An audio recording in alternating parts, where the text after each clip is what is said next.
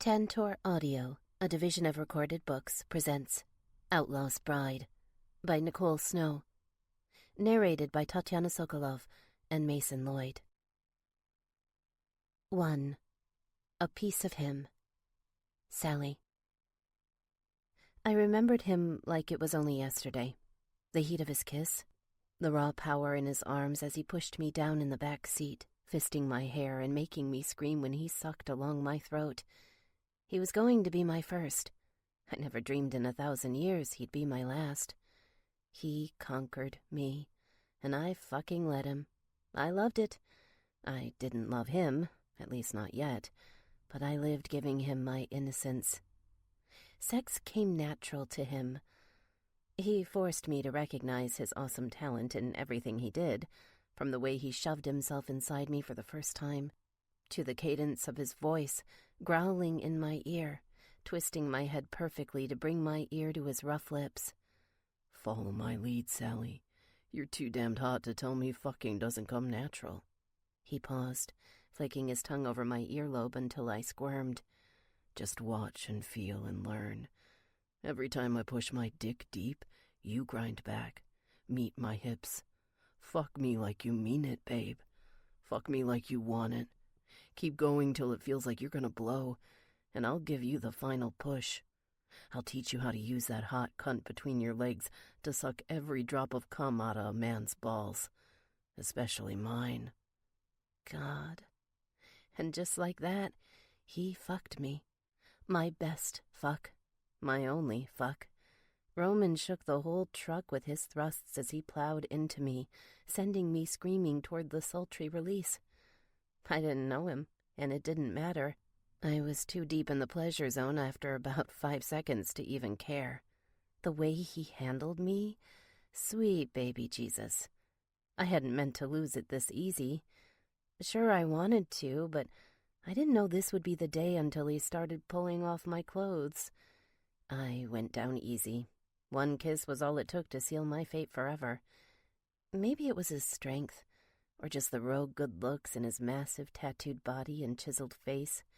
His dark eyes told me he knew exactly what to do with a woman like me in every glance. And I listened. I melted. I surrendered. I'd never been a small girl. Growing up on my uncle's ranch left me strong and well-rounded beneath my curves. Stronger than the skinny twigs with palm-sized boobs most of the biker boys in this town brought to bed anyway. I was pretty voluptuous, actually, which made it all the more amazing when Roman followed through on his promises. It started with him walking me into the back, showing off the work he'd done on my uncle's truck. He'd done the job quickly and efficiently, just like a good mechanic could, and I was gawking at him like a schoolgirl with a bad crush every time I twisted in the machine, pointing out some gear or strut. My thoughts went everywhere. Mostly just wondering what those big, thick hands could do, besides tuning up vehicles in record time. If only I'd just wondered, fantasized, and left it at that. I shouldn't have let him pull me inside for a closer look. All alone, too. Nobody else was in the garage. It must have been a light day for the Grizzlies Motorcycle Club, or maybe his brothers had other business. I should have put up a fight, especially when his hands grabbed mine, bringing my trembling fingers to his lips. It couldn't possibly mean anything good except some incredible sex. I was young, but I wasn't stupid. I knew the average badass wearing the Grizzlies MC patch offered nothing except a heart-stopping romp between the sheets, or maybe somewhere wilder. These boys didn't do relationships and dinner dates. They flirted, they fucked, and they moved on to the next hot ass within grabbing distance. I knew better, and I didn't listen to common sense. The second we locked lips, lust did all the talking. Maybe I shouldn't look back and be so hard on myself. After all, it's hard to say no when you're 21 years old and still a virgin, and suddenly the biggest badass in all of Reading has his hands reaching for your bra clasp. And it's even harder when a tattooed giant like Roman shoves his fingers on your thigh and squeezes until it hurts because you want it so bad. Lust never lies. We melded, a perfect fit, even before he maneuvered his huge frame between my legs, pressing the swollen cock behind his jeans to my panties. The honest need in his body fed hunger in mine. Nature took over. Before I knew what was happening, my shirt was off and the seat flopped back, leaving ample space for me to open my legs. The things he did with his mouth set my pussy on fire. When he shoved his hands between my thighs and brushed my wetness, asking me if I'd ever been with a man like him before, I couldn't hide it. I'd told him I'd never been with any man. The look he gave me was like a wild animal locking onto its prey. He told me not to worry. He'd take care of everything. He'd teach me all about pleasure, the flesh, fucking. Lesson number 1 didn't truly sink in until he stripped me naked, shoved his broad face between my thighs, and ripped down my panties with one rough hand. I creamed the instant he started sucking my clit. Sure, I'd read about the wonderful things a man's tongue can do in dirty romance books, and even seen it in some porn, but it was nothing compared to having him there, shaking his huge head from side to side, pulling my clit between his teeth, and crashing his tongue against it until my entire body exploded. I came so fucking hard I almost went blind. 5 minutes later, I'd barely come down from the high, and he'd flipped me over in my stupor. One hand pulled me open, baring my virgin slit for his cock. His pants were off, and I caught a quick glimpse of his rock-hard, throbbing, insanely huge dick. I didn't know how he'd ever fit. He didn't care. There wasn't time for any questions before he pushed himself inside me, all the way, stretching everything wide open for his cock. He sank deep, held it for a moment, shaping my pussy to fit his length. It didn't hurt much.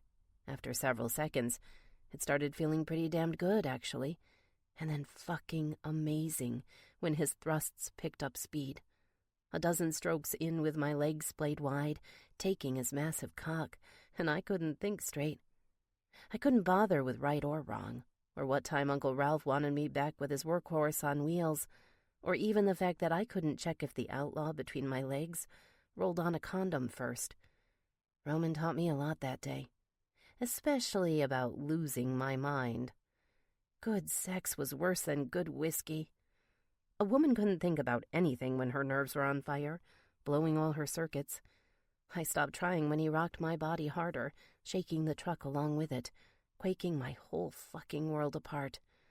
The things that came out of my mouth probably made Mama spin in her grave, especially when he slowed his thrusts, just enough to let me form words, urging me on.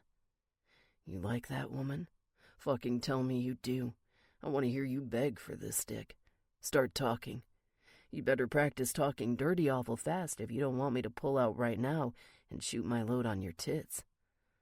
Then his hand came down, slapping my butt for emphasis. Oh, don't stop. Please don't pull out. Please keep fucking me. If only I would have known those words sealed my fate. Fuck you like what, babe? I don't give a shit if you're a virgin. I don't do gentle. I don't do slow. I only know how to fuck sluts. Then fuck me like one. His hand reached around and cupped my breast. Pushing into his palm, I moaned, praying he'd understand my body's needs. Bullshit. You're a good girl, Sally. I've never seen you so much as hanging around a hog roast out here before. You're not a biker, bitch. You're not a club whore. I can't fuck you like one unless you make me believe it. Growling, he pulled out, resting his cock between my ass and rubbing it up and down. Anything. Do you want this? My cheeks burned bright red as I shoved my ass cheeks against him. Yes, he had me so drunk on his body, I offered him everything that moment, and I would have given it to him too. Anything to bring him back to the fire he'd kindled inside my pussy. Silence. Until I heard the thunder building in his throat. With a snarl, he tilted my head to the side, jerking my hair in one fist, pushing his lips close to my ear again.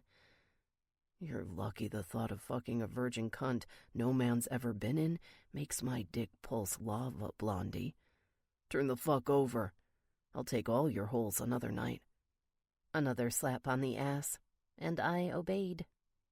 I was so vulnerable, so exposed beneath him.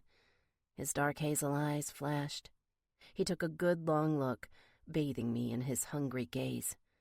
"Lock those legs around my waist, and don't you fucking let up when I make you come. Consider this a test. We'll see if you're worth more than one fuck. I hardly ever do girls twice, and never when they've got hooks on 'em, trying to pull me into some shit. I'm a free man. You hear me, babe? You down with that? I'm looking for a fuck, not a girlfriend." My eyes narrowed. I can't say he didn't give me many chances to run. He told me straight up he was the world's biggest asshole, with a gladiator's body and a tiger's stripes going up his arms. The roaring bear inked in the middle of his rock-hard chest should have been warning enough. I ignored it all. I wanted him that bad. I'd play along to keep this going, to feel him shaking me again. I'd already gone too deep, and now I wanted my virgin innocence obliterated. For one night, I just wanted to feel his cock inside me as many times as I could. I'd deal with the guilt in the morning. Reaching up, I ran my fingers down his chest, stopping just above his throbbing cock. Steam shot out my pores when I really felt how hard he was. Holy shit.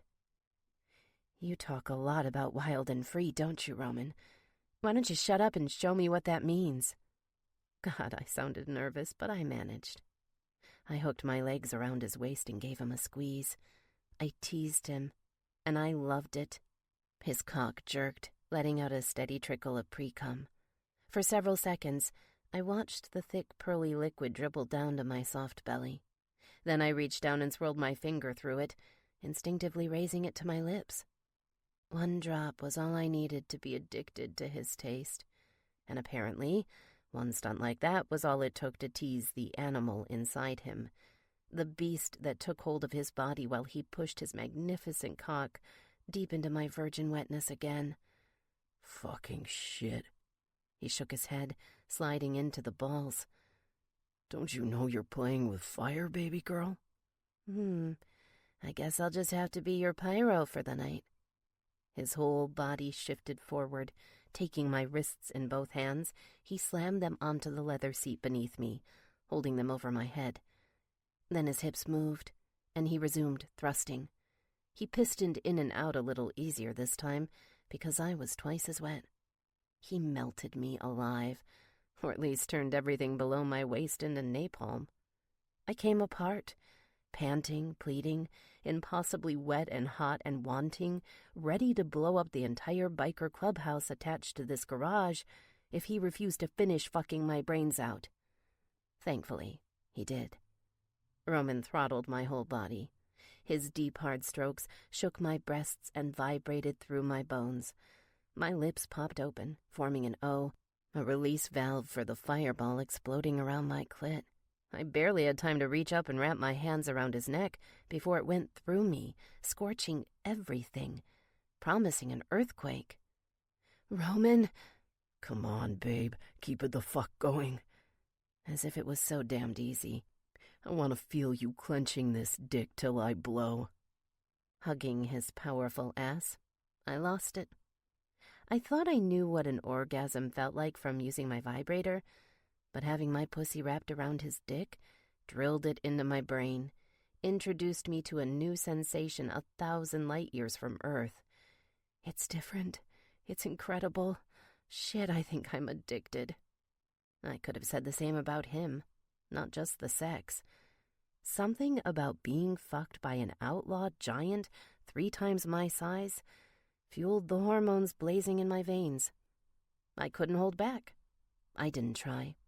I came as hard as he commanded, throwing my head back and screaming my lungs out, so loud I wondered if any of the other rough bastards inside the clubhouse would come storming out to find out what all the commotion was. Nothing would have stopped them from seeing us tangled together through the half-fogged windows, locked in ecstasy. Roman's hips didn't stop either. If anything, they fucked harder, deeper, so fast and relentless, I started to worry something would break in our bodies. But then his hips jerked to a stop, and he pressed me deep into the leather with all his weight. God damn, you're fucking tight. One more ragged breath and Roman couldn't speak. This pussy's mine. Mine. His cock pulsed, buried deep against my womb, making me feel him swell and twitch. He came with the same raging intensity. The deluge instantly fed my own orgasm like kerosene, and my legs squeezed his waist so hard they hurt. His cum flooded me in molten jets. Pulse after pulse hit my womb, so hot and powerful I swore I could feel it. I came so fucking hard, so long, I didn't know if I'd ever be able to walk straight again. I wondered if he'd left me paralyzed. A small eternity slipped by in the heaving, rocking, sweating mess of us pinched together. My pussy refused to let go until he began to soften, and then I started my long glide down from the high, awakening to his salty lips on mine. You fuck pretty hot for a girl who's never done this before. You sure you're not bullshitting me about that virgin thing? He asked, gently pulling out and wiping his dick. Never felt a pussy ramp up to 100 degrees and stay so damned tight. Smiling, I caressed his legs with mine, feeling his seed trickle down from my middle.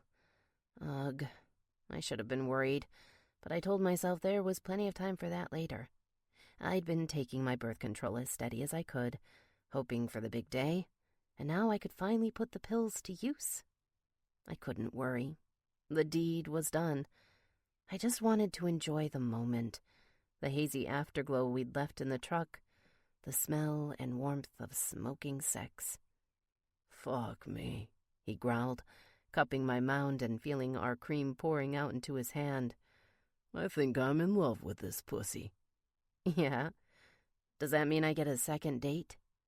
Roman looked at me, wiped his brow, and laughed. You gotta be shitting me. You think fucking in an old truck's some kind of date? My cheeks flushed and I looked down. Of course not. How dumb could I be? Dumb enough to entertain love at first fuck, I guess. Suddenly I wasn't so keen on being so naked before this man. Embarrassed, I started reaching for my clothes, somewhere in a heap on the floor, when he put his hand on my cheek. Ah, what's this? I'm just fucking around, Sally. Come on, get dressed and we'll go have some grub. Every chick deserves a sit-down date when it's her first time. The next week defied belief. The fun didn't end with a late-night breakfast and another romp at his place.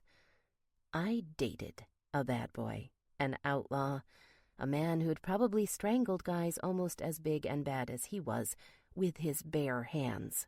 Roman picked me up a couple days later for a ride on his Harley, and the sweet autumn breeze blew through my hair. Having my hands wrapped around his body was sheer heaven. On his bike, holding him close, all my problems faded into a big fog of masculine spice and rippling muscle. Roman saved me from having to think. With him, I didn't have to worry about the bad economy, my pissed-off cousin, or hurtling toward permanent farm girl status. I didn't fret skipping college or feel my stomach twisting in knots when I remembered the only places hiring in Redding were even scarcer and lower paying than Uncle Ralph's ranch. Him and his bike took me away from all that. He teleported me to an alternate universe of motor oil, dark inks, and pounding hearts. A paradise so awesome, I never wanted to come back.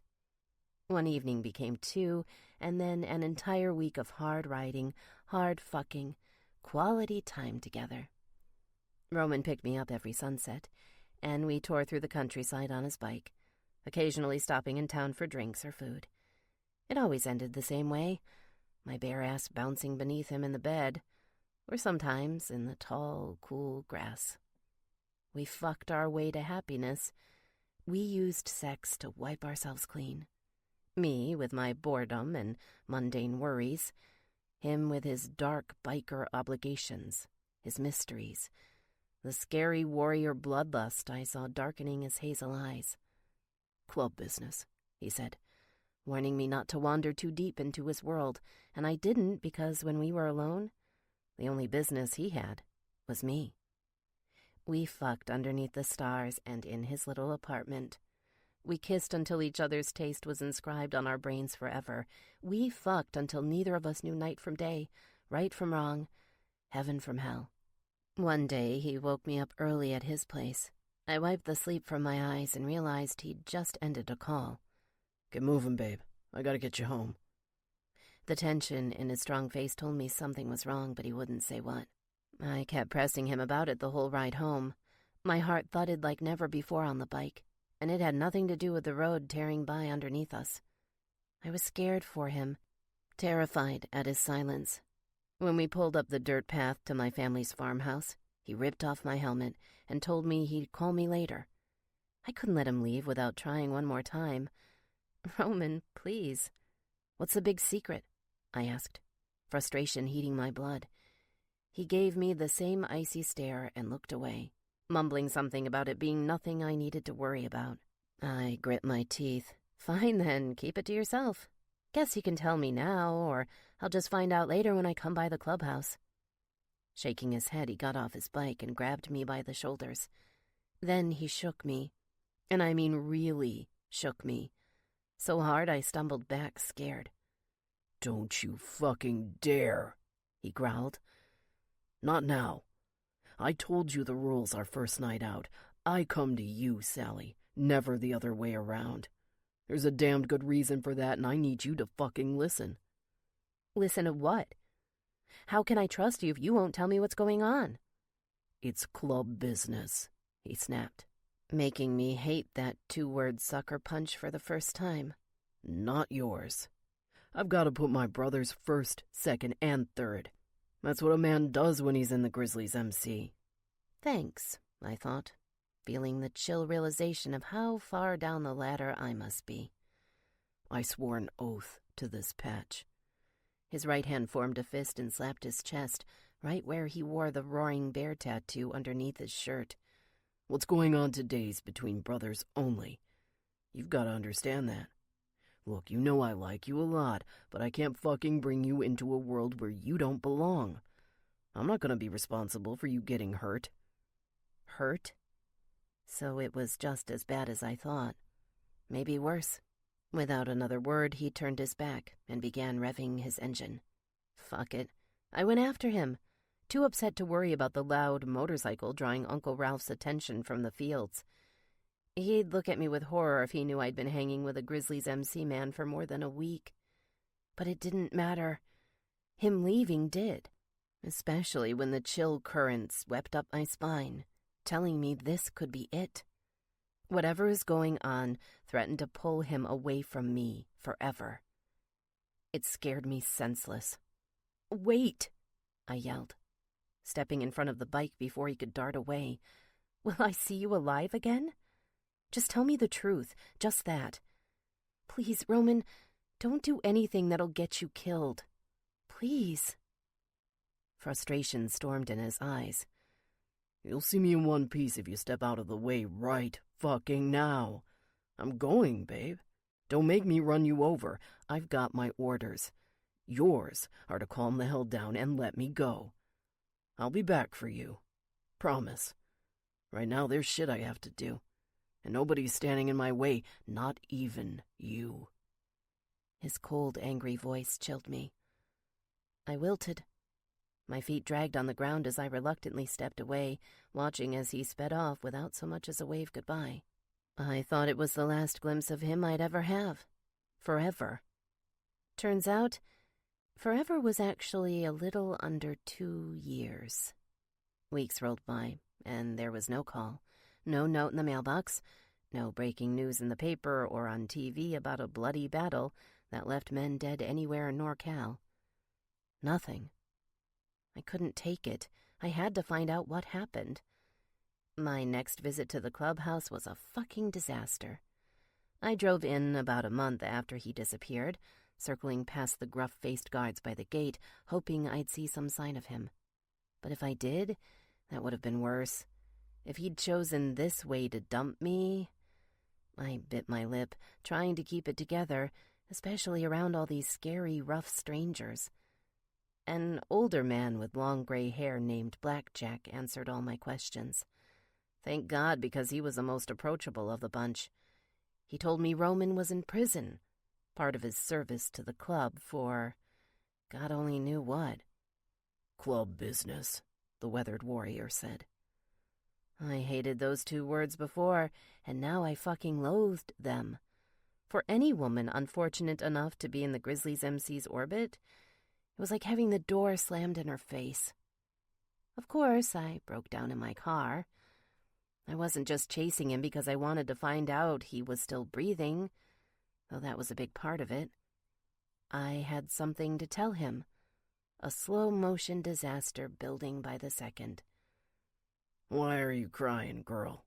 Look at me. Blackjack's eyes were surprisingly soft, far kinder than any ruthless killer's had any business being.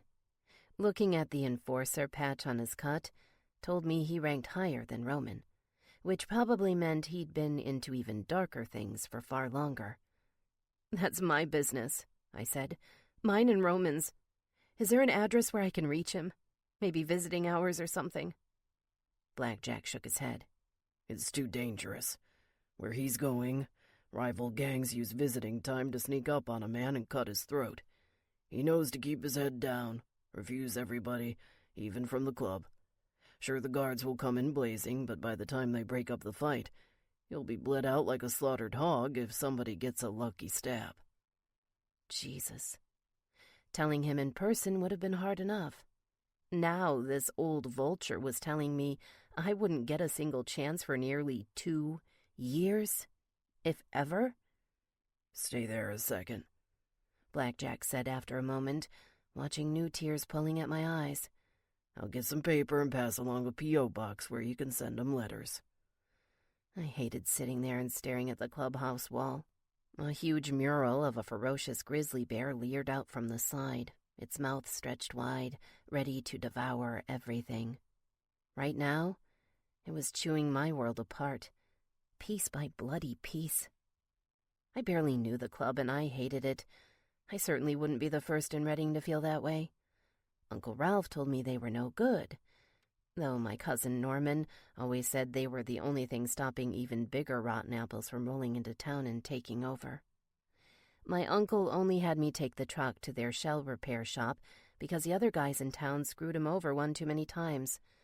Talk about a dismal situation when the most honest mechanics around were honest-to-God outlaws, smugglers, and possibly murderers. It was surreal. A few weeks ago, I'd been scared to death over Roman going off for an evening, wondering if he'd come home alive. Now, after hearing about jail, I knew I'd be feeling my nerves burning out for the next 22 months. He's not the only one in prison. You're going to pay for your mistake, I thought. Karma's come to collect her debt, and it's him. He's gone. You're going to do this alone, whether you see him alive again or not. My thoughts pulled knots in my intestines, or maybe it was just the changes in my body, the shadow left in my flesh by too many unforgettable nights with a bad boy. Here you go, Blackjack said, sticking his hand through my car's open window. I felt so tiny in my own crappy rust bucket after driving Uncle Ralph's truck most days. Write 'em any time. I'm sure he'll answer you. Remember, the boys who run that place read everything before it gets to 'em. My number's there, too.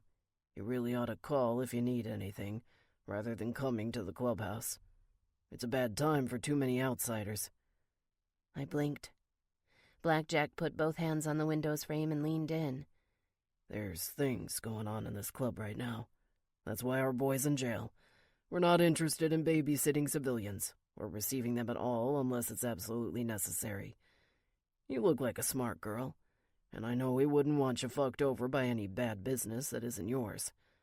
Stay away from this patch for a while, Sally. If you care about him at all, you'll listen. I didn't say another word. Neither did he. A crater blew open in my heart. 2 years. No contact. No way to reach him at all except a note by pigeon that would be intercepted and poured over by the guards before it ever made it through. No privacy, no help, no more loving, if I could call whatever we had that without being totally delusional. As soon as Blackjack walked back into the garage, I turned my car around and waved to the prospects manning the gate. I couldn't wait for it to slide all the way open before I gunned it out of there, fighting the fiery tears in my eyes. I was alone. The sooner I learned to accept it, the better. I didn't send a single letter the entire time. I couldn't bring myself to pick up the pen, couldn't put my hands on the keyboard. It would have written the lamest note in the world, and also the one guaranteed to stop my heart when I thought about how he'd react. 2 long years passed in a painful haze. I tried to forget, at least until he got out, if he got out. We never spoke once. Not until last week, when I finally mustered up the courage to walk into the clubhouse and try to tell him everything I'd been terrified to say by letter. He'd only been free for a few weeks. His 22 months in prison were a lifetime to me. I'd heard the rumors around town. The Grizzlies were fighting for their lives the past few years. They'd been warring with everybody across the Wild West, rival MCs like the Prairie Devils up in Montana, and bigger worries closer to home. Nothing hit them harder than the Mexican cartels coming north, muscling in on the territory they'd held for decades. Every other week there was a new gruesome headline. Missing people on both sides of the border. Bombings and gunfights in every major city, especially Sacramento and LA. Thankfully, the war zone hadn't really hit Redding yet. Oh, except the club's infighting. Their old president, the notorious old thug named Fang, was deposed. Blackjack took over the entire national organization, and he'd made Redding the MC's permanent headquarters. Change was in the air, and nobody on the outside knew what it meant. Not yet. Now shops funded by the Grizzlies MC sprang up all over. Gun shops and strip clubs and biker bars. They cleaned up other dirty clubhouses as far as Klamath Falls and San Diego, and even ran a few charity events. No one was going to roll over and call these guys heroes. Honestly, it didn't take a perfect vision to see through the PR stunts, and some of the new businesses they'd helped set up were likely fronts for money laundering. Other things stayed the same.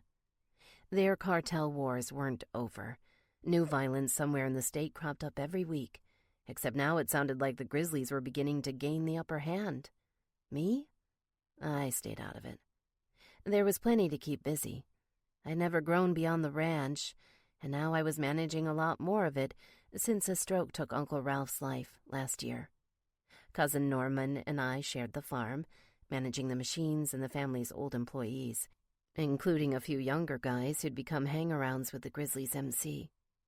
They were my source for most of the rumors. I never contacted Blackjack or anyone close to Roman, deciding to keep my distance until I was good and ready, and Roman was free. Days passed. I heard he was back in town, and apparently the club's enforcer now. It took an entire summer week to gather my courage. I let Norman know I was going into town for a few things, but really, I was heading for the clubhouse. The fresh paint on the place instantly looked brighter when I pulled up. 2 prospects were guarding the gate, and I struggled to explain who I was while they gave me cold, skeptical stares. But as soon as I said Roman, the man whose name patch said Stryker walked over and punched the button. The gate slid open, and I walked through it, leaving my car parked on the curb. It was early evening. 2 men were arguing over drinks at the bar.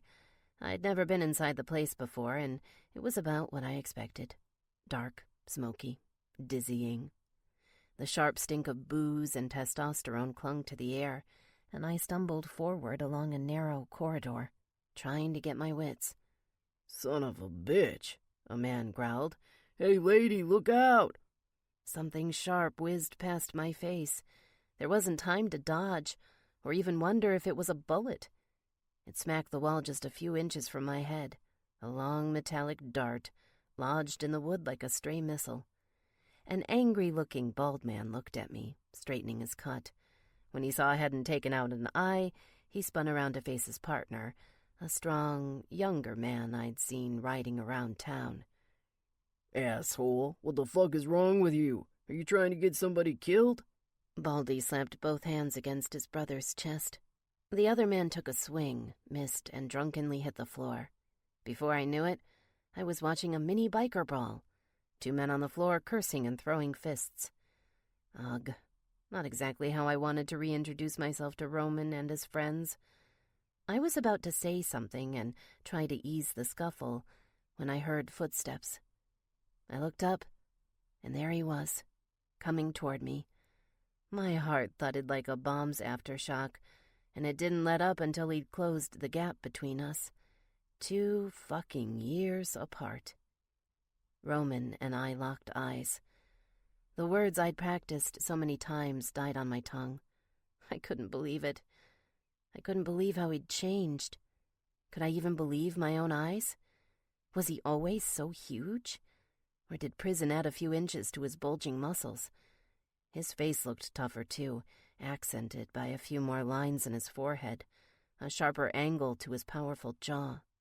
He'd probably just passed his 30th birthday in jail, and he had all the insanely hot finishes of a man aging into his prime. Jesus. Before I came here, I told myself over and over I wouldn't feel the old heat. This was going to be businesslike, personal, but I wouldn't let my old attraction take over. Not before I saw what he was like. Yeah, good luck with that. As soon as his dark hazel eyes sucked me in, I lost it.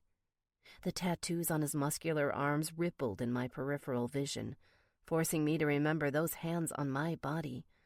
They'd held me down so tight while he fucked me, fingered me, warming me up for that battering ram between his legs. The men stopped fighting when they saw him coming.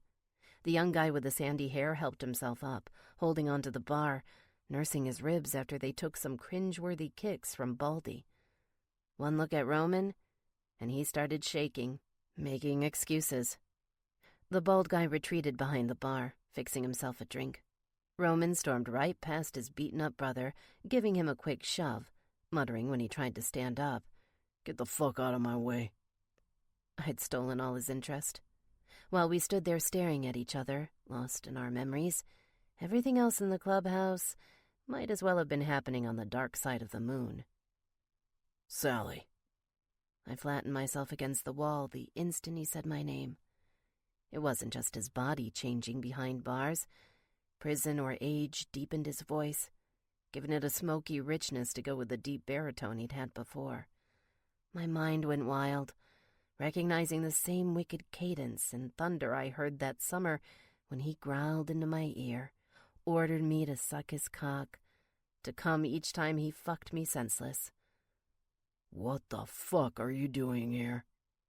Good question. My lips tasted bitter against my tongue, as if they didn't want to move, didn't want me to remember why the hell I'd come to confront him.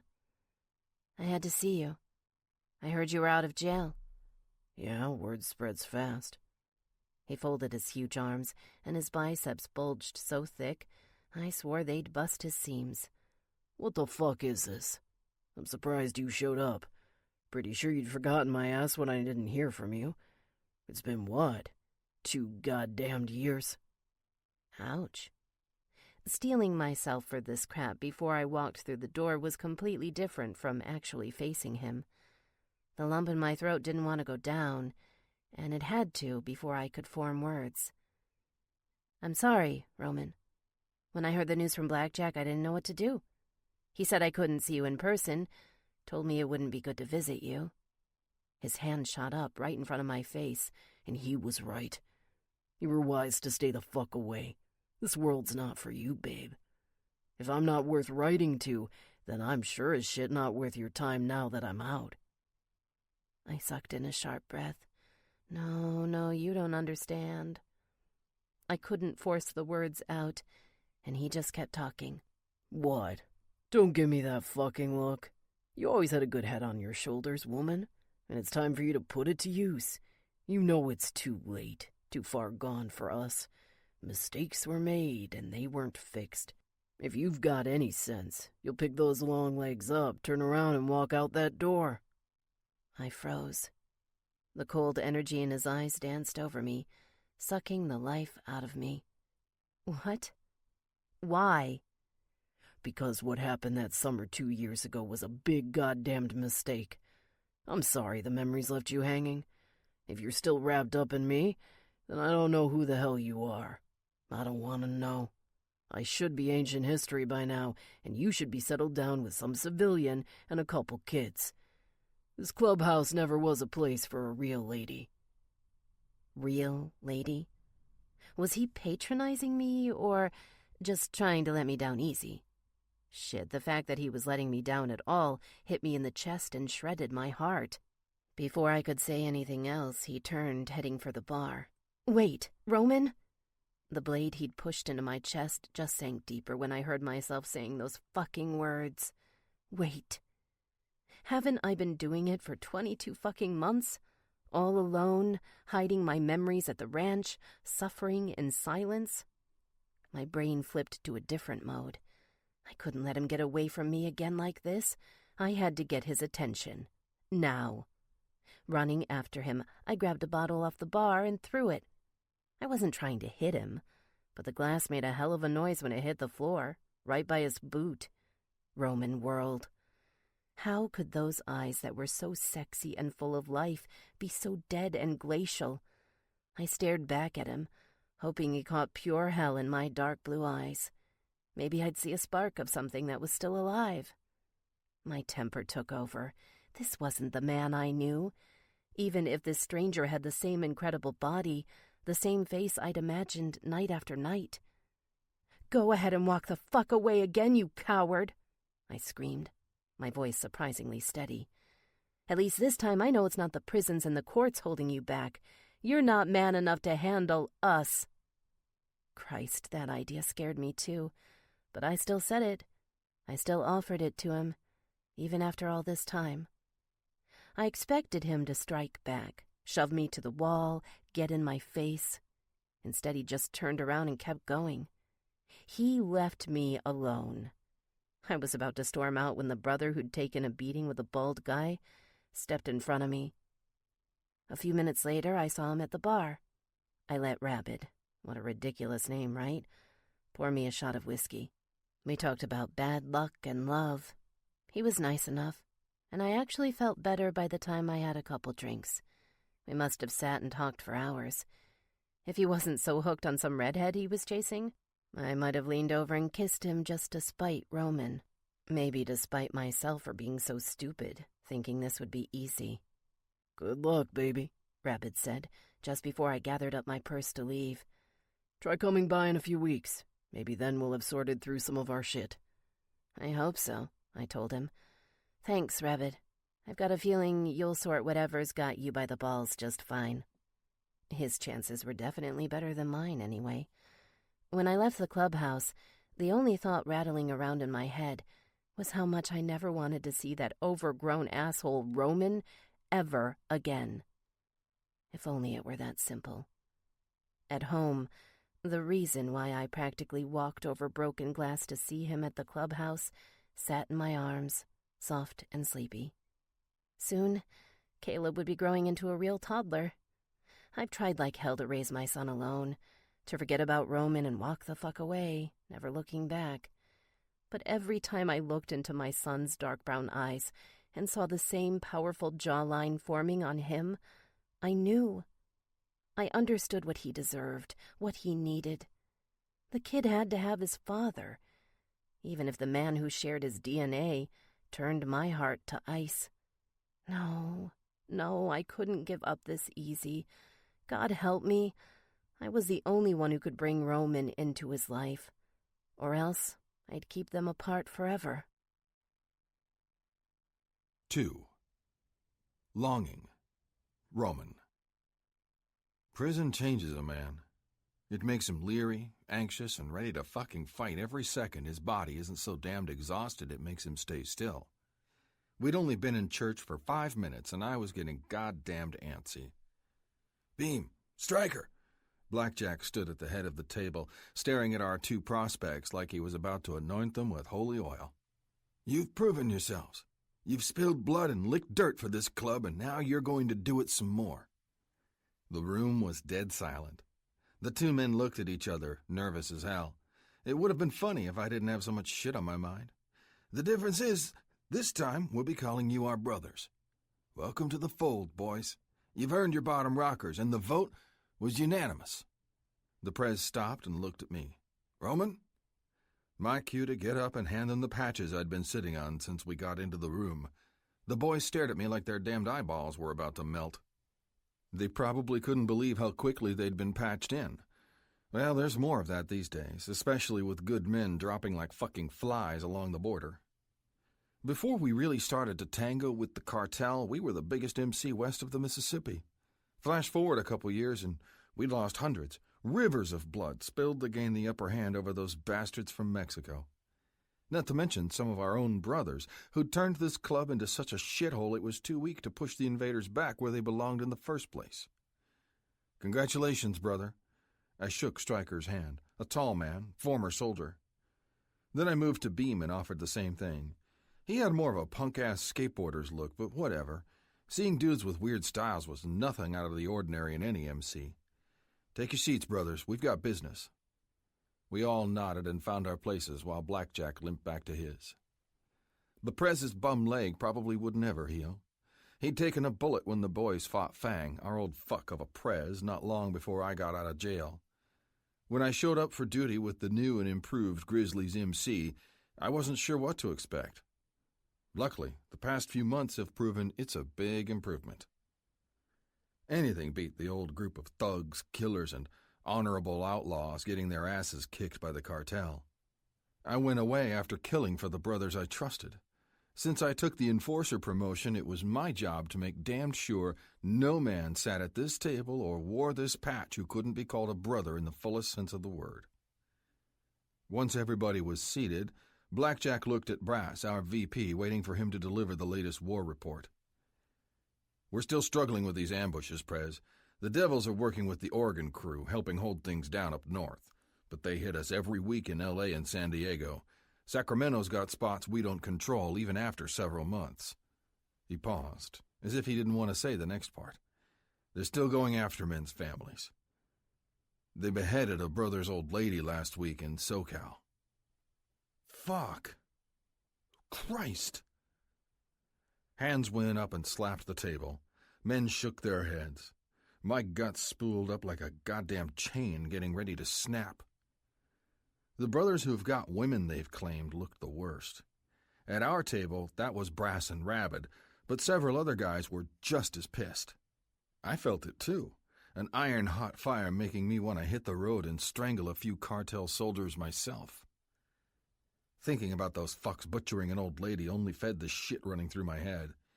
It wasn't just about the dead chick. It was the ultimate slap in the face, the ultimate way for those cocksuckers to squat on us and take a steaming dump on the entire club. For a split second, it made me think about her before I shoved Sally out of my skull for the 10th time that day. Christ!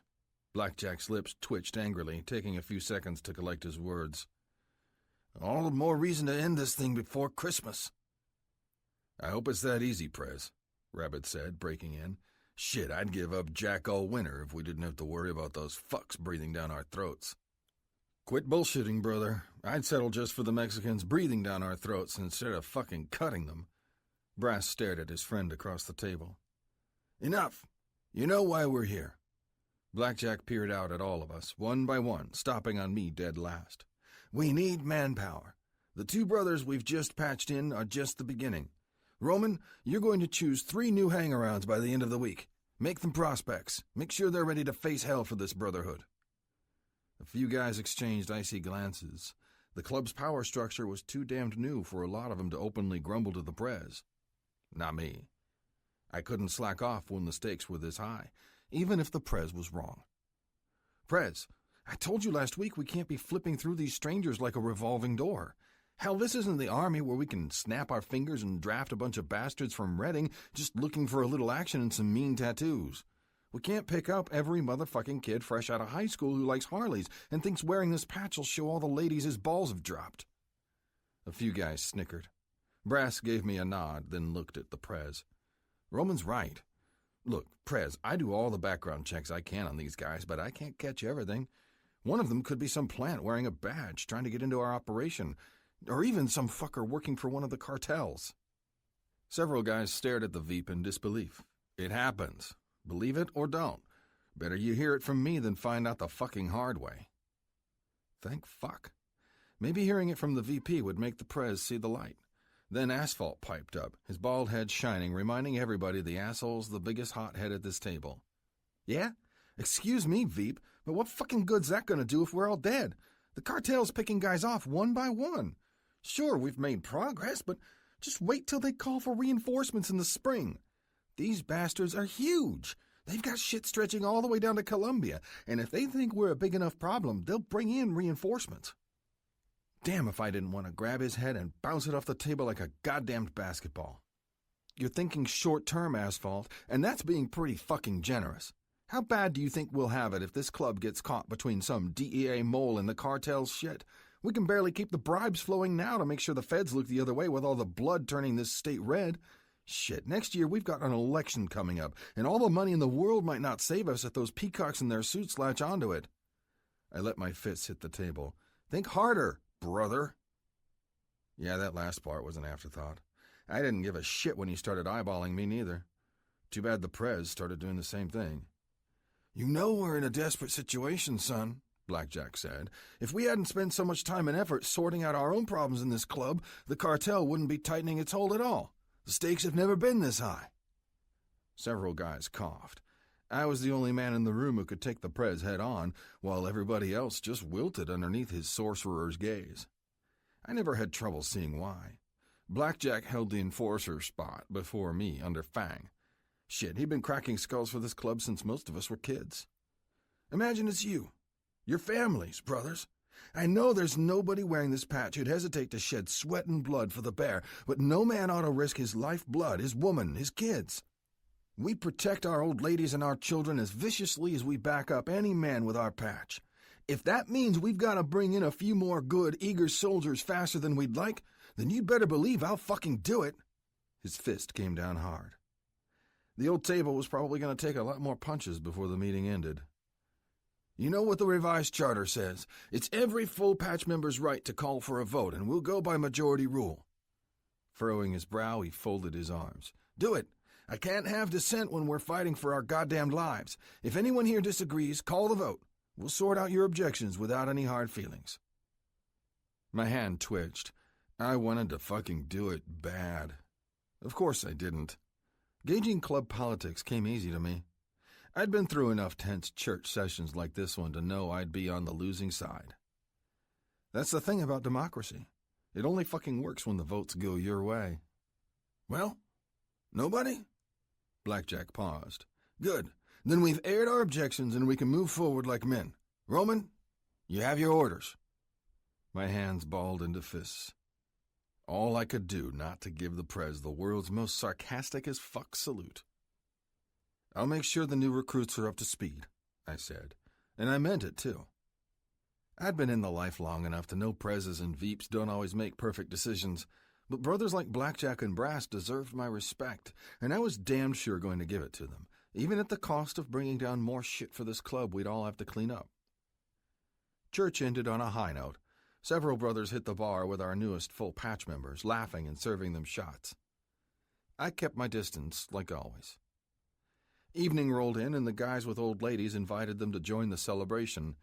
The whores and club sluts began to show up, too. I needed to keep my ass glued to the bottle, so I sat, watching Rabbit and Brass hug their women close. Every time they kissed their girls, there was love in those lips, the only kind that comes from a man putting his brand on his old lady. I couldn't decide what the fuck was worse, the lovey-dovey shit with the old ladies or watching dudes like Asphalt, Stryker, and Beam slobbering all over tonight's easy pussy. Even old Southpaw was getting in on the action at the edge of the bar. The big gray-haired blockhead looked up and grinned at me over the shoulder of some nameless bitch straddling his lap. My dick jerked hard. I'd been clean for too fucking long, stuffed away in prison, a desert without tits and ass if there ever was one. Fuck.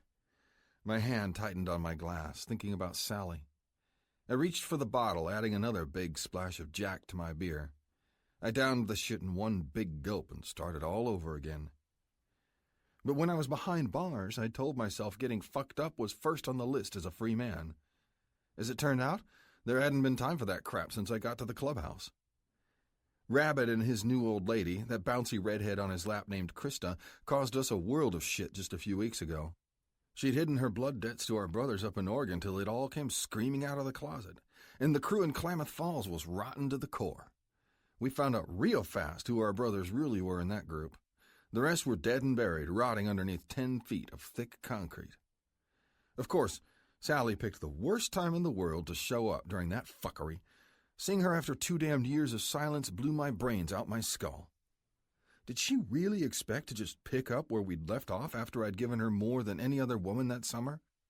Did she think I'd forget she hadn't said boo for 2 fucking years while I lived in that pit? When she whipped that bottle at my boots and cursed me for walking away, she tore my heart in half. One part wanted to march right back, throw her over my shoulder, and fuck her goddamned brains out. That chick warmed my blood like nobody before. The other half wanted me to spit in her face, tell her what a bitch she was for walking away, leaving me high and dry like a goddamned chump. No, it wasn't just the dry spell in prison driving me up the wall. Even when I touched her a couple weeks ago, it was like a fucking jolt.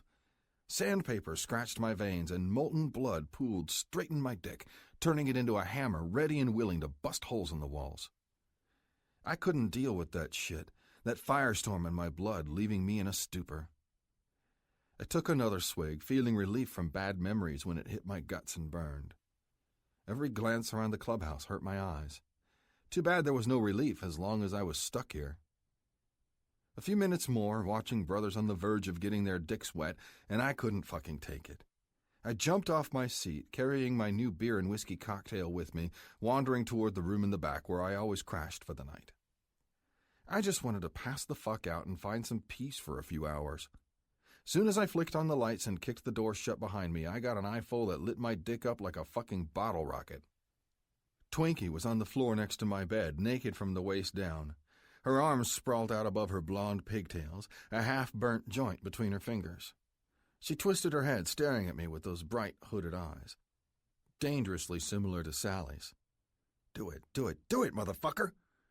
My cock's lightning hit my brain, and I heard its pleas crystal clear. At first, she looked scared, startled. She knew damned well she wasn't supposed to be in her brother's room without his permission. Normally, that shit got these whores an ass tanning or an angry shove back where they belonged. That night, I had something different on my mind, and there was no fucking way I was shutting my sex-starved dick up. "Oh, Christ. Hold up, Roman. I'm on my way out," she moaned, staggering to her feet, her eyes going wide and alert when she saw me coming toward her. "I didn't take anything, honest. I just wanted a spot to relax by myself, and I know there's never anybody in your—" I didn't let her finish. 5 seconds later, she was up against the wall, my lips covering her mouth. I couldn't wait to start humping her bare cunt before I snapped off my belt and pushed down my pants. "Roman," she groaned, soon as I brushed her clit, breaking the kiss. "Holy shit." Yeah, holy shit. I barely had time to stoop down to my pocket for a condom. I had to get the fuck inside this chick before my balls exploded, before the booze in my system stopped clouding my brain long enough to think. I couldn't fuck her if I felt the guilt tugging at my heart, and just thinking about the guilt at all pissed me the fuck off. Sally and me weren't shit. Fuck, she didn't even write me once while I was in the pen, and seeing her show up without telling me what the hell she really wanted poured salt in the gashes she'd left behind. No woman's got any business doing that shit to me. And the only way they'd get away with it was if I let them. I had to put a stop to it by fucking myself blind. I had to get back in the game, get my cock good and wet, pump my loads into a pussy or two that didn't mean shit to me and never would. Thank fuck for Twinkie. Snarling, I grabbed her pigtails, jerking her head up over my shoulder while I slid inside her. My hips hit autopilot as soon as her hot cunt swallowed me up. Surprisingly tight for a whore. It would do, and I'd do her, use her pussy to medicate myself for the night with a little help from Dr. Jack. I pistoned hard and fast, feeling the fire building in my balls. It took her a minute to fully process the fact that I was fucking her. Yeah, me, the 6'5", totally silent asshole who never had one night with a whore in this clubhouse in all the weeks he'd been home.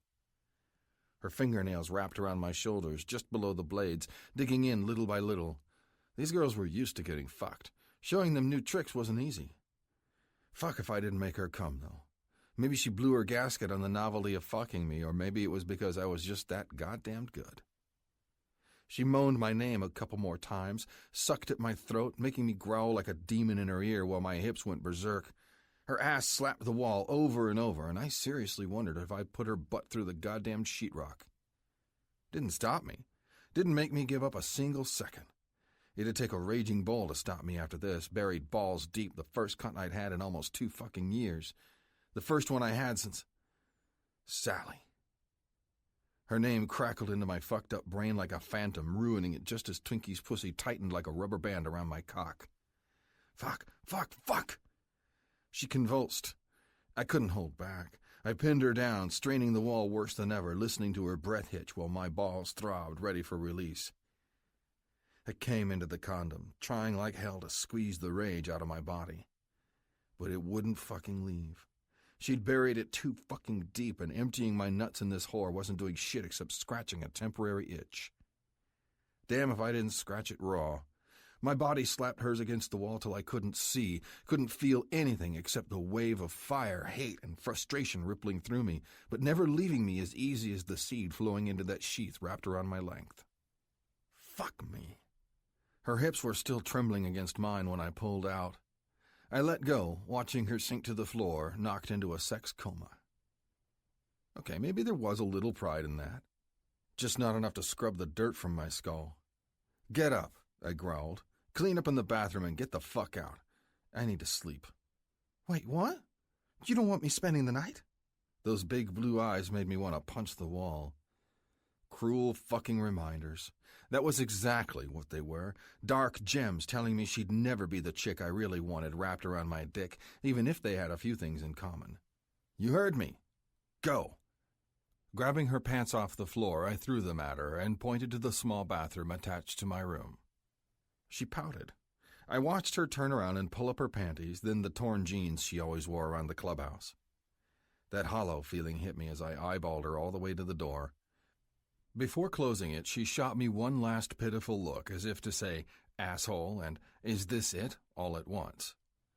Yeah, it's fucking it, I growled back quietly, once the door clicked shut. That's all I've got to give. You're just another fuck. Everything she should have been, too. I walked to my bathroom and ripped the small door underneath the sink open. There was a third of amber whiskey left in the bottle there. I popped the cap and guzzled it, relieved there was still some sweet fire in this world that could numb the bullshit. Maybe I fucked up giving Sally the cold shoulder. She definitely did, keeping her distance for 2 goddamned years when every fucking day was a struggle to watch my back and stay breathing. Prison doesn't give a man do-overs. You either play it careful, work the gangs inside, and avoid the bloodthirsty fucks who want to shank your guts in the shower, or you leave in a body bag. I walked out without a scratch. I'd never had much use for all that touchy-feely bullshit about emotional trauma, but damn if I couldn't feel the damage underneath my skin. Prickly, savage, and relentless. I had to let go. I needed to get the fuck on with my own life. I understood crazy, and being obsessed with Sally was fucking it. Staying wrapped up in some chick I had a messy fling with almost 2 years ago was nothing short of downright loco. I didn't give a shit how many empty whores I'd fuck, how many bottles of Jack I'd suck down, or how many times I'd feel my dick twitching with a hunger that wouldn't be satisfied by anything less than Sally's hot cunt tucked around it. I'd screw my head on straight and serve this club. The Grizzlies MC marked the beginning and the end of my entire life, and pouring all my focus into it hadn't failed me yet. The show had to go on. I'd fight like hell for my brothers before I fought for her after she stabbed me in the back. And if spilling more cartel blood wouldn't silence the stir-crazy ache in my veins, then I'd sure as shit find something that would. Crawling back to the woman I was dead set on walking away from forever wasn't an option. 3.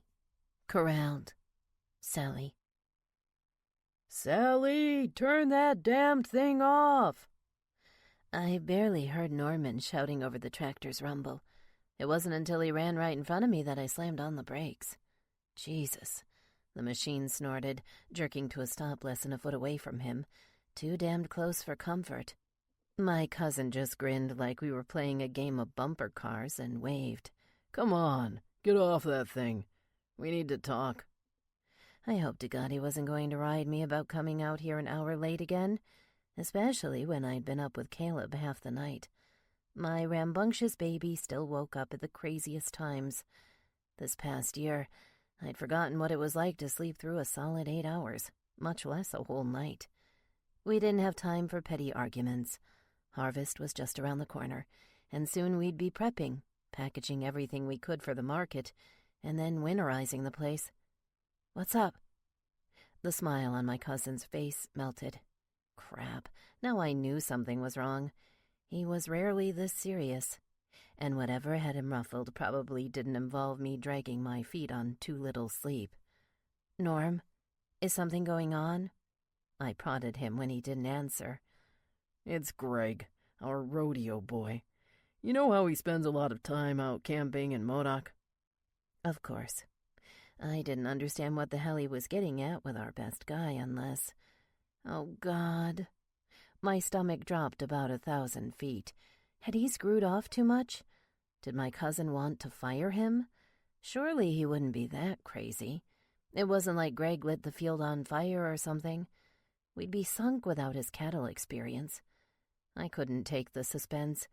I had to take him down from disaster. I shot Norm a cold look and pursed my lips. "Don't tell me. You want him out? What's he done?" Norman cocked his head. "Nah, it's nothing like that. The kid's doing a wonderful job when he's actually punching the clock." "Then?" "It's what he's seen up there that I'm interested in. The kid's been seeing lots of crap flying at night. Foreign guys prowling around, burying shit in the forests. Those parks are arid and sparse, let me tell you. But they make damn good hiding places because they're so isolated. If he hadn't been up there, I wouldn't have known how to make heads or tails of anything." "Huh?" Confusion fogged my brain. "I don't get it. What's that got to do with our farm?" Norman shot me a stern glance, tight-lipped as ever. "Walk with me." I had no choice but to follow him. He acted like he was sitting on the biggest secret in the world, and something about that turned my stomach into knots. We got in the truck, the same clunker still chugging away after Roman's repair that fateful summer so long ago, and drove down the narrow path leading to our property's edge. We hardly ever came out here. The fields were no good for growing or grazing past a certain point. This was dead land, and we'd never had the time or resources to till it up and revive it. "There." He hit the brake, and the truck jerked to a stop next to a dusty field full of brittle weeds. Norman rolled down the window and stuck his hand out, pointing furiously at the ground, right where it formed a ditch between the rusted barbed wire and the no-man's land beyond. I strained in my seat to sit up, scanning the ground. When I saw it, I felt like I'd taken a turn down Weird Street. Something resembling a trap door laid in the ground, covered only by a thin layer of sandy redding dust. What the hell? I popped the door and clambered out, crossing the road, approaching the strange compartment I'd never seen before. It shouldn't have been there. It shouldn't have been real. Norm couldn't reach me before I crouched on the ground and ripped it open. I had to jerk hard, tugging with both hands, until the pressure holding it shut gave. The cavern below was surprisingly deep. Dark, too. My eyes needed a few seconds to adjust, peering through the cobwebs and dust. I didn't see anything obviously dangerous. It should have been a relief, but it wasn't. I reached in, feeling around. The pit was deep, about the right dimensions for a grave, and my arm burned before my fingers brushed the ground. I slid forward, digging my toes into the earth for support. Deeper, deeper. Both hands touched something, got a hold, and pulled. I jerked myself up with a small box, and the rattle inside it said it wasn't empty. "Shit, be careful." Norm must have said it about 5 times. "You're gonna fall in." I ignored him. About a minute later, the contents were sprawled out in a small circle around me. Old wrinkled pages torn from an atlas, a sturdy hunting knife, a simple flip phone from the early 2000s, and it looked worn enough to really be that old, too. A small booklet was taped to the map. I pulled it off and thumbed through it, seeing a few basic phrases in English and Spanish. All of them were things like, hands up, down on the ground, don't move, don't make me shoot. If I had to guess, I'd say it came from the Mexican military, judging by the big blocky text and sharp-looking crests on the front and back. Of course, there was no good reason for legitimate soldiers to be out here in Northern California. Everything here was too fresh to be a time capsule, and too weird to be anything official.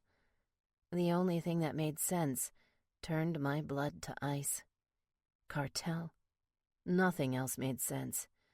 Sally, Christ, be careful with that junk, Norman panted. Greg already showed me everything this morning. There's no guns or grenades in there, but hell, it'd be nice if you gave me a chance to tell you. Sorry, Norm. I looked up. What's the deal? You're acting like you want to leave this crap in the ground, on our property. My cousin shook his head, his salt and pepper hair bobbing in the summer breeze. You're damned right I do. This stuff could have been hiding underneath our noses for months. We don't know if or when the owners are coming back. What do you think they'll do if they realize we've been screwing around with their stuff? Damn. My heart beat 5 times faster when his words sunk in. Jesus, if this is what it looked like, the cartel on the prowl, then our farm wasn't safe anymore. I'd read enough brutal stories to know what happened to anyone who got in their way, or just ended up in the wrong place at the wrong time. Whoever buried this crap out here wanted to keep it a secret. I don't know much about the criminal underworld, but I understood men who killed and smuggled for a living would do anything to stay in the shadows. They wouldn't hesitate to hurt me, Norm, or, God forbid, my Caleb. I thought about shadows descending on his crib late one night, all while a dark hand smothered me, pulled me away from my son, an ice-cold knife pressed to my throat. Jesus, no. I can't let it happen. I won't. Swallowing the lump in my throat, I boxed up everything and then pushed the crap back into the spider hole. I flipped the door shut, listening to the loud bang as it hit the frame. Norm threw his hands up. Damn it, Sally. You've got to be more careful than that. Just looking at that stuff might tip somebody off. We've been poking our noses where we shouldn't, and if those bastards find out... He didn't need to say it, and he knew it. We'd both imagined about a dozen brutal possibilities by now. I'm just following your example, cousin. You said yourself you'd looked in there before I did. Maybe you should take your own advice before you decide to get up my ass. He opened his mouth and then promptly closed it. He hated being wrong, especially when it was the family's black sheep who pointed it out. If I'd learned anything about growing up here since Uncle Ralph took me in, it was Norm's 20 years on me hadn't really made him any wiser. Of course, his mistakes were little ones. He'd hit the bottle and gotten a couple DUIs after Jenny died, a tragic end to a barren, strained marriage. I was the reckless bitch who'd screwed up big time and got myself knocked up by an outlaw. That was far worse, and everybody except my dearly departed uncle made me feel it every fucking day. Fair enough, he said at last, deciding to let it go. Still, we need to be very careful here. This is serious business, Sally. This could get us killed. I rolled my eyes. Yeah, you're repeating yourself, Farmer Obvious. Should we both go to the police, or do you want me to make the run by myself? I'm not letting anybody here get their head cut off. I'm dealing with it. We'd almost reached his truck when I said it. Then Norman froze, glaring at me like I'd just said the stupidest thing imaginable. What? Don't give me that look. Not unless you've got some awesome plan from your years of dealing with Mexican drug lords. My sarcasm tightened his face. Look, it's not that easy. Going to the police is just as bad as taking that shit out of the ground and pouring concrete in the hole. What do you think they'll do out here exactly, Sally? Assign us a National Guard platoon to guard the ranch? Of course not. But they'd at least look into it, wouldn't they? Maybe send a few guys on patrol at night to catch anybody prowling around? I paused and shook my head. Am I just speaking a different language? Norm's lips twitched in a bitter smile. Yeah, Sally, you're speaking Pollyanna. I don't think you realize we're dealing with stone-cold criminals here. You've seen the news? These guys chop entire families' heads off, just because they looked at one of their goons the wrong way. Greg says a lot of shit, I snapped. He's not an expert any more than you, Norm. Jesus, I've hung around more dyed-in-the-wool outlaws than any of you. Remember who Uncle Ralph always sent to see the Grizzlies when one of these old rigs needed a repair? I slapped the truck on the side before climbing in. Norm slowly joined me, hauling himself up into the driver's seat. Turning his head to face me, he gave me the dark look I'd seen 1,000 times. Oh yeah, the Grizzlies. You mean the biker bastards who knocked you up? I'd never admitted anything. I never would.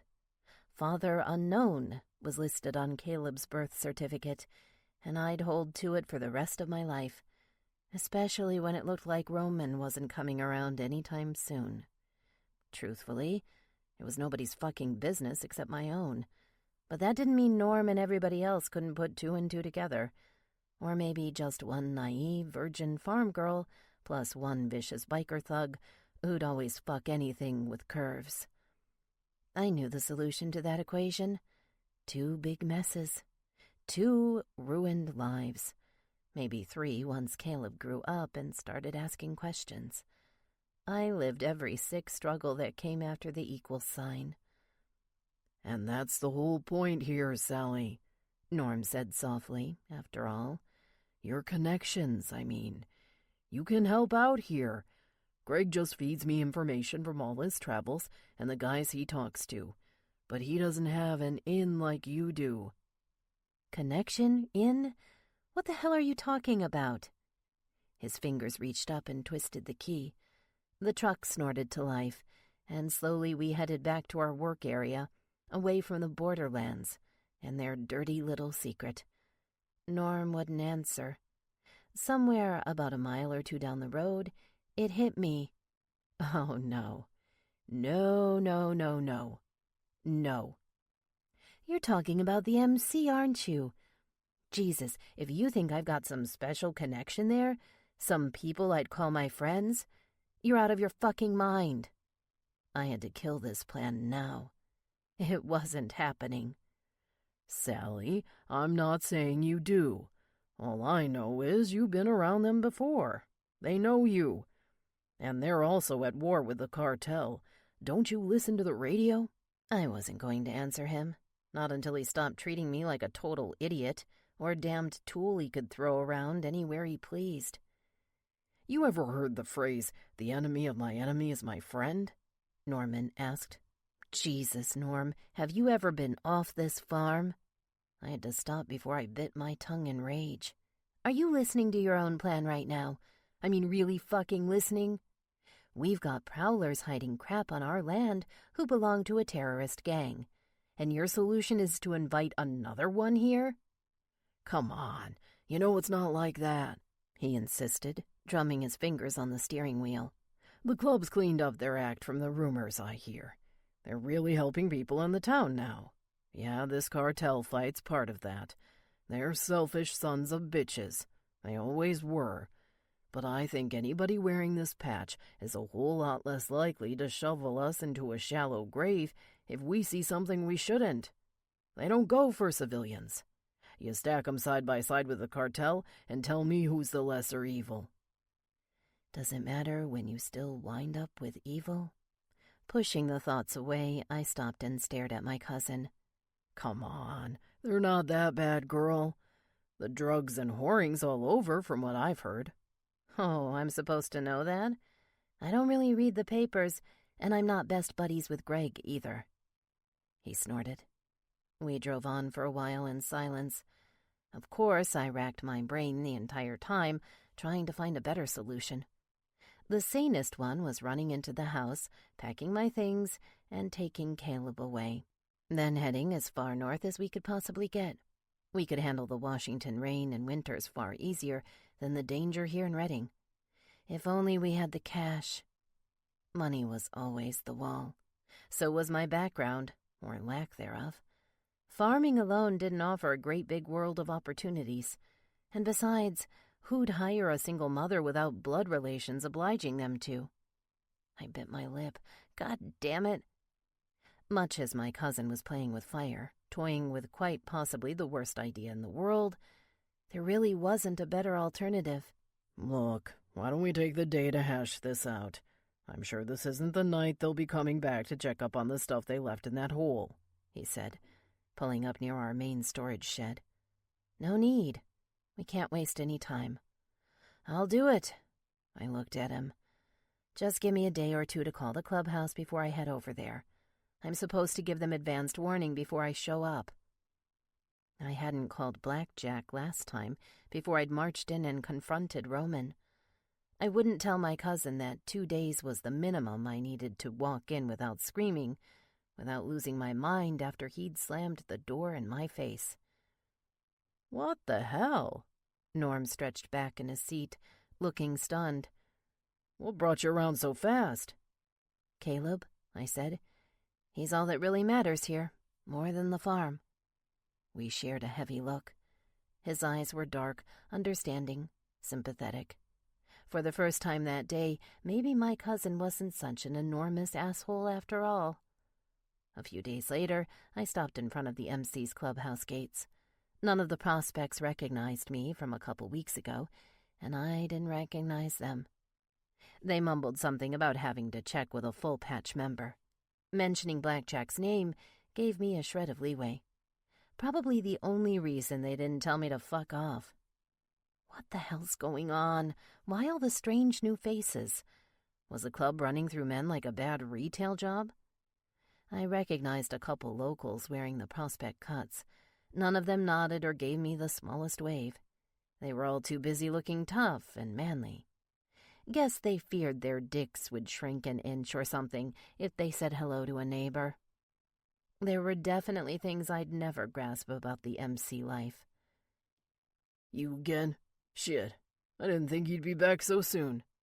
The tough guy named Rabid shouted to me when he was only a few steps away behind the gate. Let her the fuck in. A couple seconds later, the high metal bars pulled open. I drove through the gap, parked, and got out, staring at the clubhouse with dread. Maybe I'd get lucky. Maybe Roman wouldn't be inside if they've sent him on a run or something. Sally, right? Rabid said, stepping up to me with another man at his side. Good memory, you're Rabid. Can't forget a name like that. We exchanged a smile, and then he pointed at the new man. This is my brother, Beam. He's gonna take care of whatever you need inside. I'd handle it myself, but I'm about to head out on a run with our Veep. He started walking toward the big garage where they kept their bikes, but then he turned around to add one more thing. Give Goliath some hell in there. The poor bastard could use it. Knock some fucking sense into him. Beam chuckled at my side, leading me toward the main door. My heart thudded at about 100 miles per hour in my chest, running on a vile anger and anxiety hybrid fuel. The thought of coming face to face with Roman again turned my stomach. After what he did, growling in my face and pushing me away, he didn't deserve to see me, much less speak to me. We'd already said everything we needed to. He'd proven he wasn't worthy to see his son. I couldn't imagine ever introducing my boy to his father. For some reason, the cold reality it would never happen hurt like hell, too. As screwed up as my family had been, they've always been there for me. Uncle Ralph bailed me out when I was 15, right after Mom overdosed on shitty sleeping pills. He finished raising me, turned me into a country girl. Probably the only thing that saved me from following Mom's filthy footsteps. Norm, as insufferable as he was, taught me a lot about hard work, and the extended family was always happy to pitch in, babysitting Caleb when I needed them to, or just making me feel like a human being at our holiday dinners. No, it wasn't perfect. I'd never been incredibly close to anyone. I probably never would be. That's the price when you're a black sheep. The girl who threw her youth away making a baby with a badass who wasn't fit to be a dad. But I'd be crazy to leave the only kin I had. Reason number 101, I couldn't seriously dream about fleeing to another state to escape the hell coming down. "Shit, baby," Beam said when we got to the door, catching my attention. "I think you're about to be the best-dressed lady we've had in this clubhouse for months." His grin made me stand up straight. He looked me up and down, a slow hunger in his eyes like I hadn't seen since my long-lost summer paradise with Roman. Holy shit. A man was giving me the kind of attention I hadn't had for eons. I couldn't decide whether to smile sweetly or slap him across the face. He was kind of cute in his own weird way. Short, spiky hair, trimmed a little too close on the sides, almost like a rock star or an overgrown skater kid. His lean, hard muscles weren't hard on the eyes either, even if they weren't as massive as Roman's. He definitely had the biker bad boy vibe, the wild energy that makes a woman want to crawl on the back of a Harley any time, even if it led straight to his bed. Hell, maybe especially if it led to his bed. But however sexy he looked, I wasn't buying it. I wouldn't make the same mistake again, not with another Grizzlies MC boy. Not when the wounds Roman left on my heart were still bleeding, drowning in salt. Instead, I straightened my top, trying to make it a little less revealing in case anyone else inside wanted to throw their eyes on my cleavage. "Thanks," I whispered, the only curt diplomatic answer that fit. "I don't want to be a bother. I just want to get in, talk to your president, and get out." "Keeping busy? We're cool with that. Come on, we don't waste anybody's time." He held the door open for me, and I followed him in. The place wasn't any brighter in the daylight. It always looked like nighttime at the bar, where there were a couple guys drinking, staring at the counter as the neon lights behind them cast their shadowy glow. My eyes flicked to the spot where I'd hurled the broken bottle at Roman. My heart throbbed venom through my veins. It happened weeks ago, but it might as well have been yesterday. Why the fuck did he disappoint me? Why? This all could have gone down so differently. I could have had a family. I could have had a life. We headed toward a dark brown door with the Grizzlies' iconic bear carved in it. Beam's heavy fist pounded the wood. The big gold rings on his fingers echoed through the clubhouse. "It's open," a gruff voice I vaguely remembered yelled from the other side. Blackjack stood up as soon as we walked in. I hadn't seen him for years, and he'd become even more imposing. Long gray hair hung down his shoulders, and his cut clung to him like a vest of armor, the President tag stitched ominously on his chest, along with several wicked-looking symbols only the club would understand. Several seconds passed before he recognized me. "I'll be damned. You're Roman's girl. Christ, what's he done now?" Beam's eyes bulged. Thank God we were alone so nobody else would find out my dirty little secret. "Sally, isn't it?" Blackjack mused, remembering my name. "You're here for him, aren't you?" "Not anymore," I said coldly. "I'm here to talk business, Blackjack. This isn't about Roman." His eyes narrowed and he cocked his head. "Grab a seat. Just you and me." Blackjack waved Beam outside. I sat and spilled everything, trying to focus on his face in the cramped office. It wasn't easy because my eyes kept falling to the patches on his leather. There were claws and daggers and bright red streaks that looked like droplets of blood. Roman had similar patches and inks on his chest, but I never gave them this much attention before. They'd never frozen my blood until now. Jesus, you were really naive when you fucked him, weren't you? These men handle life and death like it's mowing crops. Your business is farming. Theirs is blood. I talked to him, told him about the trapdoor, the eerie little toolbox I found in the dirt. Blackjack stared at me with his arms folded, silent as stone. When it was all over and my lips stopped moving, he leaned forward. "You're right. This is fucking serious. You came to the right place," Blackjack said.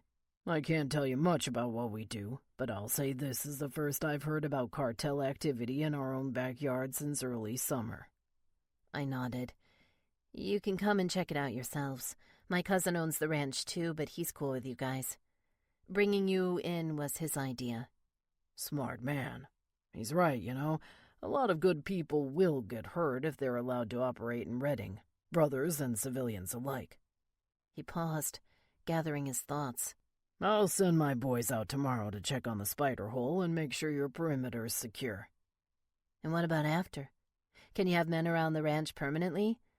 I need to know we're safe if we're going to be letting your men ride free on our land. I kept thinking about Caleb. His safety came first, second, and third. If anything happened to him because of my mistakes, my oversight, I'd die. And I'd deserve it, too. He didn't answer me at first. I leaned forward, pressing my hands on the cool table. Blackjack, please, I need you on board. If you're coming into my home, you're going to protect it, too. Yeah, all right, he growled at last. We'll add your place to the regular patrols I have my crew do around town. We've got a lot in the balance right now. My men have a lot of obligations beyond your farm, Sally. I know. I have some idea what goes on in MCs. You're not just fixing Harleys and doing charity runs. Blackjack's lips pulled up in a knowing smile, and then it faded just as quickly. One more thing. There's a chance you'll be seeing him. Roman's my enforcer, sergeant-at-arms for this charter. He's the toughest son of a bitch I've got, and he's my agent in the field when I can't be there myself. You really okay with having him on your clay? Damn. I hadn't really thought about it until now, but there was no way around it. Whatever. I couldn't run from the asshole forever. I'd just keep my distance. Stay out in the fields or indoors whenever it was his turn to comb our property. I'll handle it fine, I said slowly. I'm a big girl. I've dealt with worse. Yeah, like raising the son of the last bastard in the world I want to see snooping around my house, I thought. Good. I'll have Beam walk you through the details about what to expect before you leave. He knows all the logistics of a job like this. You still got my number? Blackjack reached into his pocket, pulled out a cigarette, and lit it. I nodded.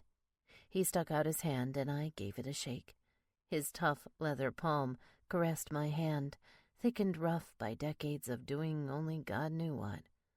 Then we've got ourselves a deal, woman. Call me if anything comes up. Your place is under our protection now. The weight of the world was lifting off my chest as I stepped out into the hallway, closing the door behind me. I didn't see Beam anywhere waiting for me, so I started to walk. Damn, I had to find him and get out of here. The clubhouse was way bigger than it looked on the outside. A long hall branched off toward what looked like a bunch of rooms. The other way led back where I came, past the spacious bar and the eating area. I headed there first. Beam? A couple guys looked up from their benches. The bald brother named Asphalt stood up, twisting a beer bottle in one hand. He's back in storage. Told me to send you down there if you needed anything. I do. Here, let me show you. Fucking shit. Asphalt staggered over his own boots and swore, obviously a little too tipsy from his drinking. He led me to the same corridor by Blackjack's office, where he stopped and pointed. It's straight down and to your right. You'll see a big steel door. Knock if it's closed. Fucking thing rattles like a tin can. He'll hear you. The biker hiccuped, covered his mouth, and then left me all alone. Ugh. I wanted to get the hell out of there. The sooner the better. The hall was just as long as it looked. Several doors were half open. Most of the rooms were empty, but a couple brothers were inside others, passed out and snoring in their beds. A little more than halfway to the section where it hooked left and right, there was another door, wide open and lighter than the others. My eyes caught a naked woman snoozing on the ground, ass up, a massive arm around her with wicked black ink I'd recognize anywhere. Roman. There he was, buck naked, passed out on the floor with her nasty-looking pigtails draped over his barrel chest. An empty bottle of whiskey slipped from his other hand. My knees stopped working. I jerked to a halt and stared at the unholy sight, shaking my head, trying not to have an instant meltdown. I knew he was a bastard after our last run-in, But seeing this, hot, painful tears stabbed the corners of my eyes. My voice hitched as I strained to catch my breath, too damned loudly for my own good. I couldn't flee before he was wide awake, couldn't escape before his huge, naked body stood up and stomped toward me. "Fuck me with a torch," he grunted, wiping his forehead, not even bothering to hide his nudity as he stumbled through the opening, pushing me against the wall. "What the hell are you doing here, babe?" God, I tried to cover my ears. He really had the nerve to call me that after this? I'm not your babe, and it's none of your fucking business. "The fuck it isn't," he growled. Grabbing my wrists, he threw them over my head. "You're in this clubhouse. That is my business, seeing how I'm the enforcer, and I didn't tell anybody to let you in." Blackjack did, and he doesn't need your permission. A tiny hint of satisfaction rolled through me as I watched his eyes widen. His grip weakened, just enough for me to snatch my wrists away and slide out underneath him. It would have been a lot more satisfying if he weren't standing there totally exposed, teasing me with his statuesque muscles and furious tattoos. Damn it all, straight to hell. I couldn't force myself to process how a man who looked so perfect could be so fucking evil. Just then, the whore decided to trot up to his side, barely covering her breasts. "What's going on, baby? Who's she?" Roman's head snapped around. I seriously wondered if he was about to break her neck. "Go back inside. This shit doesn't concern you." Their eyes were locked for several seconds before she finally shrugged and went back into his room, closing the door behind her. "You should have fucking called me. The prez should have come to me. We've got history, babe. You can't just waltz in here like this." He took another step forward, toward me, doing absolutely nothing to hide his fuckable body. I wasn't sure how I managed to stay angry. Somehow I forced myself to keep my eyes glued to his face. I didn't even sneak a glimpse at the massive package swinging between his legs, the tool he used to fuck away all my senses, leaving me with a kid he knew nothing about. And it's going to stay that way, too. You blew it, you drinking, whoring, lying asshole. Latching onto that fire deep in my belly was the easy part. Holding on? Not so much, but I did. Get away from me, Roman. I need to find Beam. I don't need you. Get out of my way and go hang with your new girlfriend. Anger wrinkled his huge face. "You fucking around? Girlfriend? She's nothing to me. Just another club whore. Something to empty my balls in when I've had a few drinks and I want to kick back." "Oh, so just like me?" My voice hardened to a harsh whisper. "That's all I was to you, right? Just another dumb blonde whore." His nostrils flared. Shaking his head, he lifted his fists, then turned around and banged them on the wall. The insane energy in those huge muscles made it sound like someone fired a gun point blank inside the clubhouse. "It's not like that, Sally, and you fucking know it." His fist shot up, pointing a raging finger at me. "You knew damned well what we started, and you decided to throw it in the goddamned trash. You could have dropped me a line any hour, any second, any fucking day, and you didn't. You drove me to these pig-tailed skanks warming my bed. You pushed me the fuck away, and I'm picking up the pieces. Don't you dare blame me for any of this horse shit. We could have had something. I gave you that chance, and you made your choice. You decided we were just a midsummer casual fuck. Not me." Ouch. Another dagger in the chest, and it sank deep. There were no innocents here. We'd made our mistakes. We were both guilty. I'd lied, and he was dirty, tainted, destroyed. That wasn't on me, was it? "Yeah, it's all my fault," I spat. Sarcasm helped keep my tears in check, steadied my voice. "I never cared. You're totally right. I was a cold-blooded bitch, just looking for a nice warm dick, right? It was just a summer fling. You telling me to basically shut up and mind my own business while you rode into a situation that could have gotten you killed is my fault. Got it. His rich eyes turned about 10 shades darker. "Come on. Come the fuck on, woman. You know that's nothing but—" Bullshit, I thought. No, not that easy. "Club business," I finished for him. "I get it. You chose what really mattered to you, and it wasn't me. You chose this life. Go live with your choice behind that door. She's waiting." I tossed my hair, looking past him into the clubhouse. I pointed at the room he'd walked out of, where the skank was probably in bed, counting down the seconds until he came back and fucked her. It wasn't just her either. It was the club. What would things have been like if he weren't sucked into all this? Would I have ever tingled for him at all, without those dark inks licking his muscles, without the edge cut into his soul screaming danger? He was the ultimate double-edged sword.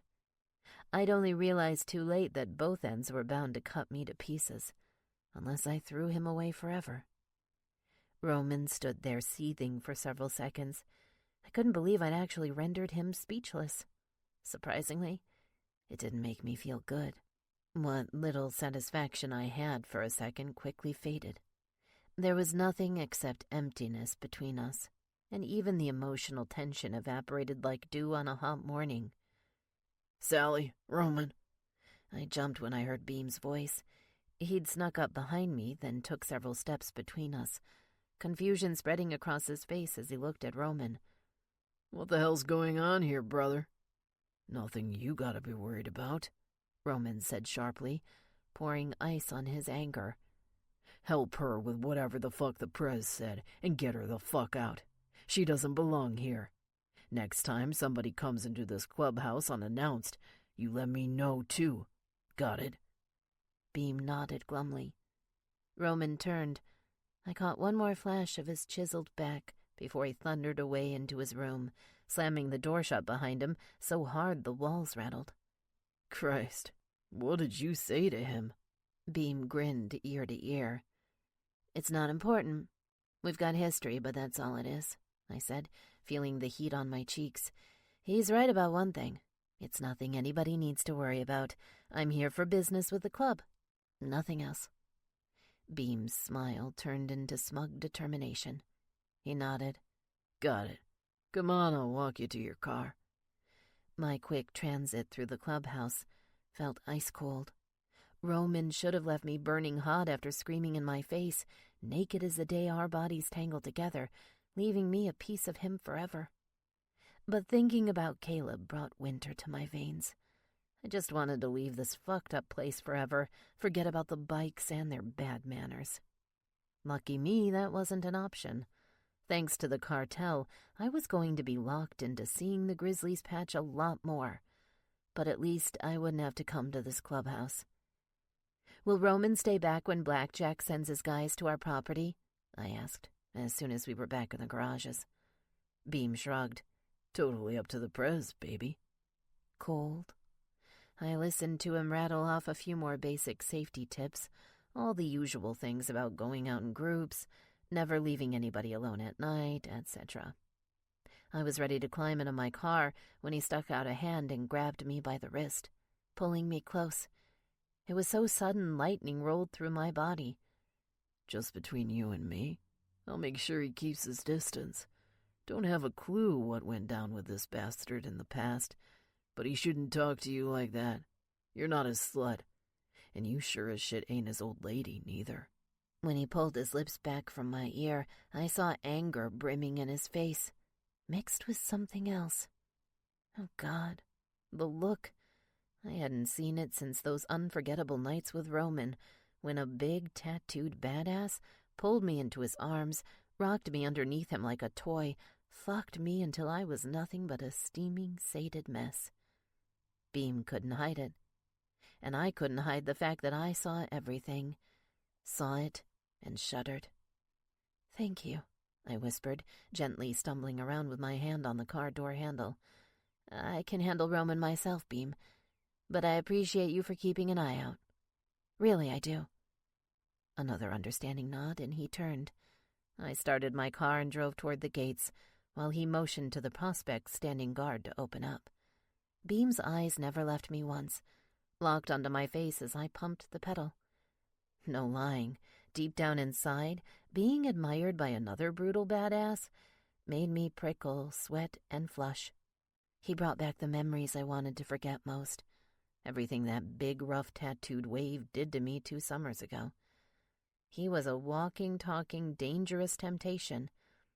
Everything dirty and so fucking good I could have all over again.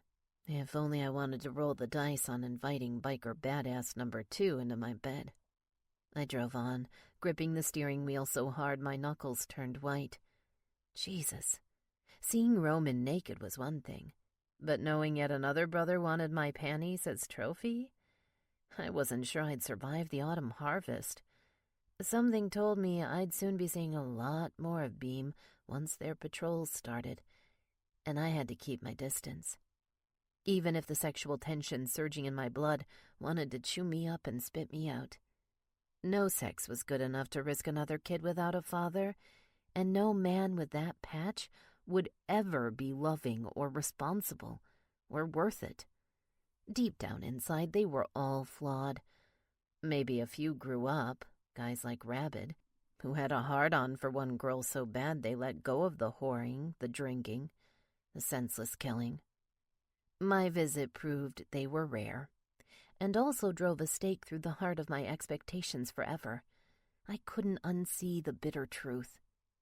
Roman would never be father material, much less my boyfriend. We were too damaged, too hurt, too adrift in 2 very different worlds. And brothers like Beam were the same, except they'd never miss anything outside the bedroom. I swore then and there to batten down the hatches and seal them tight. I'd survive. Everything. I'd keep my son safe, keep the cartel away from our farm, and keep my head while the bastards with the bare patch roared into my life. I knew I could do it, as long as I hung on to all my good senses, even if I had to get a chastity belt and lock myself up tight. 4. Bang, crash, boom. Roman.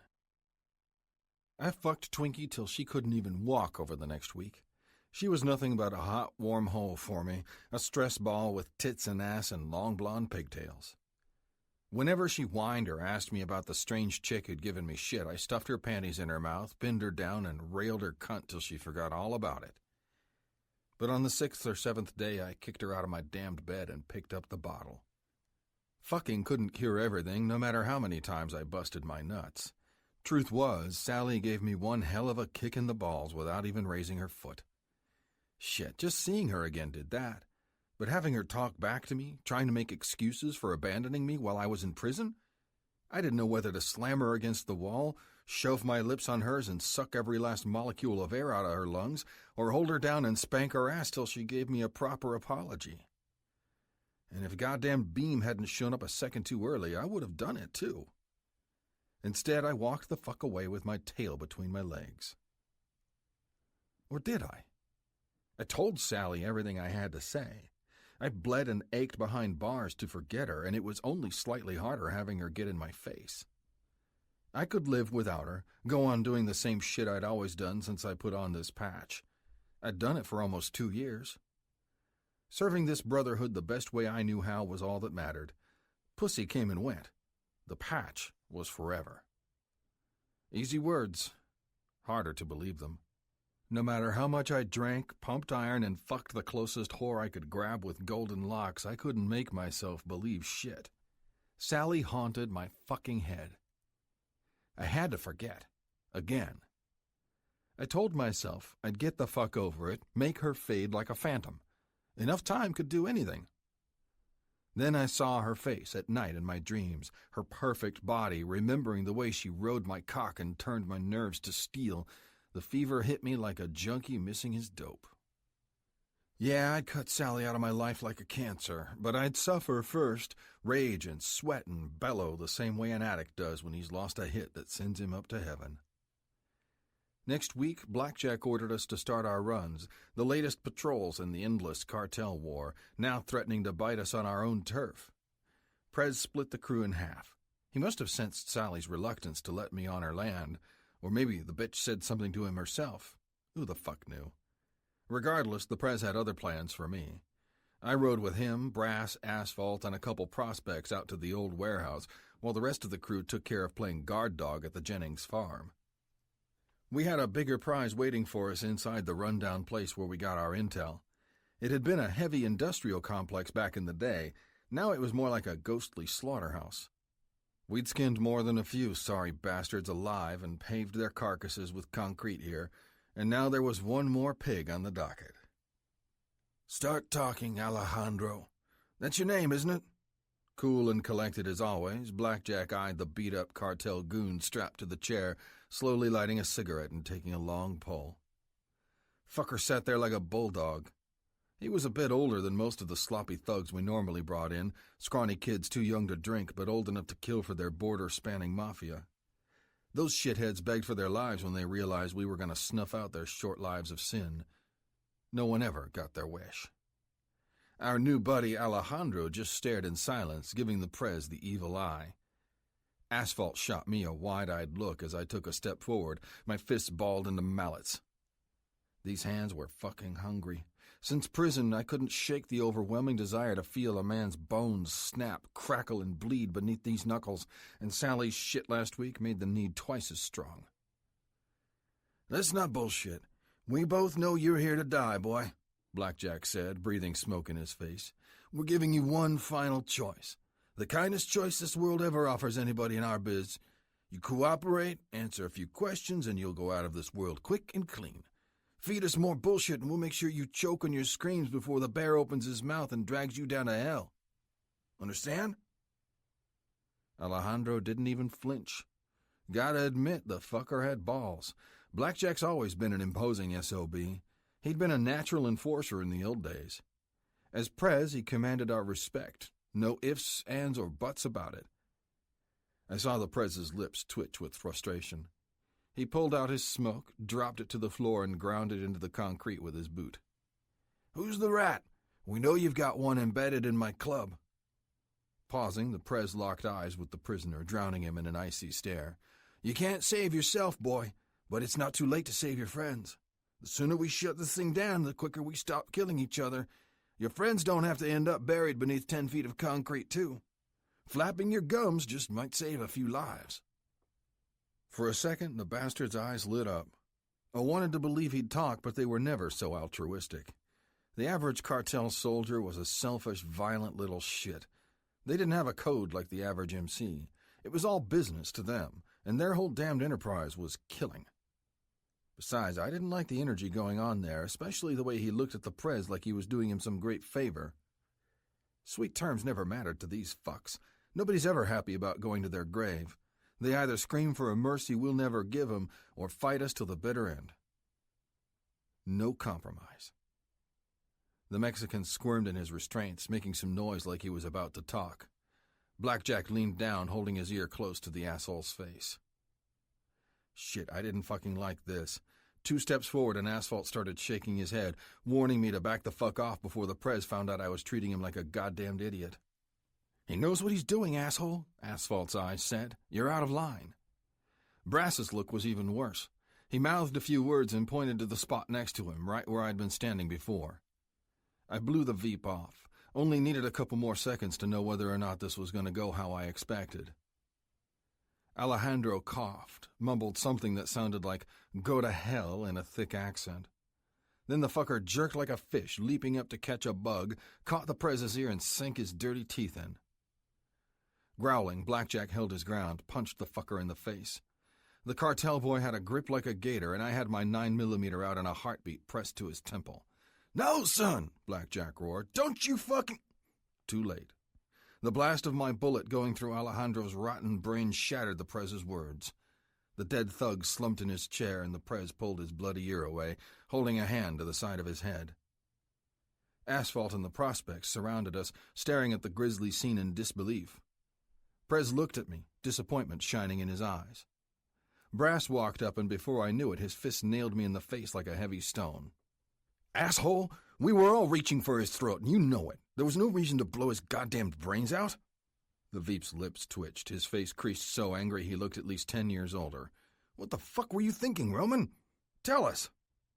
I turned my back, refusing to say shit. Didn't help that I barely had a clean answer myself. Why'd I do it? Because my fists were hungry and the cartel turd beginning to rot in his chair was wasting our fucking time.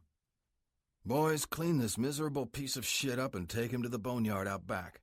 Make sure he's buried deep, VP. Roman, you're with me. I'm fucked up. It wasn't like I didn't know it, but the Prez was making a big mistake if he meant to give me a long lecture.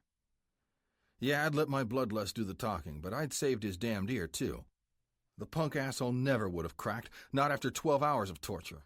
I'd seen his type too many times to count. We could have carved that fucker up piece by sloppy piece, and he'd still spit in our faces, maybe try to take somebody's nose off, too, if we didn't rip out his teeth first. Soon as we got out back, the Prez threw his full weight into me. I hit the wall with an oomph. He'd always be smaller and older than me, but he was one mean bastard when he wanted to be, and no man in this club ever got over the shock of having the Prez get physical. What the fuck's your malfunction? You could have saved your bullets for another day, and you know it. I'm disappointed, son. These asshole informants don't grow like plums. You just trashed our best chance this month to find the vermin embedded in our own house. His voice hit me in a harsh whisper, angry and tense and so fucking disappointed. Only the last one really got to me. I tensed up, stood as straight as I could, and lowered my fists. He had your ear, Prez. I had to step in. You know my job's to keep order, inside the club and out. I gotta protect you, even when you think you can protect yourself. Your job's keeping this club safe. If that means pulling brothers off each other's throats or turning up the traitors who'd like to put a dagger in our backs, you know your duty. You know it so damn well I don't need to remind you. Just like I don't need to tell you I know how to protect my own body. He'd have never ripped my ear off. Somebody would have beaten him out cold first if you hadn't fired that pop gun. Blackjack relaxed his death grip on my cut, spun around and turned back after a minute of collecting his breath. I thought keeping you away from the Jennings place would do us all some good. Clearly I'm mistaken. My guts twisted up in knots. What? Come the fuck on, Prez. This shit's not about her. That motherfucker I blasted would have strung us around for hours. He wasn't like the other bitch boys who tense up and cry because they've got nothing valuable to tell us. I've seen his type before. He'd let us wreck him before he told us shit. Maybe, Blackjack said, narrowing his eyes. Or maybe we would have gotten him so delirious he'd sing like a goddamn rock star. Killing him wasn't your call, son. Unless he's got a gun to a brother's head, that's mine and mine alone. You went over the chain of command. I lowered my eyes. Fuck. There was nothing to say to that when it was true. I want you to look at me and admit you're having trouble dealing with your old flame, because if it's not her screwing up your skull, we just might have a bigger problem. No man who's drunk or hooked on the shadier shit deserves to be my enforcer, and if it's not her scrambling your brain, I'm going to assume it's something worse. It's not that. I never touched that shit, and I drink half as much as the other fucks hanging around the clubhouse on a good night. I'm not a goddamn junkie, Prez. Blackjack nodded, but he didn't take his eyes off me. Fucker wanted me to say the rest. Admit the way she'd twisted me up in knots, sent me into a fury of fucking and drinking and storming tempers that still hadn't settled down. I refused. I'd let him slice my tongue out before I admitted how bad Sally busted my balls, leaving me ringing with the aftershocks. Okay, we both know what happens from here. Without looking away, he stepped back, reaching into his pocket for a fresh smoke. Pack up your shit and head out to the Jennings place. You're going to trade places with Rabbit and oversee the little crew out there on patrol. Fuck. I wasn't sure if he'd just realized my worst fear or granted me some fucked up secret wish that wouldn't quit humming in the back of my skull. I shrugged, tightening the impassable mask I called my face. An order's an order. I'll be there. Put me wherever I'll make you happy, Prez. Just don't treat me like you're trying to save me from your own damned fate. It's not the same. I'm not getting back with her. The woman hates my fucking guts, and the feeling's mutual. No, not quite. Fuck if I'll ever admit it, though. His face darkened, and he gave me a stern look, tearing the cig out of his mouth. You're flying very close to the sun, and you're going to burn if you don't stop talking. Of course it's different. I can control my own damned business, and you can't. Your little crush is what's threatening the club's integrity right now. You're the only one standing here who's got to prove you can get a grip, iron out your own ugly bumps, son. You think it's really going to make shit better? Boxing us in like two angry animals? You'll come to terms one way or another. Honestly, I don't give a shit what you say to her, as long as you give the girl her distance when she wants it. You're there to protect the property and dig into cartel spider holes. Don't pretend there's more here than there really is. And if you start implying I'm moving you around like a pawn to smooth my own past, I'll clock you on your ass. That's a promise. That was the real trouble, wasn't it? The Prez and I knew each other too well. I had had a glimpse into his life no other brother had before I went into the pen. Too bad he had the upper hand this time, sending me onto Blondie's turf to turn my balls blue, and jabbing his evil ass about the chick he'd lost a decade ago wouldn't change a damned thing. Distance? Fucking distance? I'd give it to her in spades. I had to, or else I'd crash my bike into her barn. Seeing her was dangerous, worse than when she came to the clubhouse. I knew the second I did, I'd start remembering how nice it felt to fist those soft gold locks, how soft I made her perky tits in her mouth, how tight her pussy clenched around my cock each time I unloaded in her. Fuck. Her body did scary, black magic shit to mine. Eyeing her tits and ass did more than just stir up old lust. Sally's body made me so drunk it hurt not to fuck her, and that kind of blinding, wanton pain caused a man to make mistakes. We'd already entered a situation where every little blip was fatal, too. I couldn't think dirty. I couldn't think about her lips, her ass, her pussy. I had to just buckle down and do my damned job, ignoring what we had, blind to everything I still wanted to do to her. Not that I expected much out of playing pretend. Hell, I craved her wrapped around me like a fucking madman, but I'd never have pussy that good again. I could forgive the hot hourglass shape she carried around, but there was no way in hell I'd forget about the woman behind it. She'd spat in my damn face in slow motion for 2 fucking years while I rotted in the slammer, and then tried to waltz back into my life like nothing ever happened. No chick did that shit to me and got a second chance. No one, even if she made me heave and cum like a bull on crack. I'd watch her through the thick glacier wall between us, but I wouldn't fucking wonder. I'd jack my dick off in every nameless whore in California before I forgave Sally and hauled her into bed again, and nothing in this world was going to change it. Some old flames are meant to be smothered out forever. I didn't see her for the first couple days. Not directly, anyway. I made sure to send Beam and Stryker up near the farmhouse. They did the talking when she was out, or else with her stubborn-ass cousin, Norm. Damn if I didn't look when she was moving her lips, though, standing with my boys. I stared across the fields like my eyes were fucking binoculars, following her dark, shapely silhouette across the fields when sun passed across the sky. For a busy farm girl, she sure made a lot of trips back inside that house, sometimes for hours at a time before coming out and getting back to work. Whatever, it was none of my business. Mine was staring at me from the dirt. We'd found a couple more spider holes around their property and an even bigger one beyond it on state-owned grounds, tucked back behind a drainage ditch just beyond a large field. We found it on day 3, just as the bright September sun was gliding low in the sky. Fucking thing was so dark I couldn't see shit without a flashlight and lowering myself into it. Stryker had to bring me a ladder to get down into it. Predictably, the Mexicans left nothing down there except empty shelves and some stray packaging. I picked the shit up and held it under the light, scanning for familiar markings, serial numbers, anything that would tell me what the fuck was down here. Kevlar. I saw the familiar word and nodded to myself. It made sense. The place could have easily held a small arsenal at one time, including body armor. Only question left was whether the bastards were done and gone. Was this just a staging area for an attack, one they still had coming? Or were we looking at the ruins of an empire they'd already abandoned? Smuggling up front could do wonders for an assault. Nothing was easier than bringing men over the border and then driving the long haul to NorCal. If they had another route for their weapons, or maybe brought them from suppliers already in the States, they'd have all the shit they'd need to fund a kill team to hit us where it hurt. Fuck. I thought about the rats inside the club. Whoever the fuck they were, they'd be feeding heavy intel the whole damned time, guiding their bullets and bombs straight toward our clubhouse with surgical precision. That shit only had one solution. We needed to make our move first. Snarling, I stuffed the body armor tag in my pocket and climbed the ladder. Stryker frowned as soon as I told him what I'd found. Fuck. The Prez needs to get more guys out here. What if there's more? We can't comb all these fields ourselves. There's too many acres out here. You got any idea how big and remote it gets on this property? Yeah, but you're getting ahead of yourself. We've got to talk to the owners first. We're dealing with civilians, and the Prez isn't going to risk butting heads over going into their fields for a closer inspection. Shit, you kidding? There could be a whole lot more out here, brother. This one's empty, but what if there's a fucking arsenal half a field away? I gave him an icy stare till he broke eye contact. Stryker was a hungry new pup with his patch, sure, but that didn't mean he'd get away with disrespecting the top dogs who'd been here for years. Call Blackjack. I'll talk to Sally or Norm myself.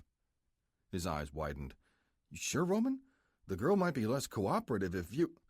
This time my eyes turned his ass to stone faster than a fucking Medusa. I shot him a look so dirty his lips stopped dead. Stryker grunted, turned around, and started heading for his bike to phone it in.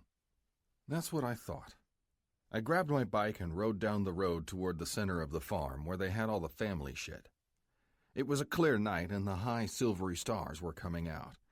They hung like shrapnel in the sky, reminding me one wrong move with Sally could shred my world to even tinier fragments. Fucking hell. Part of me hoped I'd hash it out with Norm, and the other half hoped to see Sally. Shit, see her? No, that was a lie. That part of me hoped to grab her, slam her against the nearest wall, and make her apologize for the pile of shit she'd laid on me at the clubhouse. Then I'd twist her chin till her lips were open, ready to be sucked, teased, and bitten. I'd rob every oxygen molecule out of this chick's lungs, leave her tasting me for the next week. Big surprise, my dick throbbed by the time I pulled up and killed the engine. I yanked on my jeans and headed for the door, hoping the damned wood between my legs went down before it turned me dumb. A couple other bikers were there in front of the house. Old Southpaw stood near their garden on the hill, having a smoke. He saw me, nodded, and returned to gazing across the fields. I'd seen him sling lead a few times before. He was roughly Blackjack's age and even less spry, but he'd survived club life long enough to know a few nasty tricks. He'd be useful if any cartel parasites were stupid enough to show their faces. Running up the short cement staircase, I saw the light on in the kitchen through the screen and banged on it with my fists. No answer after 20 seconds, so I pounded it again. Nothing. Sally? Norm? Come the fuck out, we gotta talk. I cupped my hands over my mouth and yelled the last part. Still no movement. Thankfully, the screen wasn't locked, but that shit wouldn't have stopped me when I ripped it open. It banged shut behind me and I marched into the house, one hand on the holster near my hip. The Mexicans were sneaky motherfuckers, and I doubted they'd be able to get through our patrols unnoticed, but uglier things had happened in this business before. Fuck, it was quiet in the farmhouse. Too damned quiet. Where the hell was Beam? And Sally? Something moved outside the window in the fields out of the corner of my eye.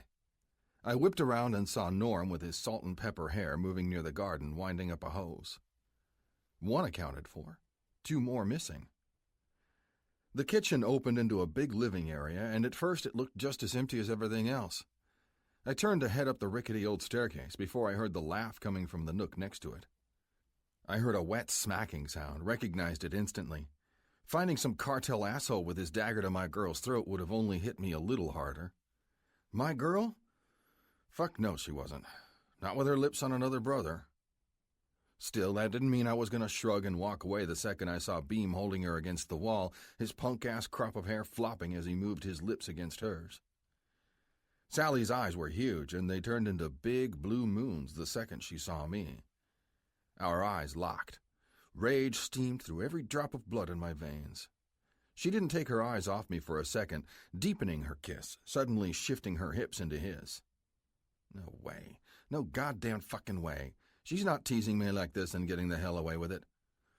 Thieving jackass! Get the fuck off! Everything happened in a blur. I moved so fucking fast, all on autopilot, that I barely realized what my hands were doing before they clutched Beam's throat, twisted him around, and threw him against the fucking staircase. He hit the banister with a sick pop about the time Sally screamed. Beam roared, kicked, and twisted on the ground, bounding back on his feet. Okay, so the blow hadn't cracked his spine. Why the fuck did that disappoint me so much? What the fuck are you doing? They both screamed it simultaneously, like getting hot and heavy had linked their minds or something. I ignored her and started heading for the fuck cornered by the banister. Growling, he took a predictable swing when I was about a foot away. I caught his wrist and twisted it with ease, bending it backward like fucking putty. You're here to do a job, asshole, not make a move on the woman who owns this place. You step the fuck away right now. Maybe I won't have to break your good riding wrist. Fuck you, Roman, Beam snarled, pain narrowing his eyes. Where do you get off? You're not the prez. You got no right. Whatever. Keep talking, asshole. I'll let you explain your broken paw to Blackjack. I wasn't serious. Snapping a brother's wrist would land me in a whirl of shit. But I bent his hand to the limits, making him double over with rage and hurt, all while Sally finally caught up to me, beating on my back and screaming incoherently. Let him fucking go, Roman! This isn't your business! It's my house! If only it were so easy to ignore her the rest of the time. I didn't let up the death grip on his wrist till his knees hit the floor and he became a gibbering mess, begging me to let go. Last chance, brother.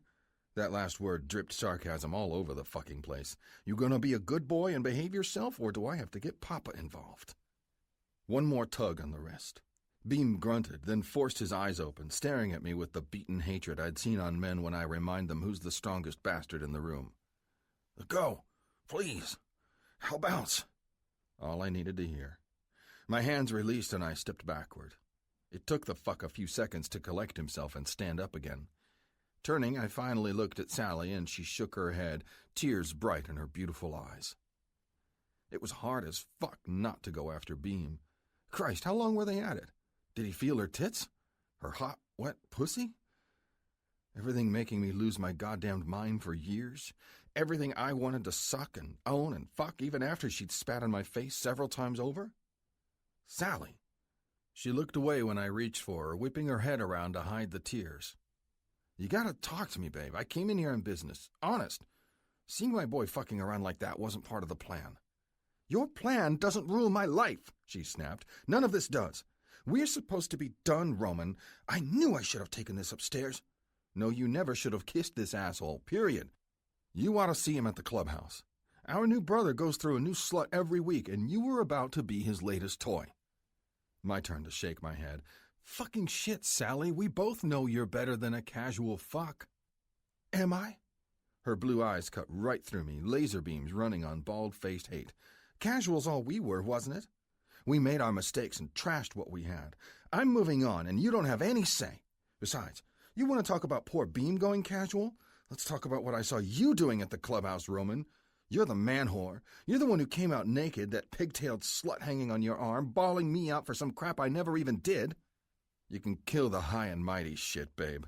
Fuck, she didn't get it. This is all club business. That's why I'm standing here. It's not about us. I'm not letting you ride Beam's dick, and that's got nothing to do with our ancient history. No? Then why barge in here and look at me like you're so fucking jealous you can hardly stand it? I saw the way you went after him, Roman. That's not business. Not even club business. Fuck, she was playing with fire. My fists burned, begging me to grab her, throw her against the wall, and shut those hot lips up for good. I'd show her what a real man could do with her lips, put that little pissant with the goofy haircut to shame for good. Remind her how much better I am in every single way, and always fucking would be. Whatever, babe. You leave the protection racket to me and feed your horses. My job's to keep shit under control, and if that's making you listen to common sense or pulling my horny-ass brother off you, I'm gonna do it. I really don't give a shit what the hell you think, and I don't need your permission. Sharp, angry laughter burst out of her throat. Finally! It's about time. Thanks for saying everything we figured out weeks ago, probably longer. What the hell's so important that you had to come into this house anyway? You know you're not supposed to be in here. She had me there. Technically, none of the brothers were supposed to enter, not unless there was a damn good reason. Beam sweet-talking his way between her legs didn't count, and neither did me preventing that from happening. Too bad. Ignoring her shit, I grabbed her by the hand and walked her over to the nearest couch. She squirmed the whole time. Didn't matter. I had to sit her down for this, make her understand how goddamn serious shit really was now that the family ranch had become a viper's den. God, you're obnoxious, she hissed, jerking her hand away when I finally let her. I can't believe I ever cared about you. I didn't even twitch. I looked at her dead on, ignoring the urge to stare at her huge, memorable tits poking out of her V-cut top. She wasn't going to rip my heart out or tie up my tongue. Babe, if you give a fuck at all about your relatives, kindly shut the fuck up. Listen. Her cheeks got redder, but she didn't say another word. Earlier today, Stryker and me found more spider holes. That shit you and your cousin stumbled on last week's not just a one-off hiding place. They're using this whole area as a staging ground for shipments. Probably something that's going to try scorching my club for good. The rage lining her face melted. Jesus. Staging area? What are you talking about? I'm talking about arsenals, smuggling, shit as big as a shipping container, bombs, guns, body armor, the whole 9 yards. All underground, tucked back on your fields, and probably several more around here. They've done this thing before. Last year, just outside L.A., they took over abandoned houses and moved their shit in ahead of their men. They whacked 80% of the Grizzlies' charter down there and started pushing their shit on the streets before the last brother's blood dried the following week. They're sneaky sons of bitches, but they do it seamlessly. Sally ran a hand through her golden hair, and I noticed the unsteady tremor in her fingertips. Fear crept into her eyes. For the first time since I'd stormed into the house, my heart got heavier in my chest. "Lay it on me, then," she said sadly. "What does this mean for my farm?"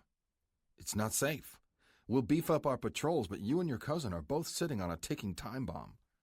She opened her mouth to protest, and I held up a finger. "Don't act like this shit's business as usual. It isn't.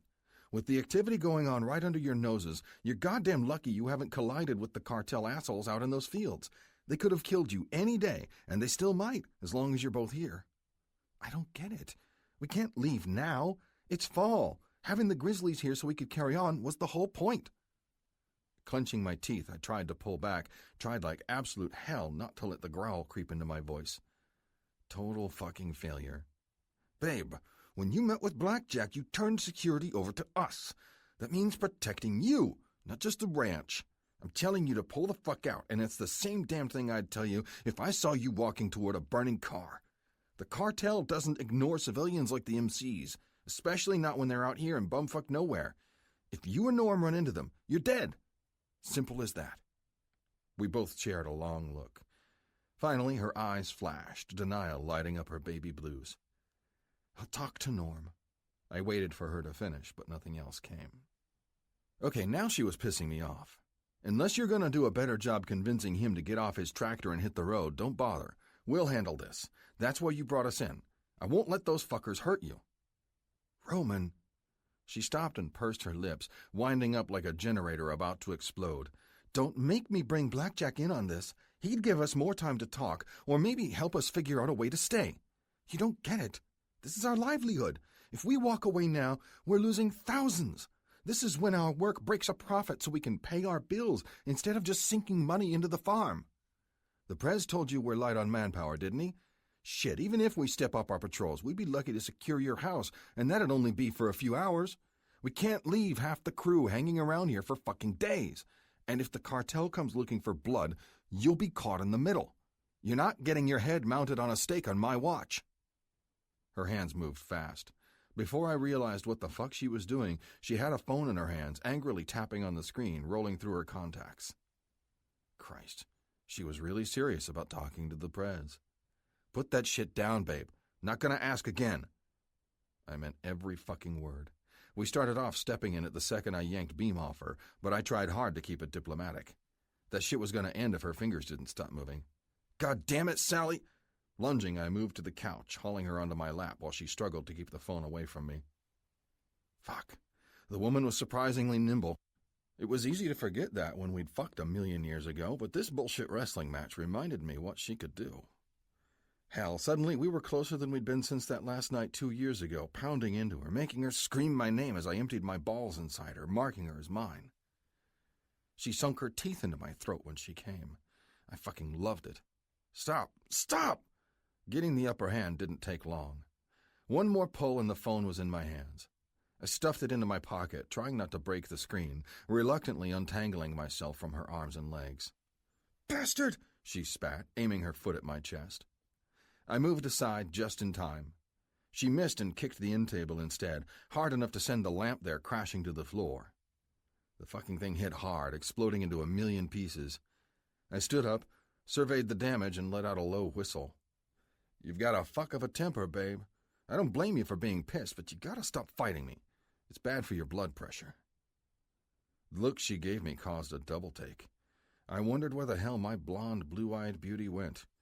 Some demon replaced her, and she was going to fly like a rocket and scratch my damned eyes out if I didn't smooth shit over. Our ears ringing from the glass lamp shattering must have been the only thing holding her back. There was still a high, grating sound, so intense I needed a few seconds to realize it wasn't just broken glass rumbling my eardrum. Something upstairs. Something crying. A baby. For the second time since I stepped into the house, my jaw almost hit the floor. What the fuck? You got a kid in here, babe? Sally's bitter defeat vanished in a heartbeat. Her eyes went huge, saucer-like, as if I sprouted a second fucking head out of my shoulder. I turned toward the staircase just as she started babbling. Roman, wait, you can't go up there. Can't? Who the fuck does she think she's kidding? I had to find out what the hell she was hiding. 100-year-old floorboards creaked beneath my boots as I crossed the short distance to the stairs, then took those fuckers 2 at a time. She couldn't catch up in time, screaming and crying after me. My heart went nuclear, throbbing pure venom in my veins. I couldn't imagine what the fuck had her so upset. Actually, I could, but it couldn't be.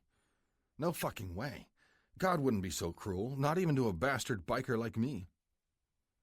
Upstairs, I tore the simple white door open and stepped inside. There was a cradle, a loud cry, and then the most familiar face I'd ever seen outside Ma's old photo book. Seeing the kid was like looking into an old photograph. Holy fuck. My heart was fucking gone, not even in the same universe. I reached up and banged a fist on my chest to restart it, keep it from dying out of shock before I met my son up close. Sally was right behind me, hyperventilating through her tears, panicked as all hell. And yeah, she fucking should have been. I'd already decided what to do to the bitch who'd shut me out of his life, but first I had something more important to take care of. 5. Furious. Sally. My whole world ended the instant I forced myself upstairs and saw him standing over Caleb's cradle. I wasn't sure where the hell I was standing, but it definitely wasn't the same planet I was on 10 seconds ago. I could deal with that one. I could handle the cartel in the club, taking Roman's crap and flinging it back at him, muddling along as a single mother farm girl. I could even take the infuriating way he barged into my life and took control, shaming me, sticking his nose where it didn't belong. But watching the strange new reality rising up in front of me, how could I even start to understand it, much less deal with it? He knew. My best-kept secret, destroyed, wrecked in the blink of an eye by shattering glass and a hungry baby rudely awakened from his nap. All ruined by one mistaken kiss. I knew I shouldn't have let Beam get so close. I shouldn't have invited him in for water. And there's no fucking way I should have let him put his glass down, walk me into the other room, push me against the wall, and take my lips. Now karma was coming to pay, and she was a bitch so mean she'd hold me down, make me lick her bitter-tasting boots. Fucking shit. The harsh words coming out of Roman's mouth didn't sound angry. They sounded stunned.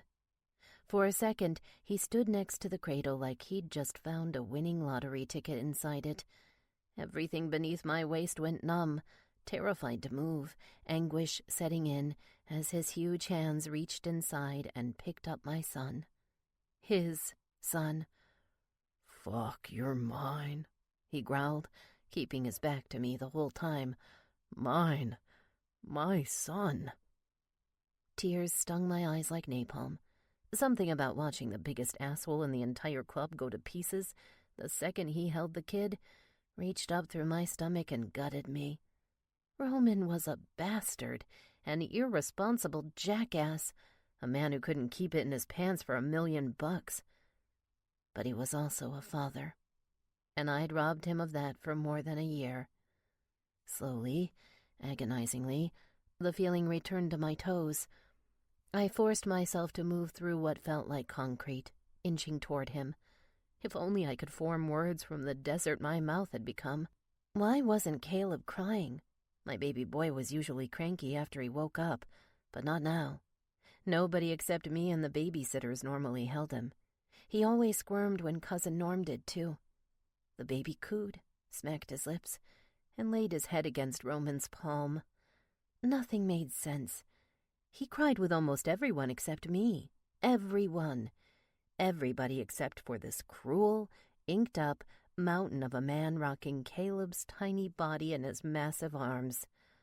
"Roman," I managed, calling to him when I was less than a foot away. "Please put him down.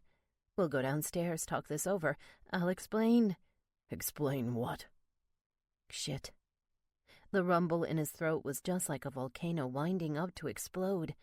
Slowly, he turned toward me, cradling Caleb tighter against his chest. "I'm not interested in a goddamn thing you've got to say. You lost the right to tell me shit the second you decided to keep my own son a secret." Fuck. I couldn't hold the tears in anymore. They went spilling down my cheeks. Apparently for nothing, because Roman's face didn't soften a bit. His honey-colored eyes, the same beautiful hazel gems in Caleb's face, beamed total disgust, hatred. I wondered where to find the closest cartel spider hole so I could crawl into it and die. "Roman?" Fear caused my voice to crack. "Don't do this. Please, whatever it is you need to say to me, just put the baby down. I don't want to see him upset." "Upset?" His lips pulled up in a savage grin. "I'll never upset this amazing little bastard unless there's a damned good reason. Shit, what am I saying? The boy's not a bastard anymore. His father's here, and I'm sure as fuck gonna set things right. I'd say that's cause for celebration. How about you?" I didn't have to strain to detect the venom rising in his voice. Oh, God. I'd be lucky to see Caleb or anything else again. With the way he was looking at me, I'd be really lucky to end up in a spider hole, and not just a remote ditch where nobody would ever find my body. My heart skipped every other beat, and I stepped backwards, shaking my head, putting my hands behind me to steady my failing knees against the wall. "I'm so fucking sorry, Roman. You've got to believe me. I never meant to hurt you. I never meant to keep him away forever. I didn't know you'd get out alive, or what you'd even gone away for. I just—" "Shut up." My lips clamped shut. Roman stepped forward, softly stroking his son's brow. The soft, fatherly touch contrasted wickedly with his killer stare, devouring me piece by piece. With 2 words, he turned me to stone. I stood and watched, trying to remember to breathe, as Roman walked past. He headed for my bedroom. What the fuck? Caleb! I didn't seriously believe he'd hurt the baby, especially after he just gushed all over his new son. But the banging starting in the other room scared the hell out of me. "Hey! What are you doing in here?" I watched in disbelief as his huge hands ripped my closet open, tearing clothes off the hangers. Jesus! I imagined him building a huge bonfire out of my things, razing the entire farm to the ground. I wasn't blind to an outlaw biker's nature. They became total bloodthirsty barbarians under the right circumstances. And yeah, keeping his 1-year-old son under wraps just might flip his murder, destroy, and burn switch. "Stop!" I screamed, getting in his face as clothes started flying out behind him. Caleb moaned in his arms, and he pushed me away. "You can't fucking do this, Roman. Give him back.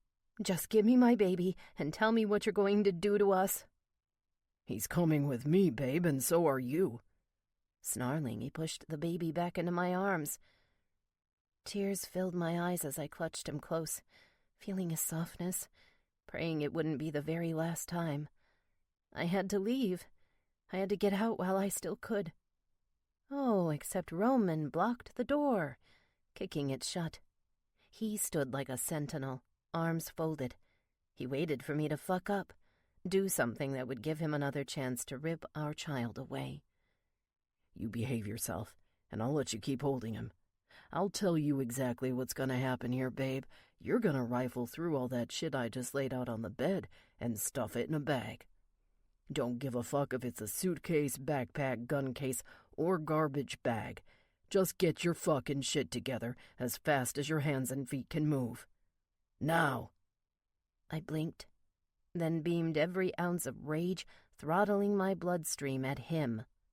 No effect. His cold, unmoving eyes pierced right through me, forcing me to turn toward the mess on the bed. Fuck him for doing this. Fuck him for finding out about Caleb. Fuck him for reminding me I had zero control over what happened next, now that my worst nightmare was coming true. With a sigh, I gently put Caleb on the bed next to me and wiped my sore, wet eyes. Roman had already flung my big duffel bag out on the floor next to me, and I picked it up, remembering it used to belong to Uncle Ralph. What the hell would he say if he saw me now? Using the same bag we lugged along on our happy family camping trips to be taken hostage without even putting up a fight? If only. Fighting wasn't an option. Not now. Roman would rip me apart if I resisted, take Caleb away from me forever. The hellfire in his eyes said his tolerance for bullshit had plummeted to 0. So, I packed in silence, trying not to look too closely at my baby or anything that would bring on more tears. By the time my bag was half full, I wanted to laugh. It would have been funny in a dark, twisted way if it weren't so awful. I wanted to laugh at the irony. It wasn't the cartel threatening to ruin my life for good. No, it was the man I once thought I loved, the bastard I never should have kissed, much less had a kid with. And now that same utter bastard had his eyes glued to me like an eagle soaring over a desert rat. My judge, jury, and executioner, all in one. Come on. Hurry it the fuck up, woman. I want to be out of here by nightfall. Where are you going to take me? A shallow grave? I honestly had no idea. I wouldn't put anything past him in the club. The penalty for some random bitch stealing a man's kid must be high, even if Blackjack seemed like a wise and reasonable man.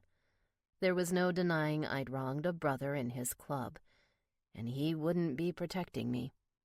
Thankfully, dead women didn't pack bags. That gave me a shred of hope. When I finally stuffed my last few pairs of panties in and zipped it shut, I couldn't stand it anymore. I turned toward him and flinched. The same icy, hateful stare on his strong face hadn't lessened a bit. Pick up the kid. Let's go, he growled, flinging the door open, holding out one arm for me to pass like the world's evilest gentleman. Women and children first, right? Just tell me one thing. I swallowed the heavy lump in my throat. Promise me you won't take away my baby. Not unless you kill me first.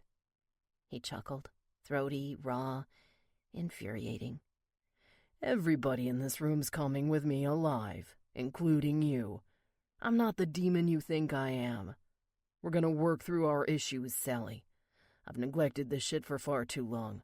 I tried to walk the fuck away and forget. I'd have never done that if you'd told me the truth, and now it's staring right at me. He looked at Caleb, resting his head on my shoulder. What issues? What are you saying? Bikers don't do group therapy.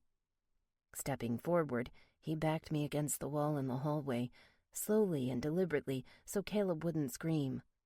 I'm giving you another chance because you're fucking hot, and you kept my kids safe. I'm not blind. You've been the biggest bitch in the world to me, but that's not a death sentence. Not yet. You get one more try, babe. One more shot. Only one.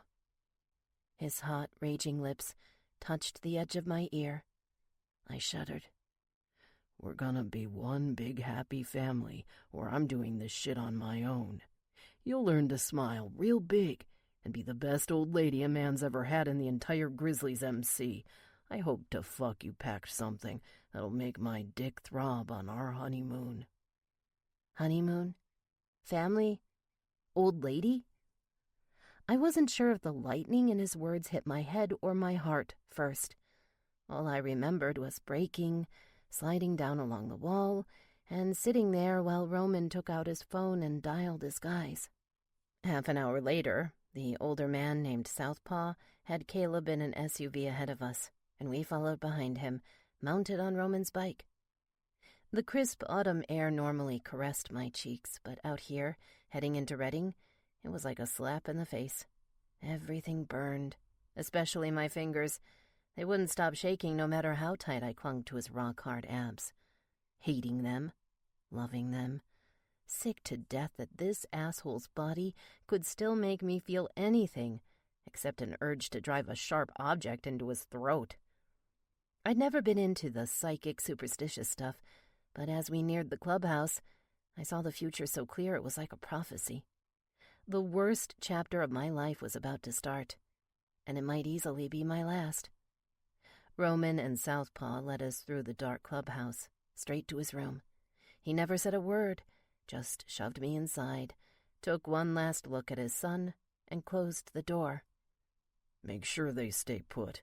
I've got to go and get the shit I need to set this place up," I heard him mutter through the door. The older man chuckled. "Talk to Brass's old lady. I'm sure she knows a thing or two about kids, seeing how her little sis babysits for some coin. Whatever. Just get her whatever she needs, brother. I'm gone." "Hey!" Southpaw yelled back, so loud through the walls I covered Caleb's ears. "What do I tell the press if he finds out?" "Tell him the fucking truth," Roman yelled, his voice further away. "We're keeping them safe. The farm's crawling with head-chopping assholes. That's no place for a kid. We're doing the boy a favor, getting him out of the danger zone. That's all the press needs to know for now." My kid. I could practically hear him thinking it. Jesus, had he even broken the news that he was a father to the brothers yet? I wonder if Southpaw even knew why he'd dragged us both in. Shaking my head, my son stirred. I lay back on the biker's thick bed and stroked him, mostly to calm myself. He'd been amazingly well behaved through this, but he'd need food soon. I had a couple containers stuffed in my suitcase, but as for his favorites, much less all the other things I needed to care for him here... Damn it. If only I hadn't been in such shock, I would have told Roman exactly what we needed to prolong my imprisonment. At some point, I managed to fall asleep. Putting in a full day's work on the farm, letting Beam give me a jolt of pleasure, and then getting taken prisoner by Roman completely sapped my energy. I woke up to the sound of a heavy box hitting the floor. My hands were empty. I bolted up, only to see Roman holding Caleb, while Asphalt picked up the crib he'd dropped on the floor. There was a woman with them, too, a girl with brunette hair around my own age. "Jesus, be careful," she hissed. "All the noise around here will upset the baby." "I know how to handle my son, Missy," Roman said, shooting her a dirty look. The woman rolled her eyes. "Oh, please. You know about as much as Brass, but I guess you haven't upset him yet, so there's that." I rubbed my eyes and stood up. Everybody turned toward me, as if I was a total afterthought. "What the hell's going on here? Give me my baby!" I reached toward Roman angrily, expecting him to rip the child away from me. Surprisingly, he gave in and passed me Caleb, even if he shot me one more look from hell. "Missy's here to help set this shit up, and make sure you two are comfortable. She'll help you get used to the clubhouse. Make sure you don't do anything fucking stupid, too." Oh, good. Lord knows I've made enough mistakes. It's nice to have somebody to save me from myself. Is that all, Daddy? Or do you want to tell me how to cuddle my son, too? Roman's jaw tensed. I nuzzled my nose against Caleb's as the kid snoozed. Meanwhile, Missy laughed, walking toward me, getting between me and Mr. Badass. "Come on, lady. I'll give you a hand." She turned to Roman. "Why don't you go deal with your club business? Brass will be by soon." Roman gave me one more look, then nodded to Asphalt. "Let's fucking go. I'll be back later to see what's going down." The door slammed shut behind them, making my little son stir. I covered his ears and pulled him close, returning to the bed while Missy walked around the room, taking everything in. "Wow, this seems awfully familiar," she mused. With her back to me, I saw the huge property of Brass on her leather jacket. It was a lot like the cuts the guys wore, except with long sleeves and somehow girlier. Maybe it was just the size. "Huh?" I murmured, wondering what she meant. She spun around, beaming. "Nothing. Sally, right? I'm Missy, the Veep's old lady, and I guess I volunteered to help you get settled in. He wants us cooped up in his room? How long? It's not so bad, Missy said with a smile. The uneasy tremor in her voice told me she knew she was lying. Well, I'll do everything I can to spruce this up. Hopefully it's not for long. The big guy said it's only temporary. I don't think he'd dream of keeping you caged in like this for too long. Doesn't sound like it, I said with a sigh, fishing into my suitcase for Caleb's baby food. He's a good man. Mostly. Not very convincing. Look, last time I checked, my old man ranks higher than yours. If Roman gives you too much crap, come to me. I'll get brass or blackjack on him right away. Old man, I said, popping the lid on some carrot-flavored stuff and sitting Caleb on my lap. You're helping me, so let's get one thing straight. I'm not here willingly. Roman told me about the cartel and all but forced us here when he found out about Caleb. Oh, she said, ripping into the crib's box and pulling out an oversized instructions sheet. Wait, what about him? She looked up from the instructions, her eyes huge. Fuck. Apparently nobody else knew the depth of our relationship. And just then, I really wished I was in the dark, too. Nothing, I said sharply, the word that summarized everything about my life colliding with his. Nothing good came from our summer fling. Absolutely nothing, except for the little boy in my arms, gingerly taking small bites of baby food off my spoon. Missy cleared her throat. Not my business anyway. Geez, why do they make these things like hieroglyphics? Hang on, I'm going to get Asphalt in here to help. She threw the crib instructions down on Roman's dresser and walked out, leaving me alone with Caleb. I stared at my son, guiding another bite softly into his mouth. One day we'll laugh about this, little Robin. I promise. Caleb drooled on a little food and laughed, breaking into a smile. Despite the shitty circumstances, I grinned back, and it wasn't even completely fake. When I focused on the baby's smile, I could almost forget about being a prisoner. It wasn't hard to forget him, if only for a few seconds, the bastard who had the key to my entire future. And for a second, I didn't have to worry about whether or not he'd force me to be his whore next. Sally, hey, open the fuck up. It was late. Or was it early? I sat up, quickly checking Caleb on the way to the door. It felt like we'd slept through the whole night, ever since Asphalt finished setting up the baby's crib, grunting and swearing quietly to himself the whole time, while Missy and I watched. Roman hadn't returned, and the voice behind the door definitely wasn't him. I nervously crept toward the door, and did a double take when I saw who was on the other side.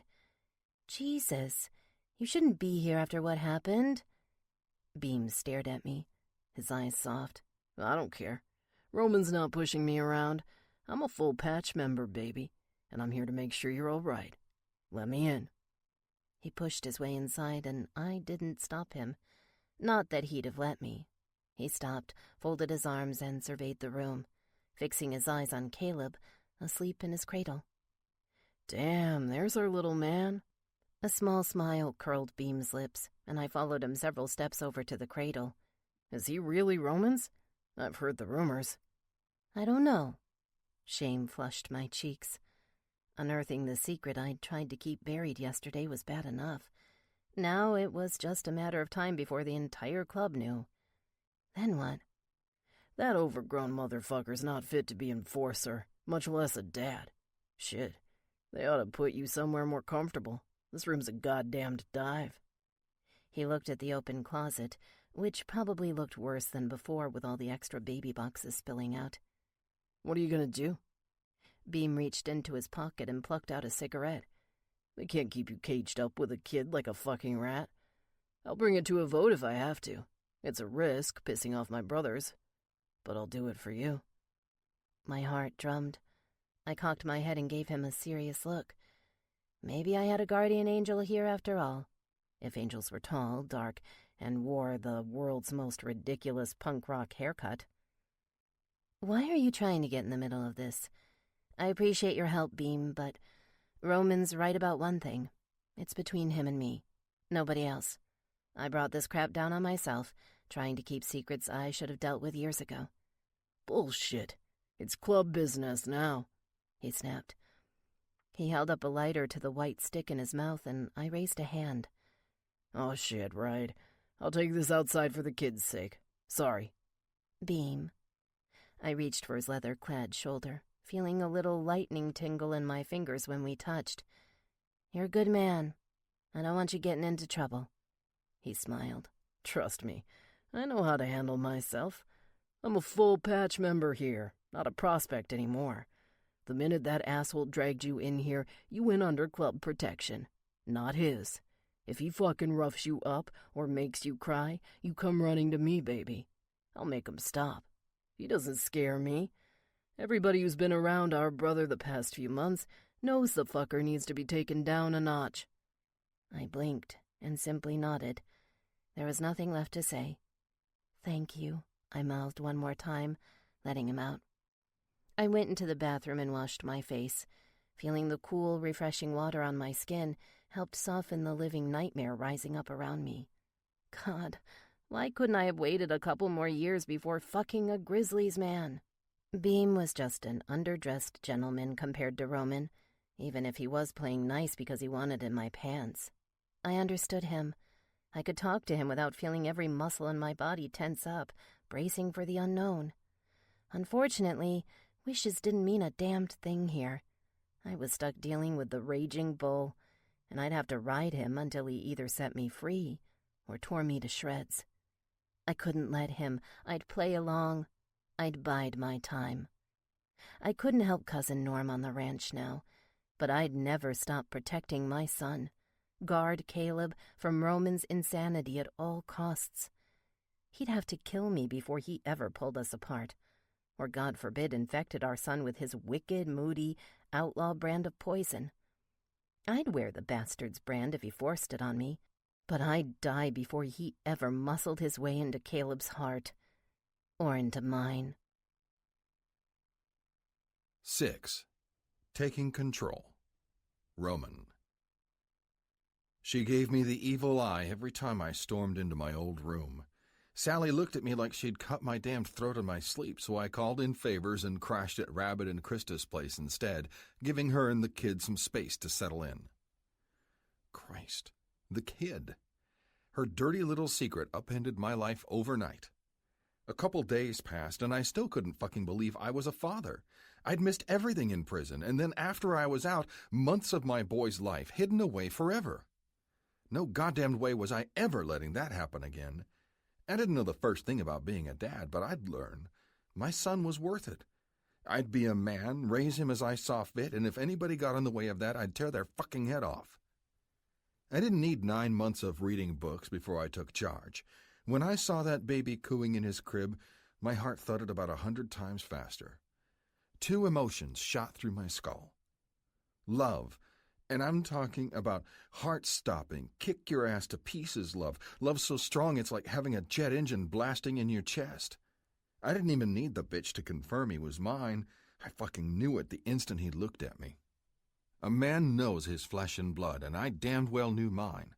Sure, the Prez would force a paternity test at some point, but I didn't have a single shred of doubt.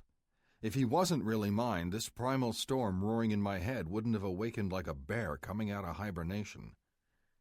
Then there was the hate. It crept in about the same time that cosmic, thick love stream picked me up and slammed me down at 1,000 miles an hour. I hated while I loved. I fucking rage. I abhorred her for what she'd done to me, and then hated her some more for feeding the confusion frenzy rattling my skull. If Sally were a man, I would have kicked her ass and wouldn't have thought twice about it for what she did. Shit, my hands twitched every time she gave me that dirty look. I wanted to rip her pants off, lay her over my lap, and smack that ass until she screamed. Bare minimum. That wasn't the worst of it. She made me feel like a goddamn bastard every time she gave me those big blue doe eyes, and I needed her in my son's life. Nothing was simple here. Like it or not, Sally reached out and grabbed my dick by the balls, flung me to the moon, and left me throbbing.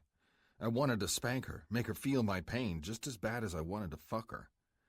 I couldn't turn my dick off, even though my angry blood threatened to melt me from the inside out whenever I looked at her. Hell, I wanted to work this shit out the only way I knew how with a woman. I'd grab her throat, press her against the wall, split her legs apart, and smother her tongue with mine. I wanted to ruin every goddamn pair of panties she had, shred 'em till she was left with fucking nothing, no barrier to my cock pounding inside her on demand. I'd fuck her hard, fuck so deep inside her she'd be too numb with pleasure to even think about escaping. Fucking fixed what fighting couldn't.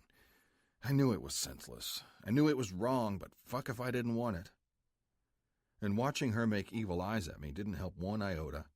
She looked at me like I'd just crawled out of the nearest sewer, and I tried my damnedest to control the killer napalm shooting through my veins every time I looked at her. She was a bitch. I was a bastard. We matched, and crawling in the sack was the only thing in the world threatening to prove otherwise. Too damn bad it wasn't the time or place for that shit. She'd just have to be wrong, and I'd remind her while I figured out how the hell to handle her. No, damn it, I wouldn't cut her out like a fucking cancer, even if the temptation to do it burned me up every night before going to sleep, throttled my brain till I drowned it out with a few shots of Jack. We were at a big fucking impasse. Prisoner and captive, Mama and Papa, soon to be old lady and old man in nothing but name only. Sally was too big an evil, two-timing demon for me to embrace her the way I always imagined making it official with a woman, and the only time I'd ever given it 2 seconds of thought was before everything went to shit with her. But she was also too sweet with the kid to kick her to the curb. She had a cruel charm without even knowing it, a venom in her embrace that stopped me in my tracks. She was just sickly sweet enough to make me wish like fuck I wasn't going to have to drag her to the altar someday, kicking and screaming. Damn if I wasn't going to do it anyway. My boy would have a ma and a dad, one way or another, and it didn't fucking matter if she hated my guts. She'd fume and hiss with my ring on her finger and property of Roman stamped in her soft skin forever. I'd make her learn to love this life, even if she hated my evil ass till the end of time. I'd bring up my boy and bring her into line, true love be damned. Early the third morning, the door to Rabbit's place swung wide open and smashed against the wall. I bolted up, reaching for my 9mm. I lost the urge to shoot as soon as I saw it was the Veep, but he was heading toward me with a fury like no other. You fucking asshole! I got on my feet before he crashed into me, locking his strong hands around my throat. He was pretty powerful for a boy several years younger than me, and not as well built, but my neck was still too thick for him. He caught me by surprise and I choked, then began pulling at the vice-like fingers digging into my neck, trying to squeeze me out cold. Veep? What the fuck? I snarled. Rabbit burst into the room, Krista looking nervously behind him over his shoulder. Jesus Christ, somebody's gonna get killed. What the hell's he done to deserve this shit? You knew about the kid too, didn't you? Brass roared, momentarily flipping his hell-filled eyes to his best friend. His goddamned kid, cooped up with the girl in our cocksucking motherfucking clubhouse. Rabbit's fingers pinched tighter, so rough they really had a chance at choking me out if I let him. Of course, I moved my fist down his wrists, ready to snap his hands and take him out of riding commission for a few weeks if he tried. Let fucking go, VP. Don't make me do it. Those two thoughts thundered in my head over and over, and the oxygen deprivation blurred whatever the hell the two men were saying. Then, in one last savage rush, he let me go, shoving me against the wall. The press warned us about having civilians floating around the clubhouse, and you go and drag your big, dirty secret in while we're in the middle of a war. Brass's stiff finger shot out like a dagger, aimed at my chest. I knew you were hiding something all these months. It's always the strong, silent types who fuck us over with their drama. Hell, did you walk out on her when she came crying for you at the bar? Is that why you're treating her like she's a fucking dog? Fire brushed my veins like sandpaper. The asshole roaring in my face didn't have a damned clue about anything. It took every ounce of willpower inside me not to grab the Veep, hold his head in one hand, and bounce my fist off his face till he was nothing but a bloody mess. I didn't know till a couple days ago. She fucking hid it from me the whole time I was in the pen, tried to keep my son under wraps. I was about to open up on his ass, lay into him for practically accusing me of fucking over the club. But Krista was still staring out of their bedroom, the scars on her cheeks mirroring the pleading look in her eyes. Guys, get it together. Don't wreck the house, please. Whoa, Jesus, guys, calm the fuck down, one at a time. Rabbit took one look at his nervous old lady and stepped between us, spreading his arms wide to keep us separated. If you start throwing punches, I'm pulling you both outside. This is my house. Fine. Here's the way it's gonna happen, Brass said, staring through my soul. You're gonna get your new baggage moved into a real apartment by the end of the day, and then you're making a decision about how the fuck you're handling this without making it a problem for the club. Already did, I growled. I'm not the fucking idiot you think I am. I'll need a day to talk shit out, get my brand on Sally. The apartment thing will happen later this week. Not today. Brass flashed me a wicked smile. Rabbit reached around his neck just in time, pulling him back before he could jump me. Grim satisfaction thudded in my heart. It was weird and twisted watching the two blood brothers fighting over me.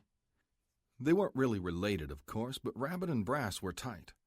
Still, the boy who owned this place owed me for backing him over Krista's dust-up with the assholes up in the Klamath Charter, the same situation that led to her wearing his brand.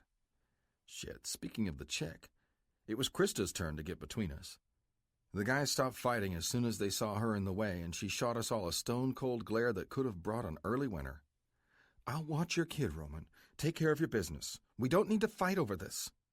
Rabbit looked at her, shook his head, and then shot me an evil look. Probably pissed that his girl was sticking her neck out. Baby, you don't gotta get your pretty head into the middle of... Nonsense, the redhead said, a sweet smile vanishing the scars on her cheeks.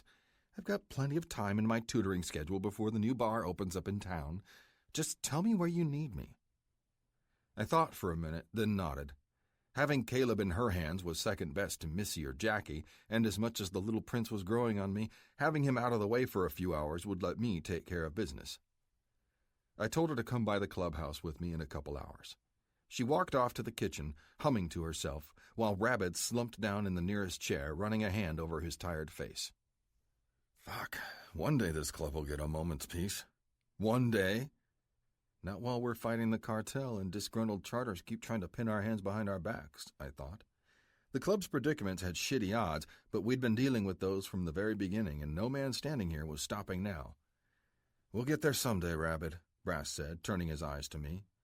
They were a little less pissed than before. You get your shit together, brother. Looking after an old lady and a kid's no fucking joke. You've got a lot of explaining to do. I already told you everything I know. Soon as I found out, I took action. The only thing any of us would do if they found out some bitch was hiding a kid. Excuse me if I've been too fucking busy running my ass off to fill everybody in on every damn detail. We're cool as far as I'm concerned. Brass paused, an arrogant smile tugging at his lips. It's the Prez you're going to have to explain this shit to. Without another word, the Veep slapped his buddy on the shoulder, then spun around and walked out. A minute later, we heard his motorcycle rumbling to life outside and then fading away. Rabbit gave me a sympathetic look, and I turned my back. Fuck it. I didn't need anybody's good karma to protect this fucked-up family I didn't know I had till I walked into the farmhouse. I'd find a way to lock shit down and clean up nice, even if it meant I'd have to walk through miles of hell to get there. Blackjack's face tightened. The old buzzard slicked his long gray hair back the longer I talked in his office, telling him all about how I lost my shit and decided to make a move the second I got upstairs, after I'd thrown Beam off her. Christ, son, what's it going to take for you to grow a brain? Blackjack growled soon as I was finished. Everybody getting out of my way so I can handle my own shit for starters. I don't need the club's help on this. It's my problem, Prez. Bullshit. Blackjack stood, clenching his lip white as the old bullet wound in his leg burned. We're the only family you've got, unless maybe you introduced your new woman and boy to your mother before us? Fuck. Ma. I hadn't said shit. I could barely imagine how I'd break the news to her. Blackjack nodded, satisfied and right, like he always was. How the fuck did he do it? Was it just age that gave him some eerie way to read a bastard's mind? I'll leave that up to you. What I can't take a hands-off approach with is this clubhouse and every inch of territory we control outside it. I'm disappointed, son. You could have brought this to me right away before you decided to pack them up in your room. I threw up my hands. Fuck, Prez, I told you, I'm working on it. There wasn't time for... Bullshit! His fist hit the desk so hard I suppressed a jump. There's always time to do your job and report things you know damn well I need to know about. Fucker had me by the balls. I looked at him, flexed my fists, and nodded. You're right. It's not about being right. It's about making everything crystal fucking clear while the stakes are higher than ever for this club, including everyone who's tied in with a full patch member. Here's what's going to happen. Shit. Who the fuck had I pissed off to have everybody in the world aiming those words at me? I blinked. At first I thought I'd zoned out, missed something the Prez said, but he'd paused, too deep in thought to continue lecturing my sorry ass. No. Giving it to you point by point won't work. Some things you've got to figure out for yourself, son. It's your turn. He flattened both hands on the desk, using it as leverage to lean over, staring at me like a hungry vulture. You tell me, how are you going to fix this for the club? I'll have him moved out by the end of the day. Rabbit's old lady is going to play babysitter, so that'll help. Fuck, the look on the Prez's face wasn't impressed. All right, you really want to know, Blackjack? I stood up, till I towered over him, turning the tables. I respected the Prez, but his question cut deep, and if he really wanted to fucking know, I'd ram those answers straight down his throat. I'll sew this shit up tight, same way I would have done years ago if I'd known there was a kid in the picture. I'll claim her, brand her, marry her, move her the fuck in and make her a proper wife, a good old lady. She's mine, damn it, and that makes her my damned problem, too. You think it's going to be easy? Blackjack whispered. Fuck no! It's going to be like crawling over broken glass. Shit, I'll be lucky if I'm not going half as gray as you after a year or two. But I'm going to make it work. I fucking gotta. You know my old man died defending this club. That's right, Blackjack said. Wheeler died defending his family. Both of them. And I'd do the same thing in half a fucking heartbeat. I'll die for this club, die for my kid, die for her, even after she's fucked me over hard. I'm a man, Prez, and she's my woman, right or wrong. I don't give a shit if she doesn't love me. I'll make her. I don't know a damn thing about raising kids, but I'll learn. I'm going to do this right, and nobody's going to stop me. Not even the club. He cocked his head as if my little challenge amused him. I'm not the enemy, son, and you know it. You've got my support. He reached for the ashtray across the desk, a huge silver tray with our roaring bear stamped inside it. I started to relax, only a little. Had I actually passed his bullshit test? Are we done here? I asked. I wouldn't let you walk if we didn't have an understanding, he said, pulling out a smoke and lighting it. You won't let this become a bigger issue for the club, and I'll hold you to it. Now get the hell out of my office and go give that sweet thing a decent place to stay. And if I hear anything about you fucking her up, doing anything that makes her run, you can bet your ass I'll haul you back in here. I'm trusting you to figure this shit out with your words, not your fists. You can't muscle your way out of this one. You've got to use your brains, son. I know you've got 'em, otherwise you wouldn't be wearing the enforcer patch. Prove me right. I nodded, and so did he. Yeah, we had an understanding. Now everything hinged on striking the perfect balance between Sally and my club. Let's go, babe. We're leaving. She didn't want to come with me after we dropped off Caleb with Krista for a few hours. Too damned bad. I took her by the hand and made her walk, clenching her hot little hand in mine. Fuck, even when Sally wanted to gouge my eyes out, the chick was hot as fuck. I hated the way she caused my prick to jump every time she shot me those fuck you eyes. Yeah, fuck me. Fuck me for watching her standing there in short heels and a skirt, a conservative top that couldn't conceal those tits from my eyes if the fabric was made out of stone. Fuck me for trying to keep the hate fires going while she flicked an angry tongue over her lips, trying to hold back from laying into me. Sooner or later, I knew I'd be laying into her after she got my brand stamped in her flesh. I didn't give a single shit if she hated my guts and then some. Just like I told the Prez, I'd make her love me. I'd make us one big happy family, husband and wife, badass and old lady, or I'd be in a fucking coffin trying.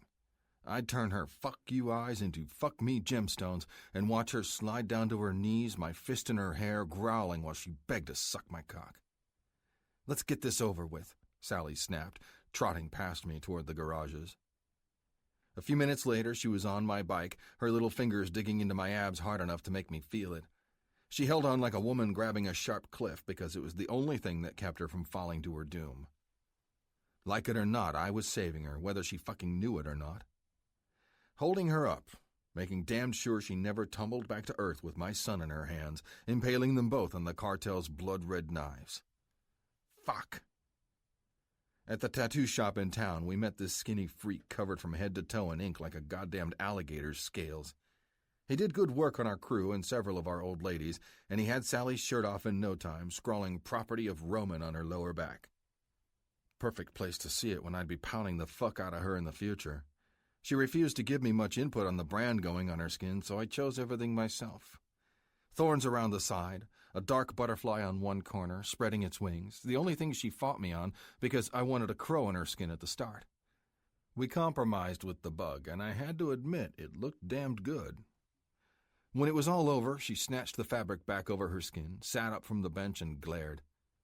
Ink Boy smiled at me, an awkward little sparkle in his eyes. I nodded, reaching for my wallet, and left it at that. He didn't need to know shit. Something about watching his hands all over my woman made me fucking pissed. No, it didn't matter that she wasn't mine yet, neither. If it took years for us to break down and fuck, I'd never let another man put his hands on her again. The whole damned world was bound to know what we were soon, and she wouldn't be moving out of my sight without a branded jacket on her shoulders to match the stamp I'd just given her above the ass. "Take me home," she muttered as soon as we stepped outside and headed for my bike. "Cheer the fuck up. It looks awesome, Sally. I got you the best damned ink money can buy here in town. You've got to be the only girl in the world who gets upset about looking hot." She shrugged, looking sadly at the sidewalk. Anger and disappointment shot through my chest, as if the shit swirling around inside her somehow escaped and infected my sorry ass. I wasn't fucking stupid. I got it. I was taking her on a whirlwind ride my way, the only way she left open after I blew her cover and walked into my son's life for good. She'd figure it out in time, or I'd twist her head till she did. I wasn't fucking letting up on this girl, or my idea of weaving some kind of real family from this chaos. We tore down Redding's streets. I couldn't stop wondering just how many drops of blood and tears it'd take to get us to that place I imagined. "What the hell is this?" she said, stepping off her bike in front of the house tucked back in the burbs. The street was just as quiet as I'd seen this morning before I hit the clubhouse, and that was a good sign. "Your only chance to look at this place and let me know if you want to settle here or bounce. You'll tell me more about this than you did about the ink, or I'll make this decision for you too." I took her helmet and watched her eyes widen. "I'm giving you one chance, babe. I already have a home with Caleb and Norm. I don't need a new one. You're not setting foot there again till this cartel business is case fucking closed, babe. Maybe not even then. I'm gonna be around to protect my family wherever you end up. Don't make me explain it to you again." She frowned, sulking. I couldn't hold back. We'd only have a few quiet minutes before the landlord pulled up to show us around, so I had to do everything I could to make her smile before then. I reached out, cupped her chin with my fingers, and pulled her head up to look at me. "It's gonna be fine. You will be too. I'm not the fucking monster you think I am. You lied to me, babe, and I can kinda see why you did. I fucking hated it. You and the kiddo are coming with me, wherever the fuck I go, whether you like it or not, but I'm gonna make this shit as safe and comfortable for you as I can. Don't you get it?" For a second, her face softened. Then her cheeks flushed red and her features crinkled. She ripped her chin out of my hands and angrily hopped off the back of my bike. "Go to hell. You'd better hope this place has a few more bedrooms so you can sleep on the floor." Sweet, fiery bitch. She turned her back and started heading for the house, and I sat out there waiting for our man. I fucking hated this shit. Damn if I didn't watch her round ass moving underneath that skirt every step she took, wagging those globes in front of me like candy she wanted to keep to herself. Damn if I'd let her be that greedy. Fuck if I'd let her keep me from busting a hole in her life and taking everything over. She was mine the instant that brand went on her skin, and once I took hold, I never let go. The tour went fast. She tried like hell not to look at me. My eyes were all over her as the old landlord with the potbelly prattled on, talking about all the features that were supposed to wow us. It was a decent place. Still, the jacuzzi didn't mean shit to me till I could pull her in and fuck her senseless. Neither did the remodeled kitchen unless it meant her smiling at me with honey instead of vinegar, preferably wearing an apron and nothing else. My dick definitely had an inverse relationship to her pissing me off. The worse it got, the harder I wanted to fuck her, imagining all the ways I'd strip her down and slam into her hot, wet cunt in this house. I'd fuck her in every room till she smiled at me with love in her eyes. I'd screw the bitch right out of her, mark every room with our rough scent, watch her convulse all over me in the goddamn grass if I had to. I'd never had a place this big, even though I could afford it for a long time. Plus there was a nice big yard for my kid to play in, assuming we put our stakes down here for a few years. That had to count for something. When the man brought us back to the living room, he looked at us both with an easy smile. "Well, what do you think?" "We'll take it," I said, fixing my eyes on Sally. I didn't see any reluctance in her bright eyes. "You said over the phone it's move-in ready now, right?" "You can sign the lease today," he said excitedly, waving us out to his truck for the papers. "Should have the keys for you by tomorrow. I assure you it's a great place to raise a family." "Yeah, it is," I said with a smile, looking at Sally again. "Don't you agree, babe?" Maybe. The landlord beamed. My eyes hit her face like a goddamn laser beam, searching for that sass she was giving me before. Her tone was softer, and there wasn't as much tension lining those soft cheeks. I couldn't stop thinking about turning bright red as I pounded at her orgasm harder than she'd ever come in her entire life. I'd already had that pussy a couple dozen times. So why the fuck couldn't I stop my dick from thumping like it knew it was going to sink into a virgin? I'd end up between her legs one way or another. If she was really accepting this place, opening herself to me, then I'd be buried balls deep a lot sooner than I thought. I'd pull her into the life I wanted with Caleb. Day by day, kiss by kiss, fuck by fuck, kicking and screaming. She became mine in more ways than she could even imagine the instant my ink bled into her skin. And once a man in this club claimed anybody, it was damned well forever. We'd never had a fucker kick his old lady to the asphalt since we toppled the old Prez Fang, and I sure as shit wasn't going to be the first. I watched her lean on the... Whether you're walking, resting, or just listening, this musical pause is here to bring you peace and presence. Thank you for watching.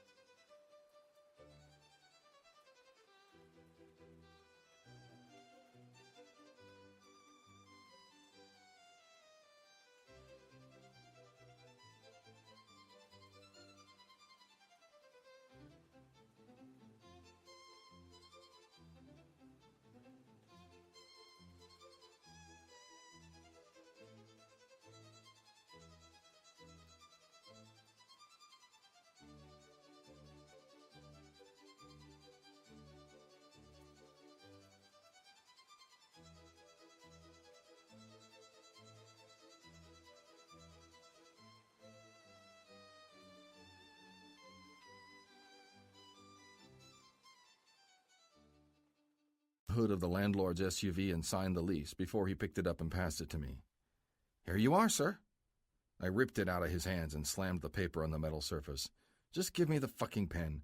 You know how much extra I'm paying on this place to skip the credit check." 7.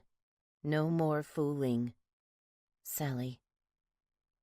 Moving day came with a bright September haze. Not that I did much moving for the first few hours. I brought Caleb into the house, and it took me a while to calm him down. All this moving around, meeting strangers, passing our days in the strange, noisy clubhouse had clearly overloaded my poor baby's senses.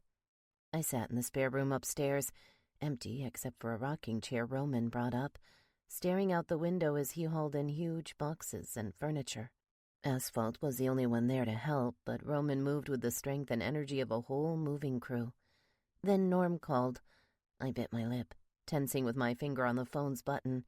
The club hadn't taken it away from me like they did with most of their prisoners. I guess I'd been extra cooperative. And what else could I do except swallow their orders whole? I tapped the connect button, and Norm unloaded.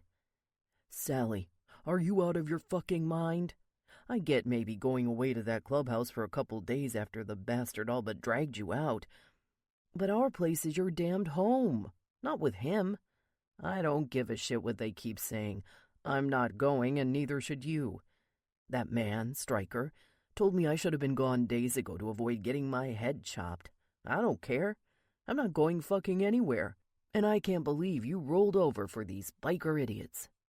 These idiots are the only thing between us and a Mexican blade in the middle of the night. Maybe worse. I gathered my breath and sighed. It's too dangerous, Norm. Don't be a stubborn jackass. You really should get out of there. I know it's hard. I know it's not ideal, but you're going to get yourself killed. This isn't just about me, either. I can't have my son living in a place that isn't safe. Norm laughed, fast and shrill. "Safe? You gotta be kidding. You think you're safe living with that fucking biker? Do you even know what those guys do in their spare time?" Mostly drink a lot. Sometimes chase skirt. Or sometimes take a girl prisoner, slap a tattoo on her, and call her mine, I thought. "Nothing's funny about this shit, Sally. Stop screwing around." I know, and I don't want you getting hurt. I paused. listening to the tremor in his breathing. "Norm, we have savings in the business account. We can take the loss this season. There's no need to put yourself in harm's way just to work for money we don't absolutely need." "You think I don't know that?" He sounded so hurt. "Jesus, Sally, this isn't about taking a loss. These biker assholes obviously can't protect this place like I thought. I'm staying here. I'll have my gun, I'll have my guys, and we'll fill the gaps the MC can't cover. I'm not gonna let some drug-dealing bastards roll up and torch my old man's farmhouse. It's been in this family for 100 years. I won't be the coward watching it burn. We've grown up here for generations, and I owe them better than turning tail and coming home to cinders. My wife's ashes are here." "Norm, please." Tears filled my eyes. "Jenny died before Uncle Ralph brought me in as a teen. It took years for my poor cousin to shake off the loss, to function as a human being again, and now he'd fallen back into his grief. He sounded just as shocked, weak, and stunned as he had after her death." "Don't. You're welcome to come home when you're ready. If I've got to protect everything this family's ever worked for, everything we've ever had, then I'll do it alone. I don't need you." The line went dead. I dropped the phone on the floor and walked over to the crib, staring at Caleb. I tried my best not to let my heart stop, blinking away the harsh tears building in my eyes. Every compromise I could have possibly made was bad. I had to give up something, just like I had to give myself to the bastard pounding his way up the front steps outside. I watched him through the window. Roman handled the massive coffee table without even breaking a sweat. His muscles were fully flexed, making him look even huger than usual. Hotter, too, much as I didn't want to admit it. Hot, angry, forbidden heat stormed in my veins. The little flashes of fire that told me I wanted him were the worst. It wasn't the first time I'd sensed it. I felt it on his bike, the road purring underneath us, every nerve in my body humming to match the speed of my heart. My body couldn't deny there was an attraction. There always had been. There always would be. How long before I let his drinking, whoring, cursing lips touch mine? Even if he agreed to sleep in another room, how long would it be before I gave in to my long-starved urge for a man's touch?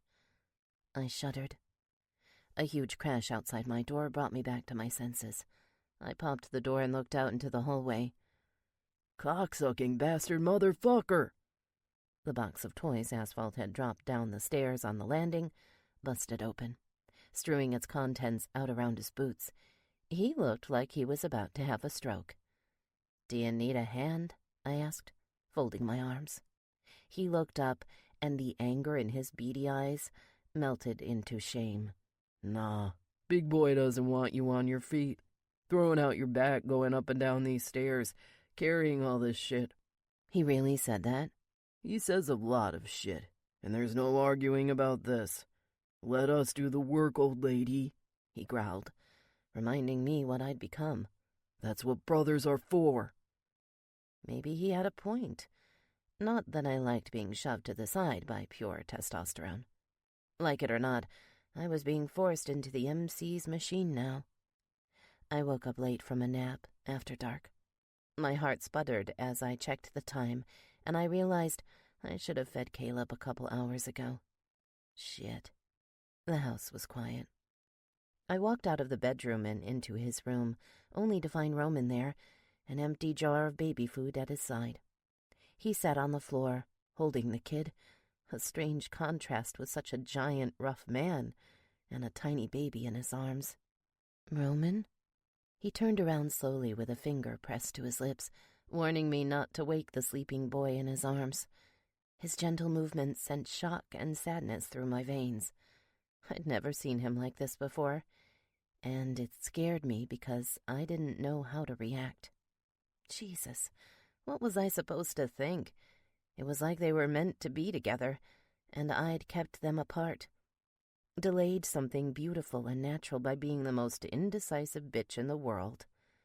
I wasn't ready to whack myself across the head. But I had to consider the possibility that maybe, just maybe, I was wrong. Roman might be a drunken cowboy on a steel horse and a bastard to me, but could he be a good father after all?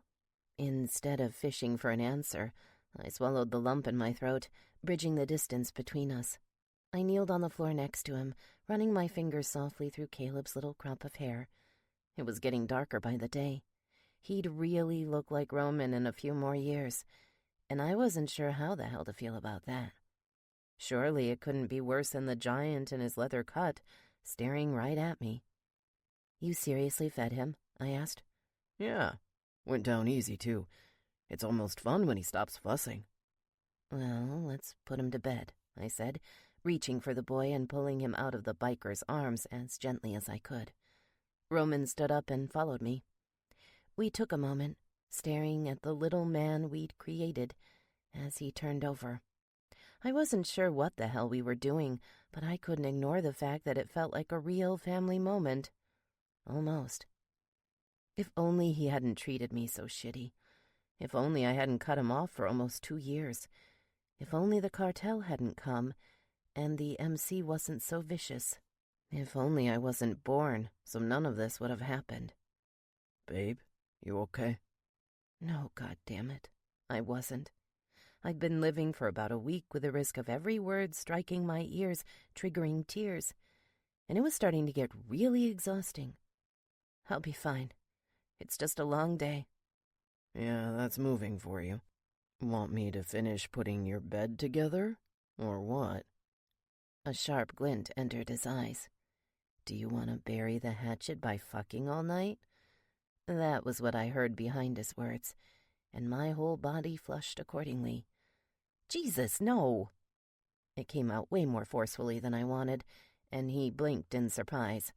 "I mean, I've still got my sleeping bag. I'll be fine. We can get it together tomorrow and start putting things in their places." "Sounds like a plan." "What bedroom are you taking tonight?" I asked, genuinely curious and also a little afraid he was going to demand mine. "This one. I'm gonna spend the night with my son. I'll crash on the floor. Every fucking minute counts when I've missed so much." He said it softly, but it still hurt like hell. "Okay. You know where to find me if he causes any trouble, or you need help." I started heading for the door, but before I could get out, he grabbed my wrist. "Don't worry about that shit. The kid's an angel. You did good, Sally." I smiled, slowly pulled my hand from his, and slipped outside. I gave the door a gentle pull shut behind me. When I got back to my room and nestled into the sleeping bag, the waterworks came like lava. Intense, heartwarming, and suffocating all at once. I woke up near dawn feeling refreshed for the first time in a million years. I tiptoed toward the bedroom next door, cracked the door, and saw Roman sprawled out on the floor. He snored, gently, shirtless and sculpted, laying parallel with Caleb's crib. Somewhere in another world, maybe father and son shared some dreams. I never knew something could be so touching and so fucking hot simultaneously. Staring at his chest too long was like gazing at the sun, and my pussy absorbed the heat, tingling with the memory of what his rough body did to me years ago. It was like my flesh knew this was the man who'd knocked me up at some deep primal level. And as bad as he'd screwed me over and pissed me off, my womb wanted more, wanted to feel his cock thrusting deep inside me. I imagined him fucking me, biting my lip the entire time, his huge body shadowing mine, flinging me up and down like a rag doll, burying himself to the hilt and growling in my ear when he unloaded. He'd fill me with what I craved, more of his potent seed, that strange, miraculous chemical cocktail I hadn't felt for years. God, I had to get away before I went in, woke him up, and made a huge fucking mistake. It hadn't been 24 hours since I'd hated his guts. I was still his prisoner, after all, his old lady, only because he'd forced me out of my house and tagged me like a piece of meat with that tramp stamp. Downstairs, Asphalt had started stuffing things in cabinets before he left. No surprise, the hot-headed biker didn't have a clue about organizing a kitchen. After about an hour shuffling things around, I wiped my brow and then walked over to the fridge to see if I could pull anything together from the sparse ingredients he'd picked up on the way to the move. Nothing but eggs, meat, cream, and peppers. Probably a typical diet for a man as big and built as Roman. Those muscles didn't bulge and work without the right fuel. 5 minutes later, I smiled to myself, cooking up a breakfast for the first time in my brand-new house. Sure, it was a rental, but it didn't have the constant morning noise of the ranch I'd shared with Norm for so long. It was quiet, peaceful. Just as I started plating the breakfast, I heard footsteps behind me. Roman's hands wrapped around my waist and jerked my butt dangerously close to him before I could even turn around. Didn't know you were a mind reader, babe. Feels like I've been in hibernation and haven't eaten all fucking year. Shit, that smells good. He leaned in close, drawing a sharp breath. My body tensed, especially when his fingers flexed around my belly, only a few inches from my breasts. Jesus. I reached up and pulled around my collar, trying to hide the way my nipples turned to pebbles. I silently cursed myself for forgetting to put on a bra. Part of me wanted to believe he was really just hungry for the omelet scramble steaming on the plate next to me, but the way he inhaled, leaning in close, I had a feeling he was smelling me, feeding a hunger building in the rock-hard length pressed against my ass. "It's ready when you are," I chirped, spinning around nervously. "Come on, let's eat." He barely loosened his grip enough to turn and locked on tight, holding me against the counter. Of course, he still had to be shirtless. Bare-chested and magnificent, the ferocious bear stamped on his chest, matching his feral expression. You know I want the whole damned package, right? You were coming with me and wearing my brand regardless, babe, whether you wanted it or not. I can live with pretending. I can deal with playing this shit up for show. He licked his lips, pushing his face in, heading for my ear. His stubble brushed across my cheek, and my knees turned to jelly, melting like hot wax alongside everything else below the waist. God damn. Was it already too late to back away? I'd forgotten how deliciously electric his touch could be, when I didn't want to gouge his eyes out. How easy it was for his skin, his hair, his strength, to make every nerve in my skin sing. I told you I can deal, Sally. You get that? He paused, stamping his red-hot lips on my earlobe. Thing is, I don't fucking want to. I want this shit to be as real as the Redding sunrise. I want it goddamned terrible. Almost as bad as I want to rip through this gown and fuck you on the counter. Holy shit. His lips moved lower, grazing my neck. He sucked, nibbled, and then sunk his teeth into my tender flesh, giving me a proper love bite and a swirl of the tongue so unexpected I nearly screamed. His hands went places, so many places, so smoothly, so possessively. I felt like I'd become a bundle of flames. Roman's lips moved up, faster and faster, insatiable. The inevitable kiss came, and my panties drenched the second his tongue touched mine. He growled into my mouth just as I moaned. His hips rocked into mine, pushing me onto the counter, grinding magnificently on my clit through our clothes. Lava stung my veins, bathing my brain in its thick, rampant heat, shutting down every thought except how fucking amazing he felt all over me. His tongue worked mine harder, hungrier. "Take this kiss, open your legs, and fuck me," it seemed to say, telling me exactly what was about to happen without forming any words. My nipples tensed, became hotter, harder pebbles. They ached like small coals burning beneath my gown. One rough hand brushed up my thigh, heading for my sopping wet slit, and the other moved like a fiend, zipping up the silky cotton wrapped around my torso. He found my breast and pussy simultaneously. 2 fingers pushed inside me, just as he pinched my nipple taut. That snapped me back to life. Too fucking fast. No, I can't let him do this. Not when he's hurt me so bad. My eyes snapped open. The humid lust clouding my senses vanished in an instant, replaced by saner fears. Christ, I'd completely hated him up until last night, when he showed me he could be more than an irresponsible thug. I couldn't change my mind from fuck you to fuck me in 24 hours, right? What kind of woman was I? Sure, he'd looked like a good father when I saw him with Caleb, but it was one little footnote in an entire book of crudeness and violence. My hands flattened against his brutally tempting chest and pushed.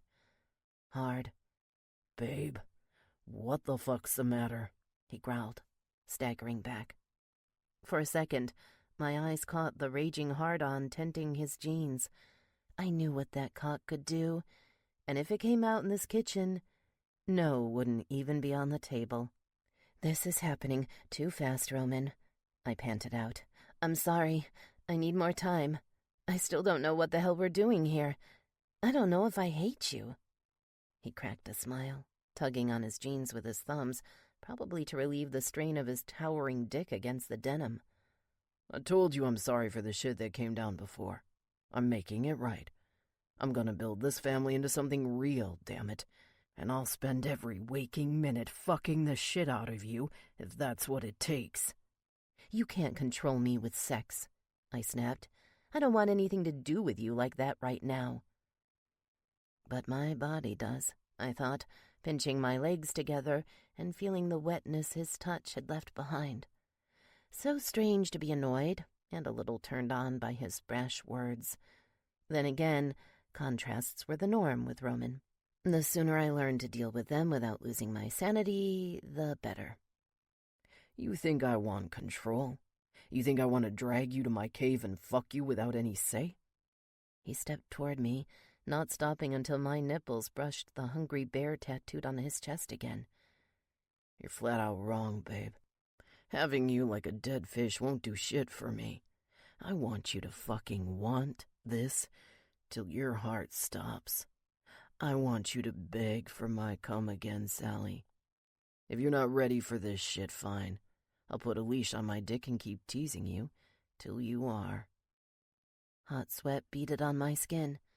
I ripped myself away from him, ducking to get away, before my body mutinied, and I spread my legs wide open for him on the counter like he'd wanted. Roman, I looked up, forcing myself to meet his dark brown eyes. Don't. We can't do this. We can't make another big mistake. Not when I barely even know who the hell you are. The arrogant smirk on his face melted. What? You don't have a fucking clue? You know what I mean. We had a few summer weeks of sex and road trips 2 years ago. We've lived together exactly 1 day. I don't care if your name's already burned into my skin because you forced it there. You're a walking mystery, and I'm not going to throw myself at you when I don't have a clue if you really mean any of this. For a second, his jaw tensed up. I thought he'd explode, maybe reach into the cabinets and start shattering the dishes I'd just spent over an hour neatly organizing. Instead, he looked at the floor and headed for the table, jerking out a chair so fast it screeched across the tile. Let's just eat some grub. We've got all day to sort this bullshit out before the club bash this weekend. Everybody'll expect to see you acting like an old lady there. Here, right now, I don't give a fuck. That last part drove deep in my chest like a knife. Whatever he'd said about not caring, the sharp tone in his voice said otherwise. With a sigh, I gathered our plates, pushing his toward him. What the hell's that supposed to mean anyway? He pointed his fork at me. You think I'm a walking mystery? I don't even know why you went behind bars. Let's start there, I said, nervously stabbing at my eggs. And I swear to God, if I hear the words club business, I'm going to... I was covering somebody else's ass, babe. It was a bad run, he said slowly. I blinked, struggling to shake off my disbelief, as I realized he was actually telling me something. The club was running arms. Special shit we picked up at the start of our beef with the cartel. That bastard Fang, the old prez, ran the armory too low. He'd spread us thin, fighting other clubs, leaving us in no condition to deal with a threat as big as the Mexicans. We were desperate to replenish our shit, get our ducks in a row to fight. The convoy stopped in Redding after pickup north, and I was on escort down to San Diego. We stopped along the way at this biker bar. Some of the other numbnuts got into it with a rival crew there, this club from Texas, passing through our territory. They raised a fuck of a commotion, and the local sheriff came roaring in before we could hit the road. Somebody had to stay behind, throw them a fucking bone, make the cops think they hadn't missed half a dozen trucks filled to the gills with illegal guns. I took full responsibility for damaging the bar, fucking up 10 guys. Really, I only beat the shit out of 5. Some of the boys on that run were bastards, and I'm glad they're gone now. But I did it for the part of the club worth saving. I did it to fight the cartel. My heart pounded. I could barely remember to eat. Slowly, I reached across the table, grabbing his hand, running my fingers through his. They threw the book at me over the fight, and for finding a couple grenades and magnums with their serial numbers filed off in my saddlebag. I did 2 years for a brotherhood that was fucked up till I got out. I wasn't sure about the club then, but I was damned sure the cartel was worse.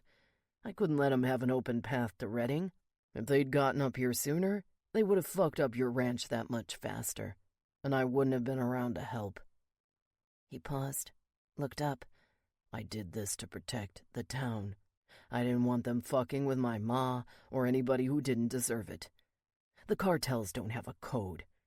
They'll fuck anybody who gets in their way, and I won't let that happen to anybody. Even you, babe. And I didn't even know you were carrying my kid. I always knew you had a reason for doing what you did, I whispered, squeezing his hand tight. Thank you. Don't. He shook his head. I'm no hero. I'm just a man who chose the lesser evil, and by some stroke of luck, it turned out to be the right choice.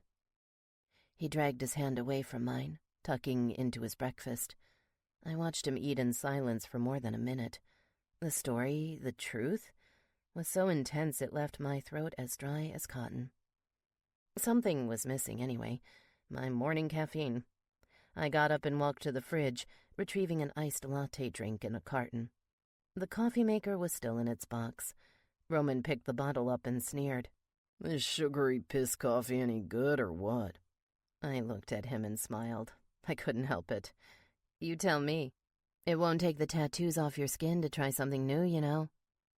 I watched the powerful muscles in his arms bulge as he picked it up and twisted off the lid, sloshing some in a tall glass. That's all I'm doing lately, babe. I've got a skull as thick as a dinosaur, but I'm smarter than you think. I can learn, and you'll find out just how fucking fast. Just wait. He pointed at me as he set the bottle down, then tucked into his eggs. We mostly ate in silence. When his food was almost gone, he reached for the drink and took a long pull, slamming the glass back down on the table as he smiled. Well, I said, keeping the conversation on iced latte drinks seemed safer than everything else. It's all right. I still like my shit black, but I can deal. I returned the sharp smile tugging at his lips. My first breakfast with a badass hadn't turned into the disaster I'd expected as soon as I pulled his hands off me. Go get cleaned up and let's get Caleb fed. We'll set his kid seat up in my truck. Why? Where are we going? My ma wants to meet her new grandson and the woman I knocked up. We'll pack some snacks and water, make a day of it. There's a park nearby that the kid'll probably love too. Shit. So much for avoiding disaster. The short, dark-haired woman came out screaming. The screen door attached to the old house whipped open and banged against the wall before we were even out of the truck. And at first, I thought her shrill excitement was some kind of strange bird making noise. Caleb's eyes went wide, and he blubbered as the odd woman jumped up and snatched him out of my hands. My baby, oh God, he looks just like you, Travis. Roman's mother beamed at her son as he rounded to our side of the truck to meet us. Travis, huh? I smiled, amazed it had taken me 2 years to learn his new name. It was friendlier than the gruff-sounding executioner road name he'd adopted in the club. It was also kind of stunning. I'd never heard it until now. Lord, he's precious. I watched in awe as the 60-something lady alternated kissing Caleb's cheeks at light speed, as if she was trying to make up for all the grandma kisses he'd missed his first year at once. Come on, Ma. Don't suffocate him before we get him in the house. She laughed and grudgingly let go as Roman pulled the boy away from her. For the first time, she looked at me forcefully, her slim lips signaling a cautious smile. "And you must be the lucky lady," she said. I nodded. "It's a pleasure to meet you. I'm Sally Jennings." "Not for long," Roman growled, eyeballing the hand I'd extended to his mom. "This chick's my old lady, Ma. Just waiting to get her a proper jacket from the stitch shop in town next week. We'll do something about that fucking last name, too." She looked at me like I'd just stepped off a comet. Then, ignoring the handshake, she leaned on her toes and threw her arms around my neck, covering me in several of the same quick pecks she'd given the baby. "Welcome to the family. If my son's done anything to screw you over, come to me. My friends call me Julie, but you'd better get used to calling me Ma, just like him." Roman showed his teeth. He was half a head shake away from rolling his eyes. "Let's go. We can talk this shit over inside." There wasn't much to Julie's house. It was a small, simple blue-collar place in a little village outside Reading proper, right where the houses tapered off into wild country. She served us coffee as we sat in the living room. No sooner than I sat down on the soft sofa, Roman took my hand and flattened his in my lap, dangerously close to clenching my thigh through the long dress I'd picked out for the warm autumn day. "You're a cuter couple than I expected," she mused, barely looking at us as she bounced Caleb on her lap in the huge recliner across from us. "I always figured my son would end up with someone—" "Trashier," he finished for her. "Fuck no. You know those sluts at the club were nothing to me, Ma. I'd gouge my damned eyes out before I ever had a kid with them." Except it could have easily happened, I thought sadly. The only reason I'm sitting here with this bad boy now is because of one wild night and a faulty pill. It could have been anyone besides me. "Oh, Trav." She looked up, brushing her fingers through the baby's soft hair. "The playboy days are over, yes? You're going to be a married man. You've got to let some bad habits die." Jesus. For the second time that day, the M word came up. I kinda knew it was only one heartbeat away after he'd stamped his name above my ass, but I'd at least expected a proposal. Some sort of say. "We're together now, yes," I said softly. "I hope he's in the mood to settle down." I looked at Roman. His masculine face tightened so subtly you could have missed it in a blink. The fingers on my thigh were more obvious. When I said settle down, he squeezed, hard and wanting. Oh, hell. "He'd better," Julie snapped, shooting Roman a sharp look. "And I'm not just talking about the lovin'. Everybody in this house remembers what happened to Dagger." "Dagger?" I echoed. Suddenly, Roman's grip on my leg wasn't so tight. Julie stared down sadly at the baby in her arms. Caleb smiled, pawing at her fingertips. "He would have been an amazing grandpa." She looked up. I can still feel my old man next to me sometimes, his huge protective hand on my shoulder. But it's been too long to feel him the way I used to. "Roman, you were so young. You can't end up the same way he did and leave this beautiful boy alone." "Ma, why don't you get the kid those clothes you told me about on the phone? We'll see how they fit and take him out to the park. It's too damned nice a day to waste it in here all day blabbing about the past." Julie's face lit up, and she disappeared into the small bedroom with Caleb. "Come on back when you're ready. These are all hand-me-downs I got from Susie's grandbaby, but they should fit him fine." I waited until she was busy rummaging through the closet, cheerfully piping baby talk back at Caleb every time he laughed. Then I leaned over to Roman and reached for his hand, squeezing it without thinking. "Was Dagger your father?" He gave me a stern look. "Babe, you'll know soon enough. Let's just enjoy the sun and watch her play Grandma. We'll be back busting our asses unpacking tonight." I frowned. mostly at the heavy mystery hanging over everything. Caleb giggled in the other room, and I watched her moving a little pair of overalls like a puppet, much to his amusement. Maybe Roman was right. The darkness in his world left plenty to cry about, and happier times like these just might be the only reprieve from the endless storm sweeping through the Grizzlies' MC and everyone in it. Julie sprinted ahead of us in the park, carrying Caleb all over the place as he laughed, helping him keep his unsteady footsteps way longer than he could have done naturally. She made a good grandma for sure. Not a huge surprise, I guess, given the way her son had taken to his boy.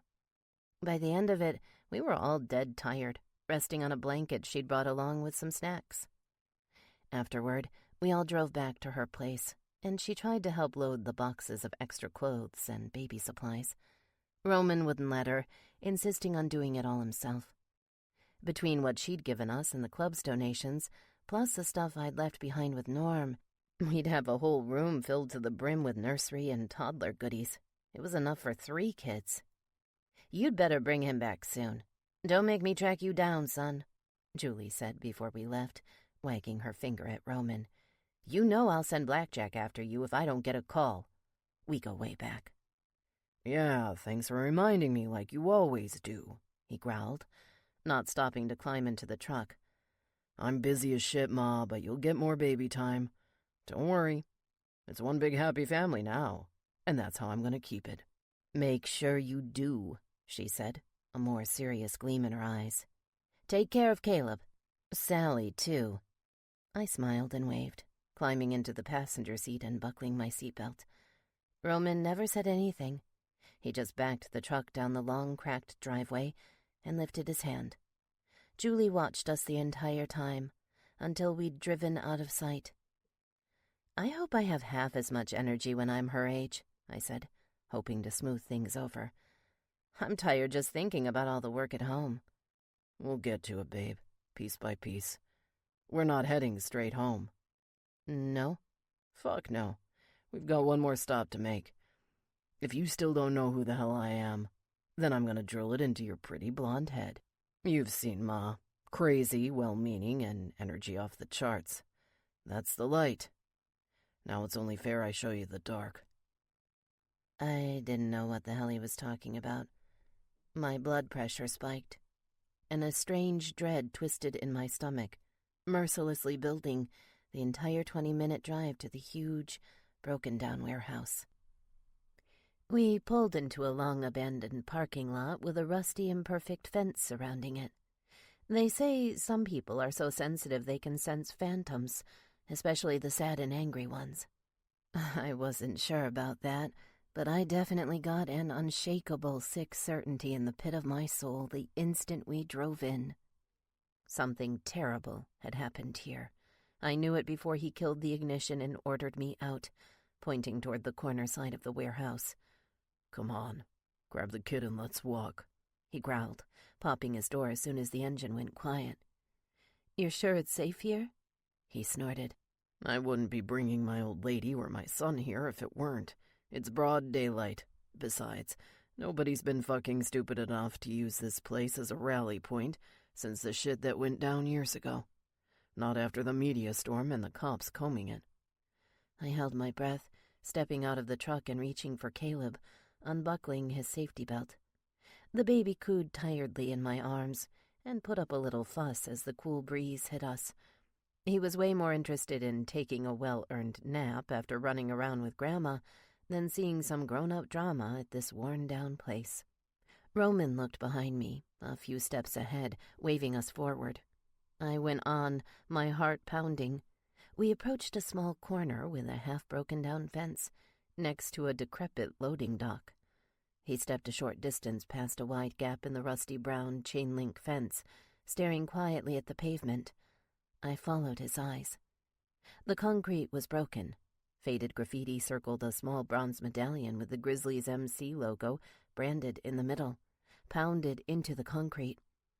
I couldn't make out anything except the choppiest hint of dagger in faded rusty red paint and a date that looked like it ended in the late 90s.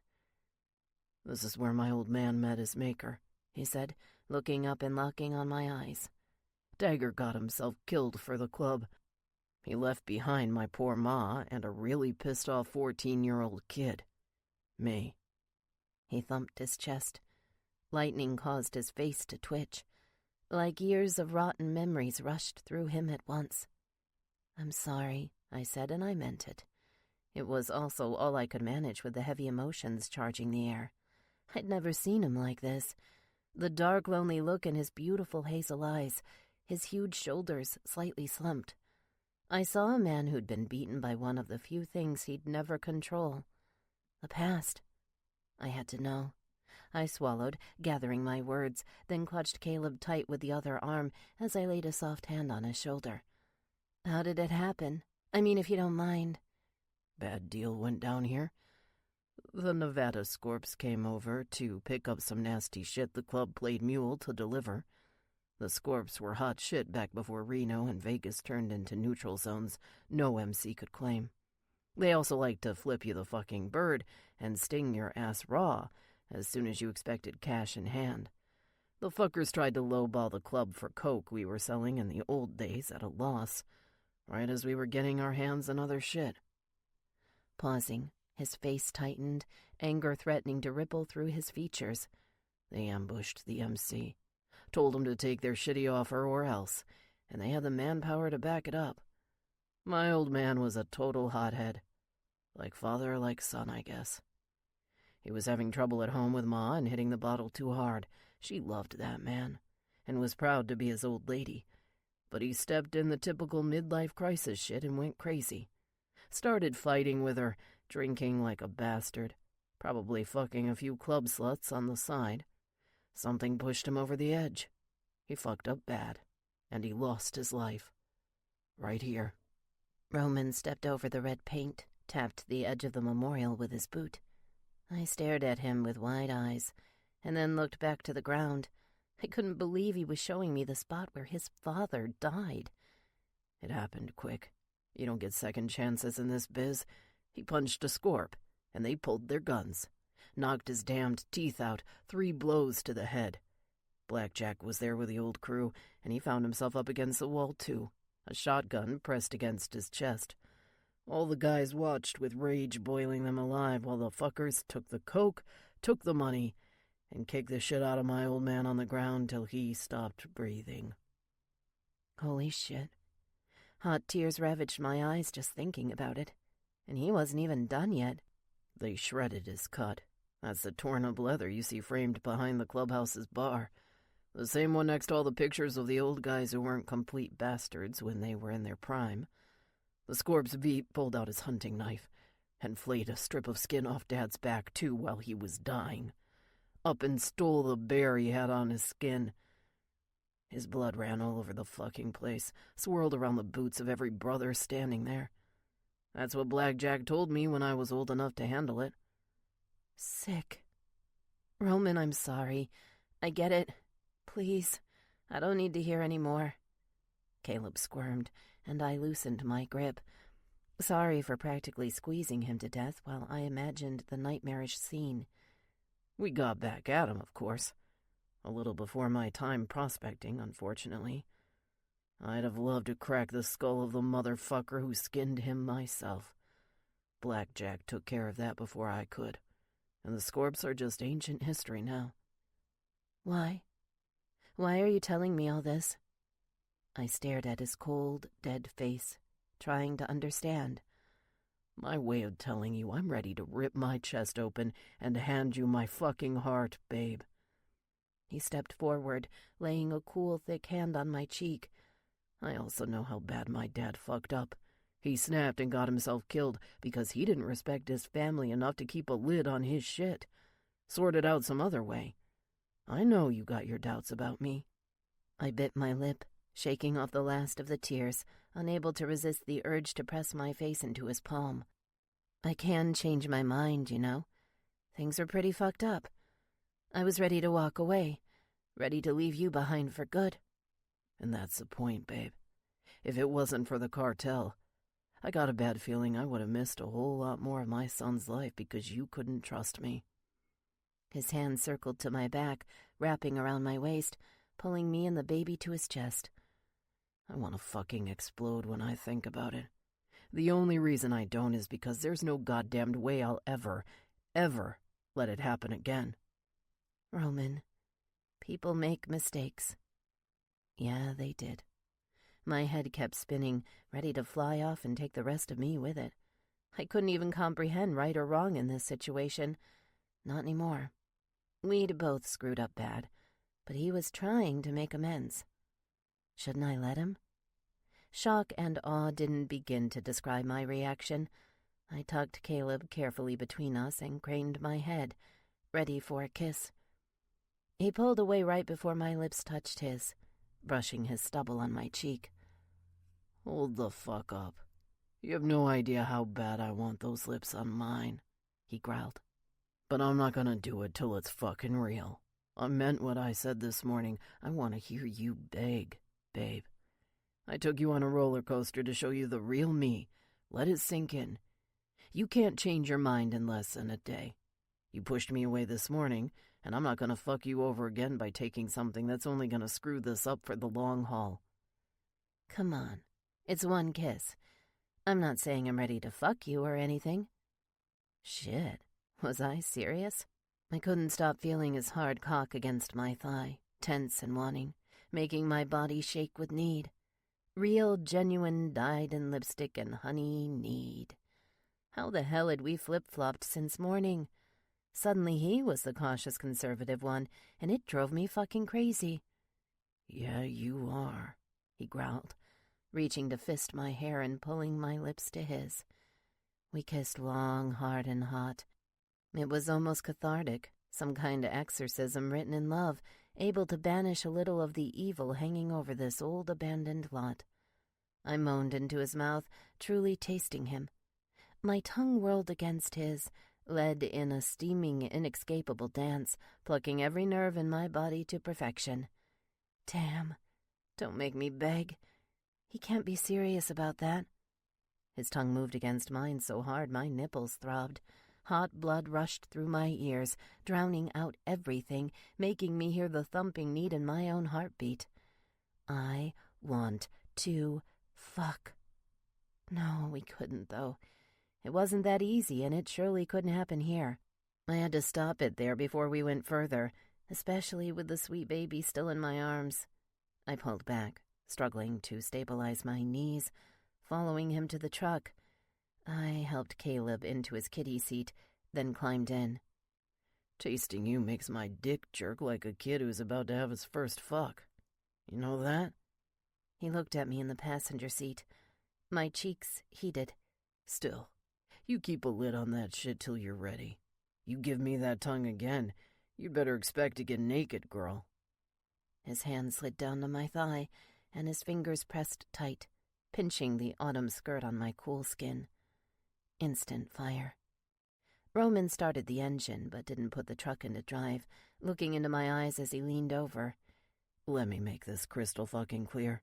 We're gonna do this husband and wife, happy family thing, and I'm excited as hell if you're on board. But when we do the other part, the part that's dirty, hard, and so fucking rough it'll leave you sore for the next week, you let me know. I don't do teasers. I don't do samples. If you want to fuck me, you spread your legs and wrap 'em tight, because I'm not stopping till I've gorged myself on you, woman. I will kiss, suck, and fuck everything you've got, babe. And there's no off switch till my dick doesn't work. I wasn't sure what was going to overheat first. My tender thigh, beneath the place where his fingers drilled into my flesh, or my panties just a few inches over. I wouldn't be surprised to find scorch marks on them later. They'd been so thoroughly soaked they forced me to notice every time we were outside, and the wind blew just a little bit too hard. I was drowning, a little at a time, fighting my insane desire to bury the past by twisting our bodies together between the sheets. You're mine, babe, and only mine. Every way. All the time. You understand? That's the only word that's ever been as heavy as the ones I spoke when I got my patch. Mine. I understood him, more than I ever thought he'd let me. Slowly I nodded, pawing at his wrist with one shaky hand, pushing him off. I didn't breathe again until both his hands were on the steering wheel. and we were leaving behind the grim memorial for good. He was right about one thing. This was all happening way too fast. Still, I couldn't deny the spark that wouldn't stop flashing through my veins, my heat begging to mingle with his. My core tightened, and I pushed my tongue against the roof of my mouth. Jesus, my nipples throbbed against my bra, hungry to be sucked, just like my clit. I never knew the need for sex could truly make me ache until now. Sure, we could keep up the safe, sane, careful act as long as I could stand it. But sooner or later, I knew I'd wind up straddling his cock, pulling him deep inside me, and letting him take his rightful place there as the only man who'd ever fucked me. Hell, the only one I ever wanted to. Now it was just a matter of how long until the fire making me sweat and choke on my own breath threw me on my back and spread my legs. Roman had already taken me over with his brand and the not-so-subtle marriage promise he'd made back at his mother's place. He'd taken me so fast my head was spinning, whirling off the anger and bitterness I'd had when he stormed back into my life. Soon, he'd take what was his in bed, and I'd give it all over, everything that tensed and exploded when he bit into my ear and growled the word, mine. 8. Bad Blood. Roman. I woke up in a cold damn sweat 2 days later. My kid snored in his crib, oblivious to everything, even as I smacked my forehead and sweated out the last jack in my system for the first time in years. God damn it. Every fucking night in that house was hell when I wasn't waking up next to Sally. I woke up alone, stretched out on the floor in my sleeping bag, my dick drooling pre-cum all over my boxers. It had been too long since I'd had pussy, and the girl I wanted most was only a wall away. I'd heard brothers talk about sexual tension over the years till they were blue in the face, especially when they got their pricks bent out of shape over some woman they wanted to call their old lady. Me? I had it worse. Way fucking worse. I'd already claimed her, and she wasn't saying no, but she was off limits till she said the magic word. I had an old lady I couldn't fuck till she wanted it as bad as I did. I'd done a lot to smooth shit over the last couple days, but nothing compared to getting nasty with her underneath me. I couldn't fuck her till she moaned in my ear, pressed her skin against mine, made me feel her temp rising over 100 degrees. And I couldn't go back to cockhounds like Twinkie, good for emptying my balls and nothing else. I wasn't fucking this up. I'd die before I made the same damn mistakes my old man did. I wasn't going to say it to her face, but Sally already had my cock pulsing in her hand. I couldn't think about letting that greedy motherfucker have his way with anybody but her. She must have done some black magic when I wasn't looking. Nothing else made sense. Shit, women used to come easy, and I had no problem getting hard for a stranger with a rocking body. Now it was like every other pussy on the planet turned to ash, bronze prizes my balls wouldn't ever accept. I had to go for the gold and fuck her so hard her hot, tight golden cunt remembered the shape of my dick till we were dead. Fuck. I got up and started to dress. Yesterday I hit the Jennings place, mostly to check in with the crew and see if they were any closer to moving her asshole cousin to safety before the cartel hacked him to bloody bits. He was a stubborn bastard, honorable but rigid as a goddamned mule. Brass was there, looking pissed as all hell. He told me Stryker and Asphalt chased a suspicious truck out of the fields after midnight. They would have caught up to the fuckers, too, if only Beam hadn't taken a wrong turn and crashed his damned bike through a ratty old farm fence. I didn't like that son of a bitch, and not just because he'd tried to muscle in on my girl. He wasn't battle-hardened. His whole attitude sucked, and I couldn't tell if him or Stryker were more wet behind the ears, too damned new at this for their own good. Too bad I had to get used to it. I had to deal with their fuck-ups, their disrespect, their rookie errors while they shared the patch. I thought of it as practice. Long as Blackjack needed manpower, the club was going to have a lot more greenhorns patched in who really needed more time to learn the ropes. Their voting rights bothered me more. The club's charter gave the vote to every full patch member.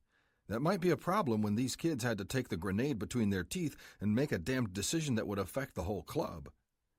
I sighed, brushed a hand over my sleeping son's forehead, and headed for the bathroom. I showered quick, fighting like hell to ignore the raging wood between my legs. My dick was going to fuck a hole through the wall and take me with it some night if I didn't get between her legs soon. I walked out shirtless, toweling off. Sally stood on the landing, quirking an eyebrow when I stopped and stared at her. "You know, this really isn't fair," she said, frustration in her voice. "What the hell are you talking about?" "Yesterday, you told me not to tease you unless we're going all the way. Well, I want the same thing. You could put on your clothes before walking through the house." I threw my head back and laughed. "No fucking way, babe. There's a difference between teasing and giving up the chase. Long as I've got a pair of balls between my legs, I'll never stop showing off the goods, making you fucking want this." She threw her hands out and shook her head, trying not to crack a smile. "Whatever, Travis. Just bring Caleb down for breakfast." Before she could turn and get a step away, I ripped off the towel, showing her the mean, throbbing dick that hadn't gone away all morning. "That's what you get for using my real name, babe. Take a good look. I don't want to hear that shit unless you're moaning it in bed, preferably later tonight. I'm Roman every second I'm not in you." She watched me, shock glimmering in her eyes. I wrapped one fist around my dick and gave it a quick pump, smiling as her jaw dropped. "Yeah, you'd better fucking want this," I thought.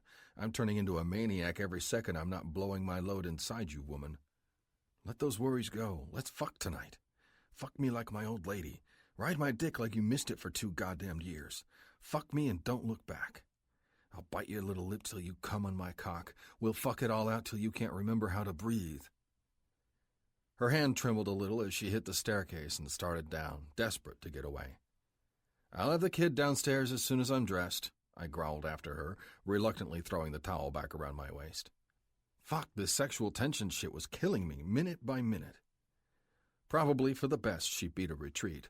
I would have come like a young buck getting his first taste of a woman's touch if her hand wrapped around my cock just then, let alone anything else. I had to eat and get the day started. Blackjack wanted me at the clubhouse to debrief with some Prairie Devils dudes coming down from Montana. They were covering our northern flank, making sure the cartel assholes didn't slip past and start fucking up supplies. They'd always be prairie pussies to me, but I guess the bastards hadn't been half bad since we buried the hatchet between the clubs to fight the Mexicans. They'd helped us take down that destructive fucking psycho Fang and put Blackjack in as president, with me as enforcer. A man couldn't argue with results. It was just 4 of us in the meeting room. The Prez, the Veep, me, and the Devil's Own Giant, a big boy almost as tall and wide as me, named Tank. "You sure you could trust all your guys to collect the heavy arms?" Tank asked, staring at the Prez and then looking down at Brass and me. "What's that supposed to mean?" Blackjack stubbed out his smoke in the ashtray and flattened his hands on the table, giving our guest the evil eye. "A lot of rumors about rats in your club. Don't know how the hell the cartel could embed any fuckers in an MC. That's what Blaze thinks, and the Prez knows the lay of the land better than I do here." "It's bullshit." Blackjack waved a hand, dashing the concerns away. "Tell your Prez to stop second-guessing. There's no clause in our little treaty about telling another MC how to do its job, and you know it. You handle the supply run, and we'll handle pickup on our end. Simple as that." Blackjack looked to me and Brass. The VP quietly nodded, and I did the same, except with a lot less confidence. For an outsider, Tank knew an awful lot. "Prez is right," Brass said coolly. "Your job's to make sure the deliveries go smoothly. We're happy to have you in this clubhouse, Tank, but you can go home and tell my brother-in-law everything's cool here. We're kicking their asses back across the border a little more every day. Soon we'll be talking new deals with Canada and abroad. All this shit'll be behind us." The Veep's voice rumbled whenever he mentioned Blaze. He'd been forced to accept his sis marrying the Devil's Prez a while ago, but it still wasn't one big happy family. Just an understanding. "That's not what I hear," the big man said, leaning back in his chair. The tough line in his jaw was an obvious challenge. I slammed my palms down on the table, leaning toward him. "What? More rumors? You'd better spit 'em out before we all get the wrong idea about what's going on down here, friend." Tank's eyes narrowed. "We know the cartel's been sniffing around your own turf here in Redding. Boys come back from runs through Idaho and Washington delivering our shit to Vancouver. They hear things from your boys up north. Word on the street says Mother Charter's about to get fucked 6 ways from Sunday. Everybody knows there'll be another civil war in your club if that happens." "It won't," Blackjack snapped, just in time before I fucking exploded. "Frankly, I'm disappointed. I'm pissed. Blaze shouldn't be putting so much stock in hearsay, and he definitely shouldn't be passing it along to his boys." "Prez doesn't pass along shit," Tank said. "We hear it firsthand and bring it home to him.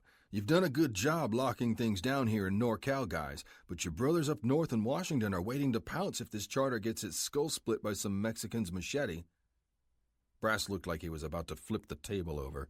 Tank's words pissed me off, too, but the bastard was telling the truth, and that was always something Blackjack prized above everything else. That was the new way. Running the club off bullshit was done and buried with Fang, even if we'd been one united club under him, ruled by fear instead of the new path the Prez forged. Then they'll have to keep waiting. We're not going anywhere, goddammit, much less dying on some cartel bastard's bullets. The Prez stood up, clenching his jaw tight as the old leg wound peppered his brain with pain. We'll do the usual pickup tomorrow. Same time, same place. If Blaze has a problem with that, he's welcome to call me. Roman, show him out and make sure he's set up somewhere for the night. Tank looked at the Prez and nodded, then got up to follow me. I walked him down the long corridor. The guest rooms were already filled by several guys who'd come up from SoCal, so I had to put him in my old room instead. You need anything, just say it. You're welcome to join the bash tonight out back. Booze, smokes, and girls if you're interested. The big man smiled and shook his head. Girls? Fuck no. Maybe a couple drinks. My old lady would kill me if I even touched another chick. I've had one too many fucked up brushes with the Reaper for that shit.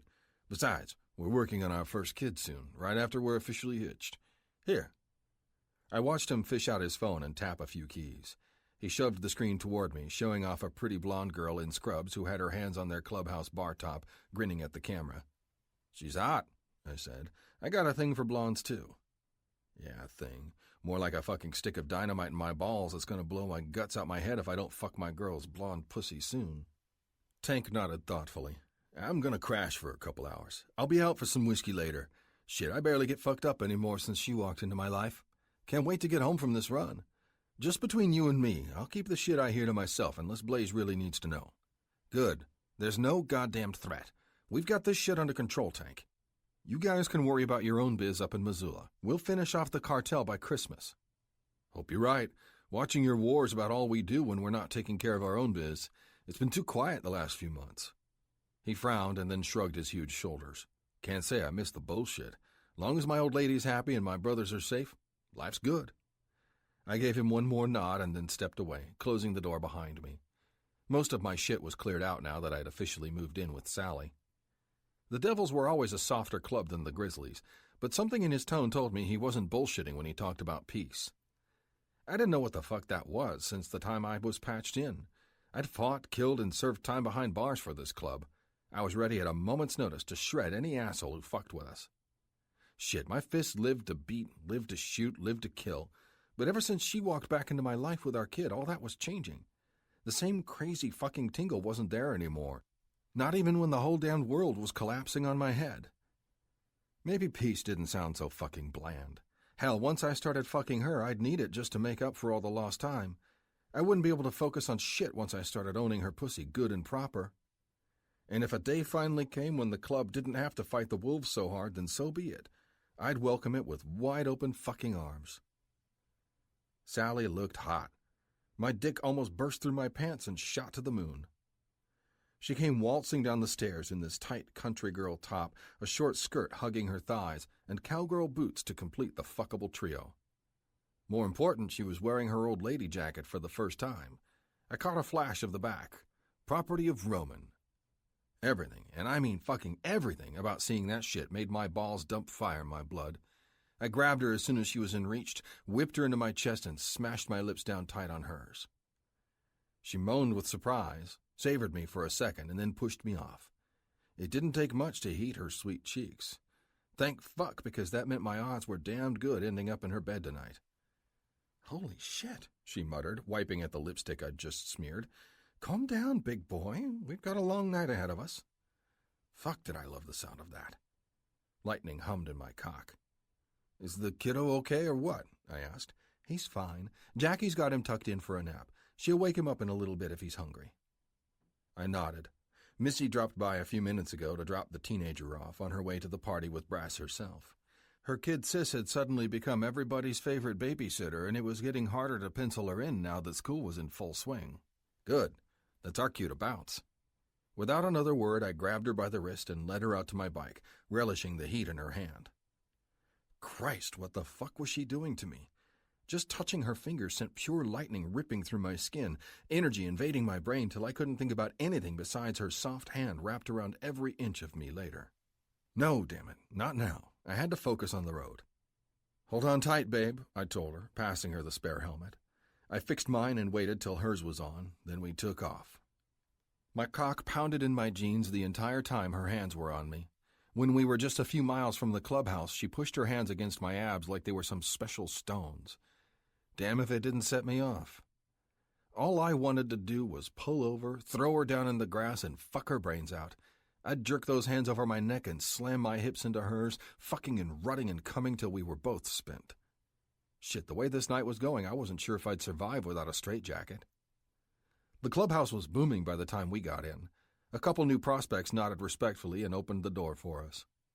I held on to Sally tight, pushing through the tight crowd of men in Grizzlies' cuts, prospects, locals, whores, plus one prairie devil. Tank raised his glass when we passed him at the bar, and I nodded back.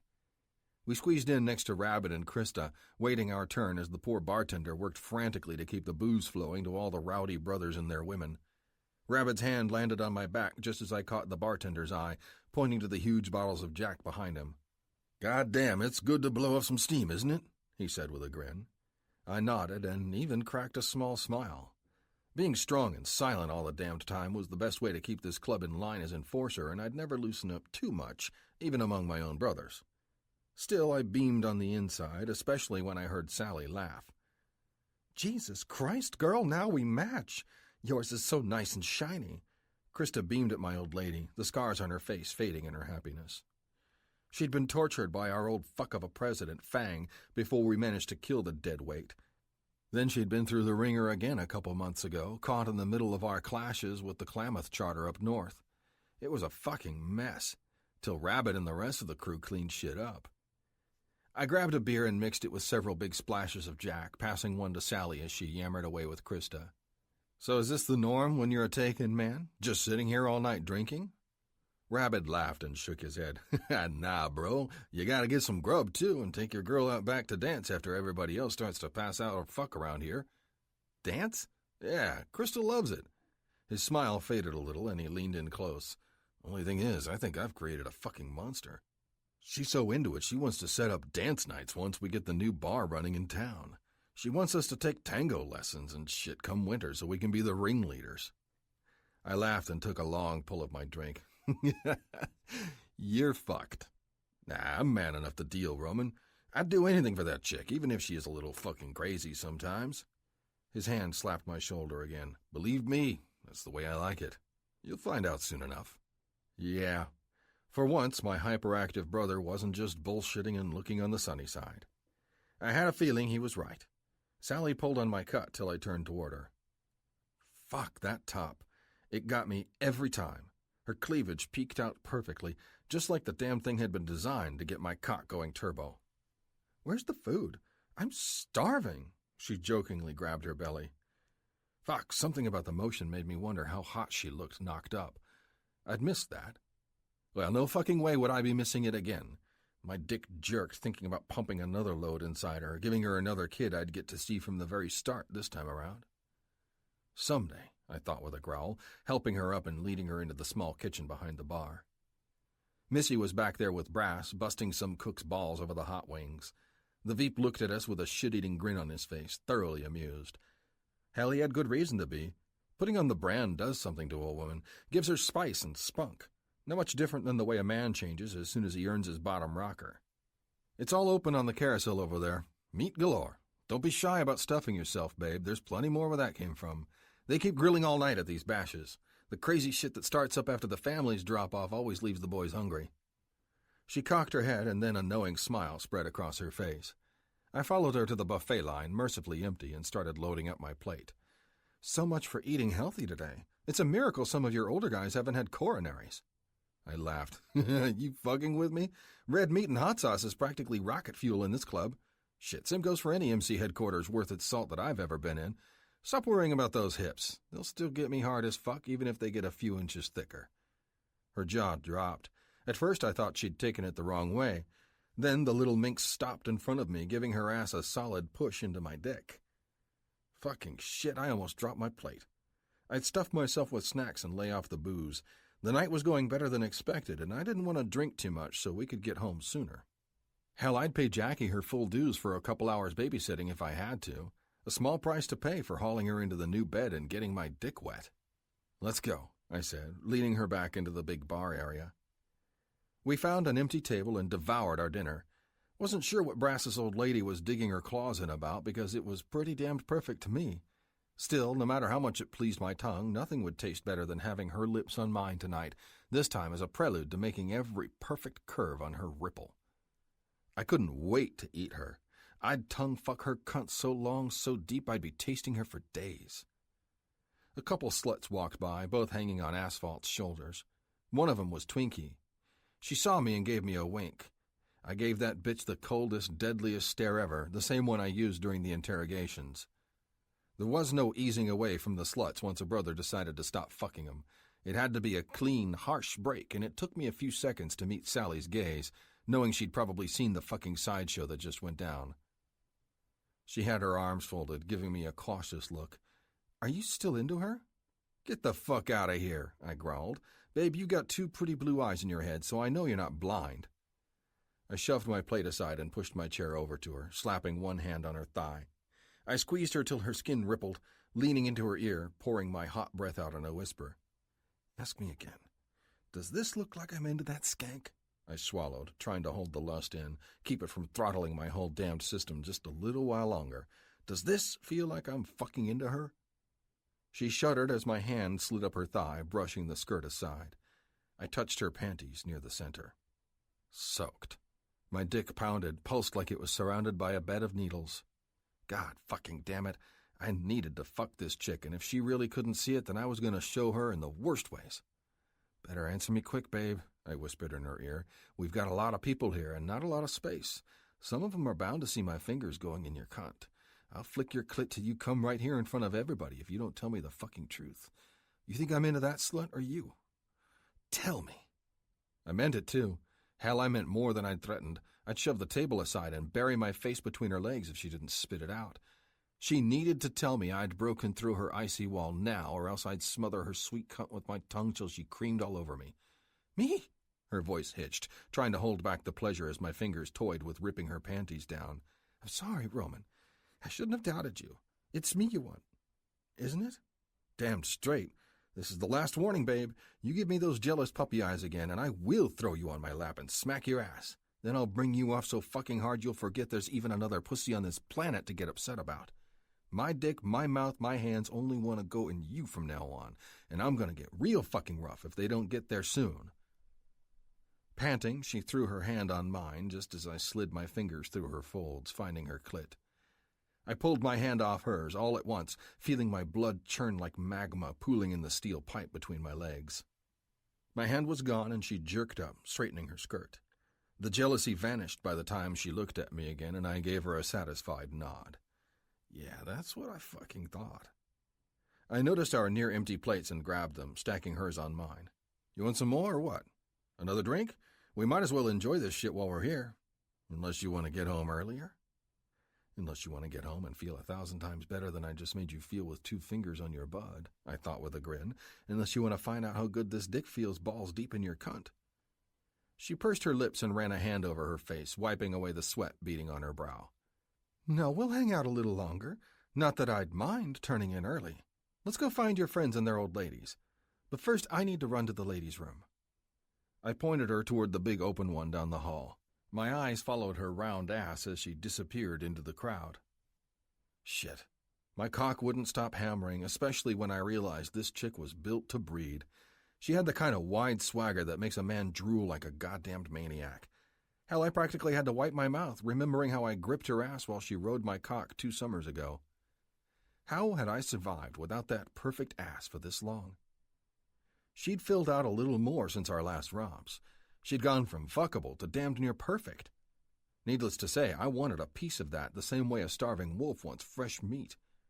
I couldn't wait to sink down deep in her cunt, reminding her she was always made for me, and only me. With her, there was something different, and it wasn't just the son she'd already given me.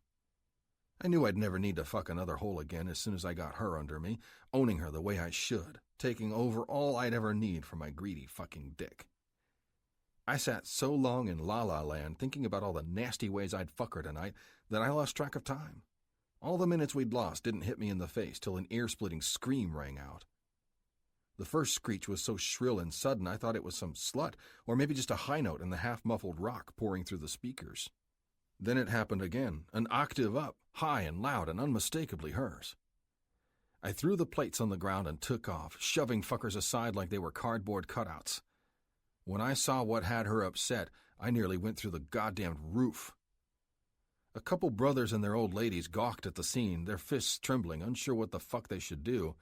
Beam had Sally up against the wall, pinning her down tight, anger lining his face, way too fucking close to hers. Instinct kicked in. I shoved two guys to the floor in my mad rush over. He spun around right before I reached for his shoulders. The dumb bastard flattened his fist in my chest. I had so much muscle there his best hit wouldn't even leave a bruise. His hand bounced off like a rock and I grabbed him. Clutching at his cut, I swung him around, threw the bastard at the wall like a shitty piece of furniture. Something cracked, but it didn't knock him out like I'd hoped.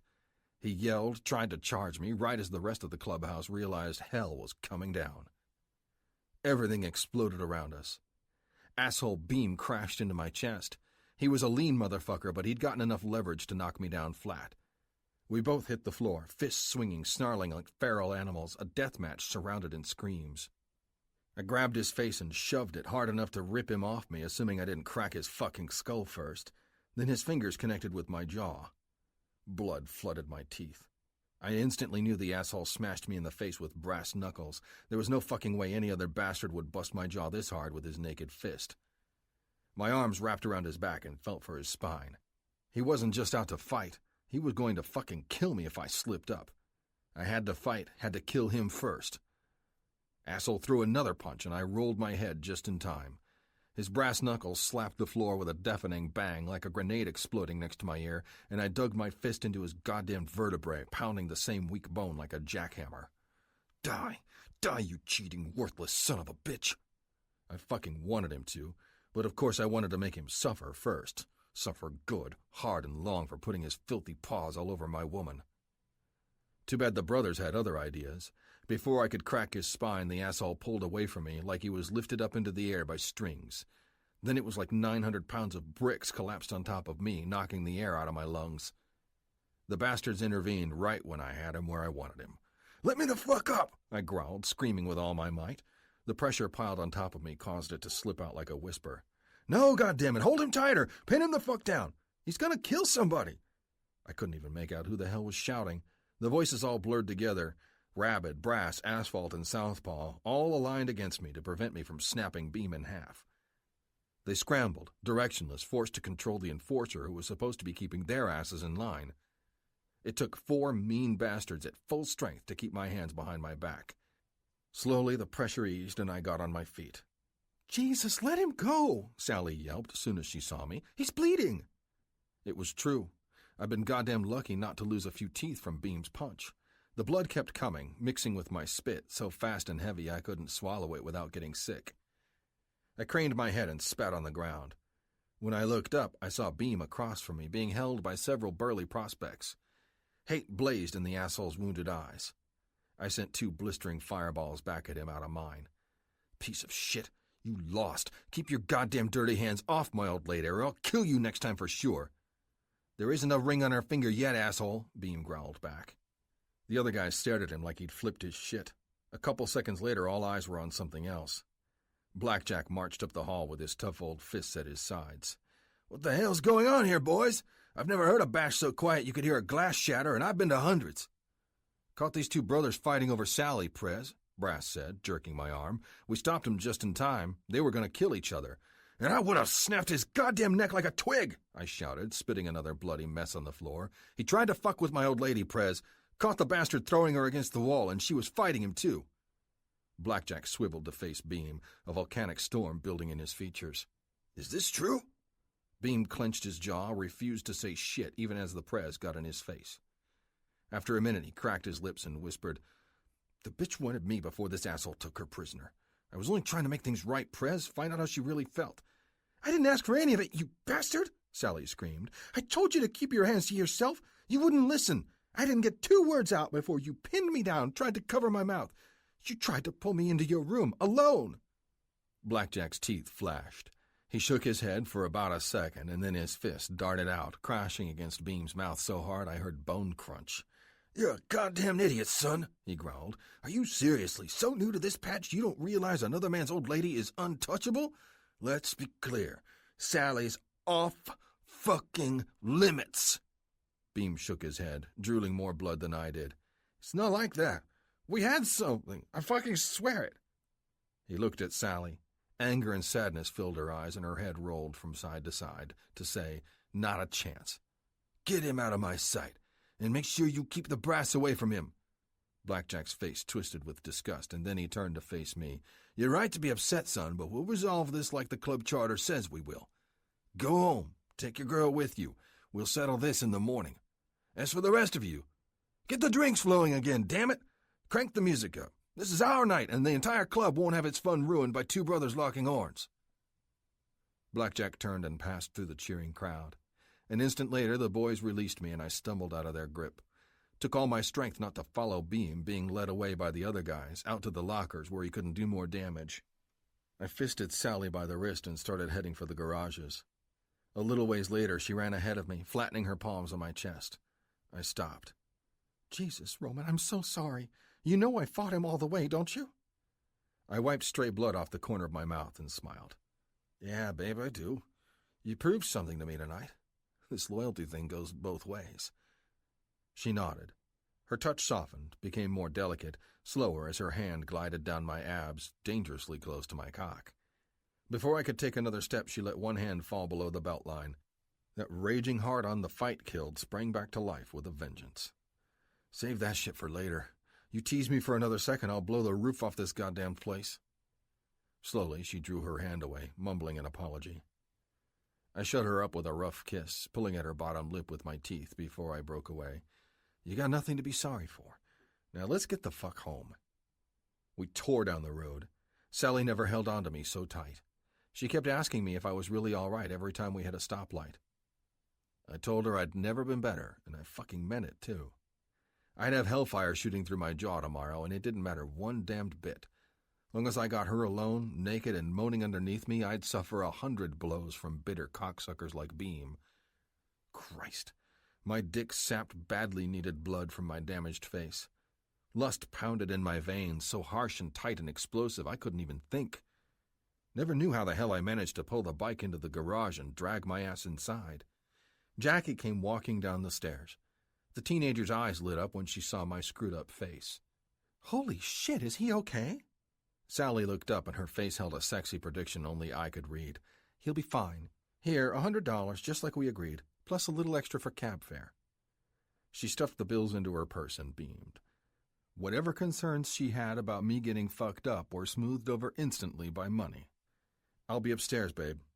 I walked up and took a quick look at Caleb, sleeping like an angel in his crib. Then I went into the bathroom and started cleaning up. The hot water felt good, but it didn't do shit to suppress the hard-on becoming a damned missile in my pants. Every time I remembered the way her ass rubbed on my cock, fire crashed through my veins, lust incarnate. I had to fuck this chick tonight. I absolutely had to. The sexual tension tore me up inside 1,000 times worse the way I'd gotten my teeth rattled. I wiped blood off my face and gargled to get the metallic taste out of my mouth. My jaw resonated fire, but it was nothing some horizontal acrobatics wouldn't fix. I heard the taxi pull into the driveway to pick up Jackie and take her home, then growl its way out again. That shit was like a signal to my dick, telling it we were finally alone, all except our sleeping son. Fresh lightning sparked in my brain and spread through every nerve. Fuck her, fuck her, fuck her. It kept hissing through my vein like a damned mantra. I toweled off and walked out shirtless. Found her standing in Caleb's room, admiring our kid, looking intense as all hell. She did a good job putting him to bed, I growled softly, coming up behind her. I wrapped my hands around her waist, nuzzling her neck, trying to resist sinking my teeth into her soft, sweet flesh for a few seconds longer. Yeah, she did. You feeling better? She asked, spinning toward me. I didn't answer with words. I took her by the hand and led her back into the hall, gently pushing the door shut behind me with my boot. Then my greedy hands hugged her closer, tighter, winding straight down to her ass. I captured 2 big handfuls of the curves I'd been admiring all night and lost it. You tell me, babe. I'll be better after I fuck you so hard I wipe away every last trace of that asshole's fingers on you. Hell, I'll be better when you're screaming my name tonight, begging me to work this dick in deeper. Roman, she purred my name, wrapping her hands around my back and pulling me tight. It was all I needed to lean into her, making sure she got a nice hard brush from my cock, still raging like a warhead in my pants. I must have caught her clit in the thrust because she arched her back and moaned, shriller than before. I've missed this hot, sweet pussy wrapped around me for 2 years. 2 fucking years too long. Come on, babe. Let's catch up. Talk skin to skin again. 9. Rampage. Sally. His eyes were full and dark. He'd fought like hell for me. I wasn't sure how he was even standing after the savage blow from Beam's fist, but he was. And the rigid cock brushing against my pussy said lust was a much bigger problem than his pain. Come on, babe. Let's catch up. Talk skin to skin again. He lowered his head, growling as his lips met mine. My mouth tensed up, opening for his tongue, and I moaned into his kiss as every muscle below the waist unraveled. We kissed for more than a minute, hot and rough and wanting. Then he snatched me up, pulling me into his arms, speeding toward the bedroom. I hit the bed and bounced as he shoved me down. Roman pressed me into the sheets, covering me completely, moving his mouth over mine. He kissed meaner than before, trying to get his tongue deeper, deeper, so deliciously deep. It was like he'd forgotten how good I tasted, and he never wanted to again. His hand slid beneath me, cupping my ass, and squeezed. My legs instinctively wrapped around him, and I moaned when he broke the kiss, bringing his marvelous mouth to the nook of my neck. Teeth, fireworks, a molten heat like nothing I'd felt for 2 years exploded in my core.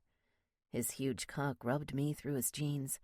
I didn't know whether to shred our clothes this instant, or just let him keep going, forcing me to come right through my panties and skirt.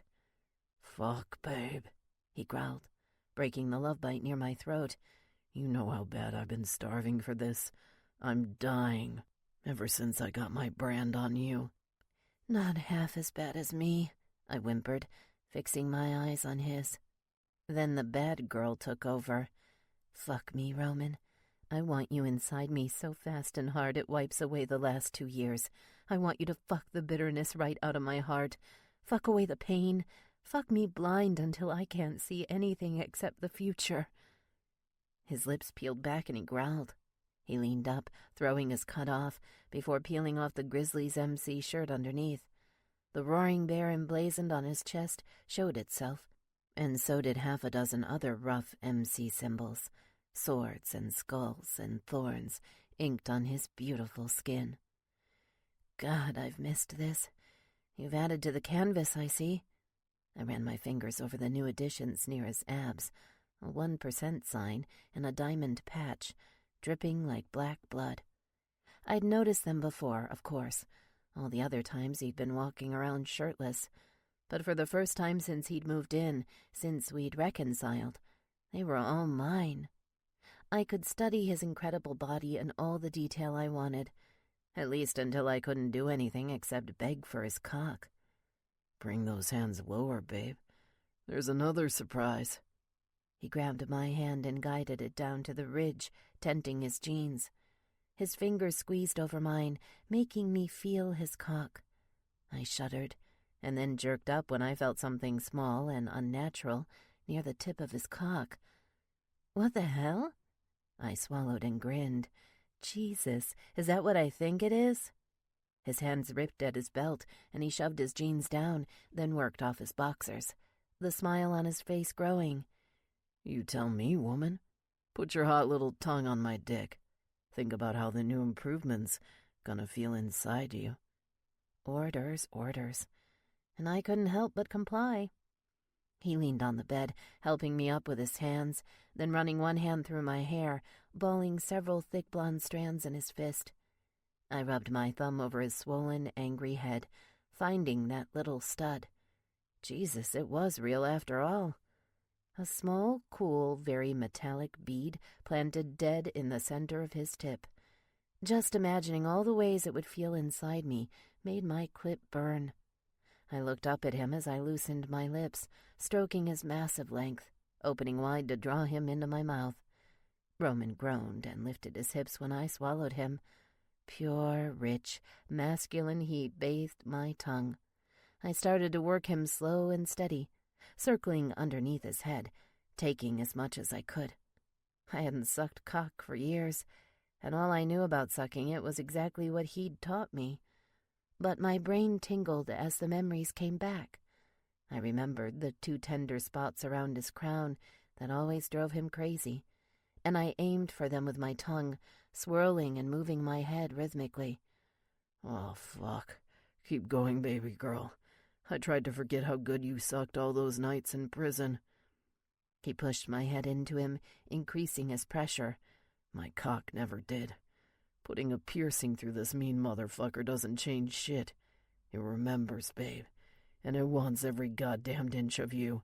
I moaned. I seriously wondered if my panties had completely disintegrated in the hot, wet mess steaming underneath my skirt. No man's filthy words turned me on like this. Even when I'd kissed Beam that fateful day, it wasn't the same. His lips were hollow, weak, meaningless. I didn't want to admit it then, but now I knew for sure. Roman owned me. He took me over the minute he knocked me up, magnetizing me to his flesh, making me respond at some wicked primal level no man could ever match. My nipples hurt like they had clothespins pinching them underneath my shirt. I tried to focus on sucking them, but I lifted one hand up, working off my bra for dear relief. No sooner than I popped the clasp, Roman reached for my fist, tugging my hand back to his thigh. Keep your hands on my cock, girl. I'll do the rest when I'm good and ready. I sucked him for a couple more minutes. He closed his eyes, the growls in his throat rumbling like a nascent avalanche, building toward the inevitable crescendo. His hands fell behind my head, holding me there, tight and perfect for fucking my mouth. His hips picked up speed. I couldn't help but think about how hard he'd stroke me later with that little bead mounted on his tip. Could sex actually be dangerous?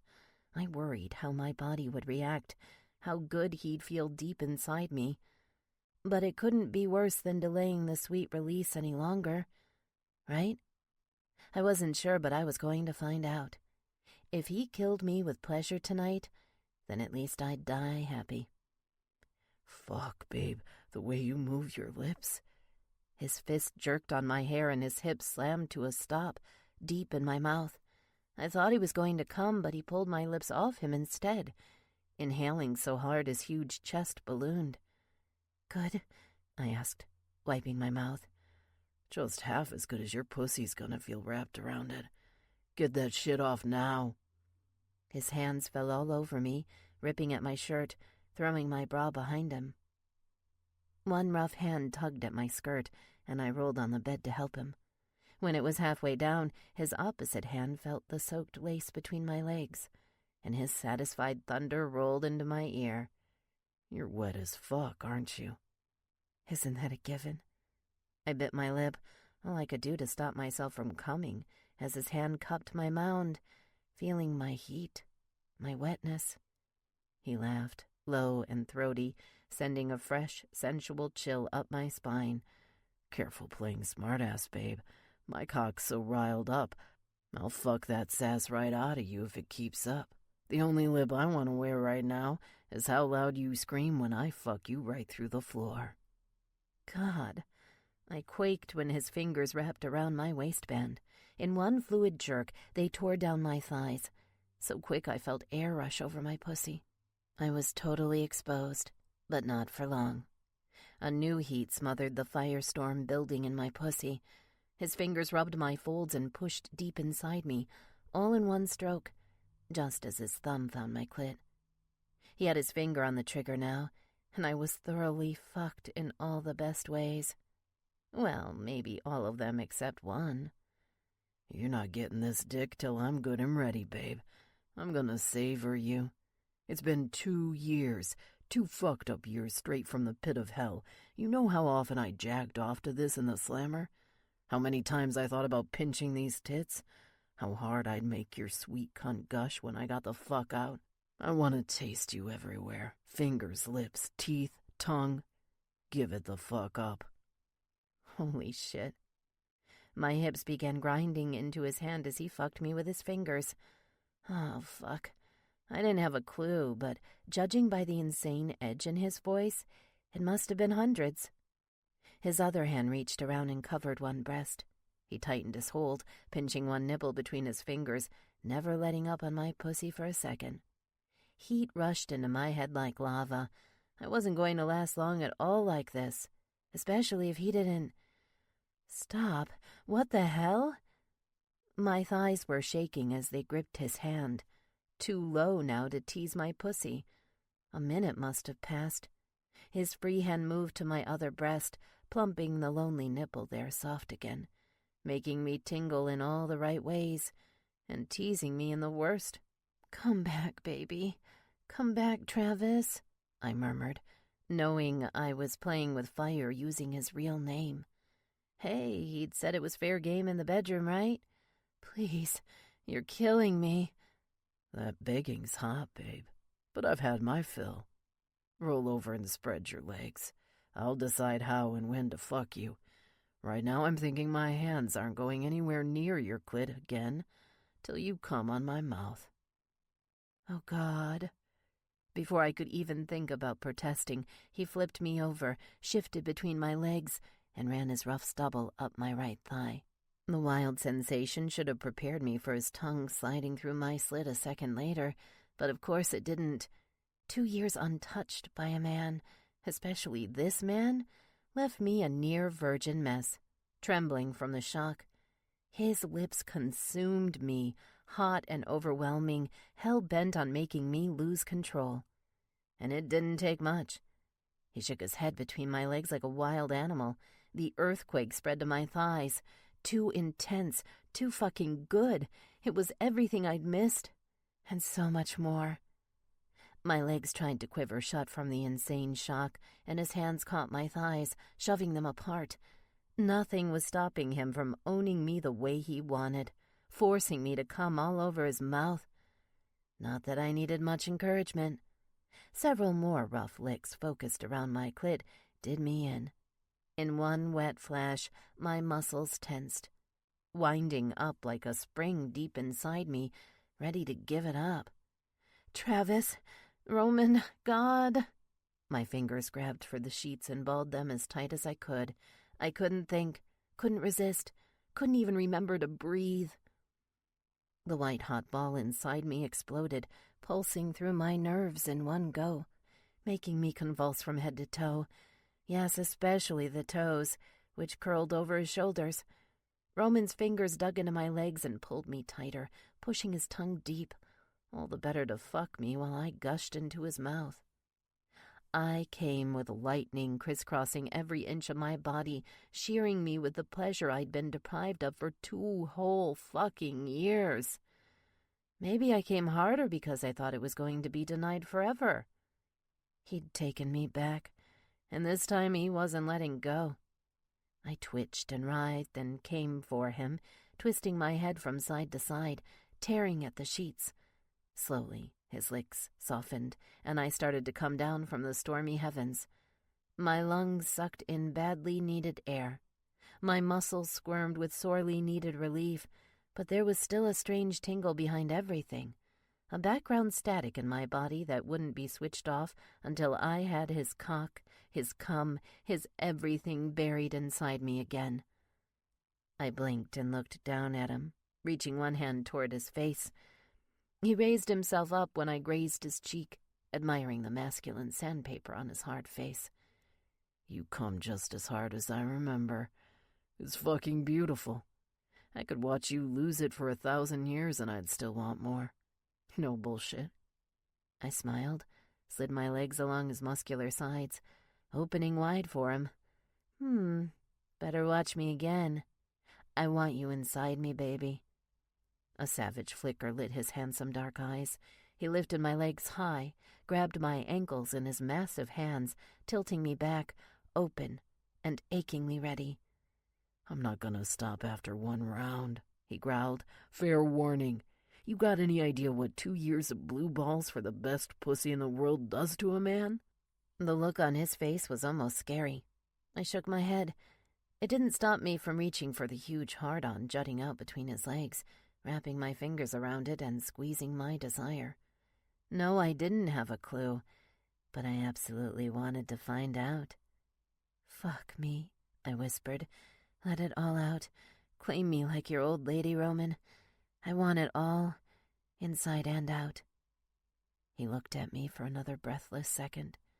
Then his hips rolled forward, and he shoved my hand off his cock, replacing it with his own fist. He guided the pierced head of his angry length to my entrance, snapping his hips forward when he found the right angle. He filled me in one fluid thrust. My pussy tightened around him, fit him just as well as it had before. Having Caleb hadn't ruined anything. Hell, I had to bite my lip and push back to take every inch, easing him into me. My wet pussy needed time and practice to hold him just right, and his first few strokes were almost painful as they glided through me. Deep, hard, hissing with desire. I moaned, stretching to spread my thighs, opening wider. His thrusts quickened amazingly fast, plowing into me like a hurricane picking up speed. His movements matched his words. He fucked me like a man who'd been starving. A man who hadn't known a woman's touch for years. Yes, he'd had at least one stinking skank in between, but they weren't what he wanted. It was me. I couldn't imagine him moving this way with them. He fucked me like he wanted it with every fiber of his being, rearing up and slamming into me, charging his hips into me. The new bed slapped underneath us, lifting my ass up and crashing it into the mattress again. Jesus, don't stop, Roman. Keep fucking me.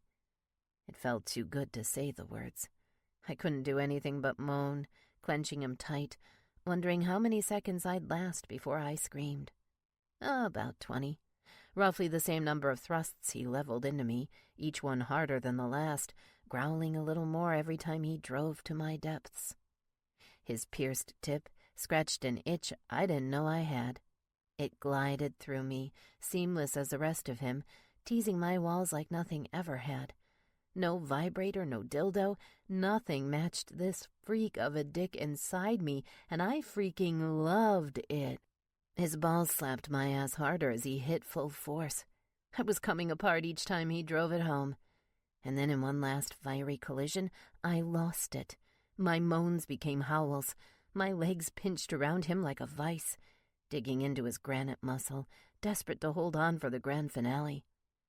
Come the fuck all over my dick, babe, he growled, reaching one hand behind my head and fisting my hair. Let it all out. Make your pussy milk my balls dry. The dirty talk slayed me.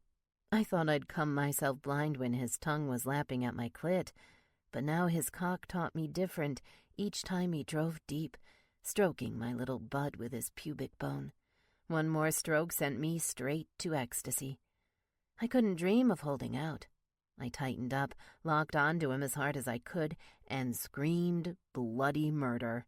Holy fucking hellfire! The convulsions hit like a tsunami.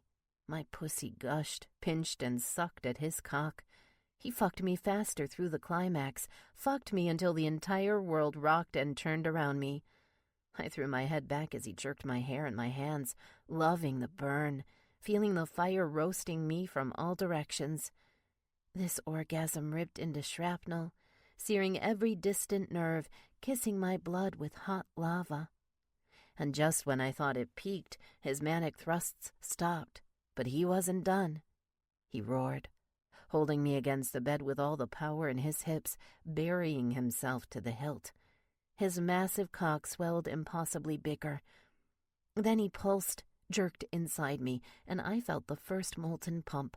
the seed flowing into me in one magma jet after another. Oh, fuck. Save me. But nothing could do that now except spiraling face first into another orgy of release. I rocked, grunted, came, and shrieked like a madwoman as his cock exploded inside me. Our animal voices meshed just like our bodies, two energies colliding into one, creating something so hot and unbelievable I could barely comprehend it. No, I couldn't even try.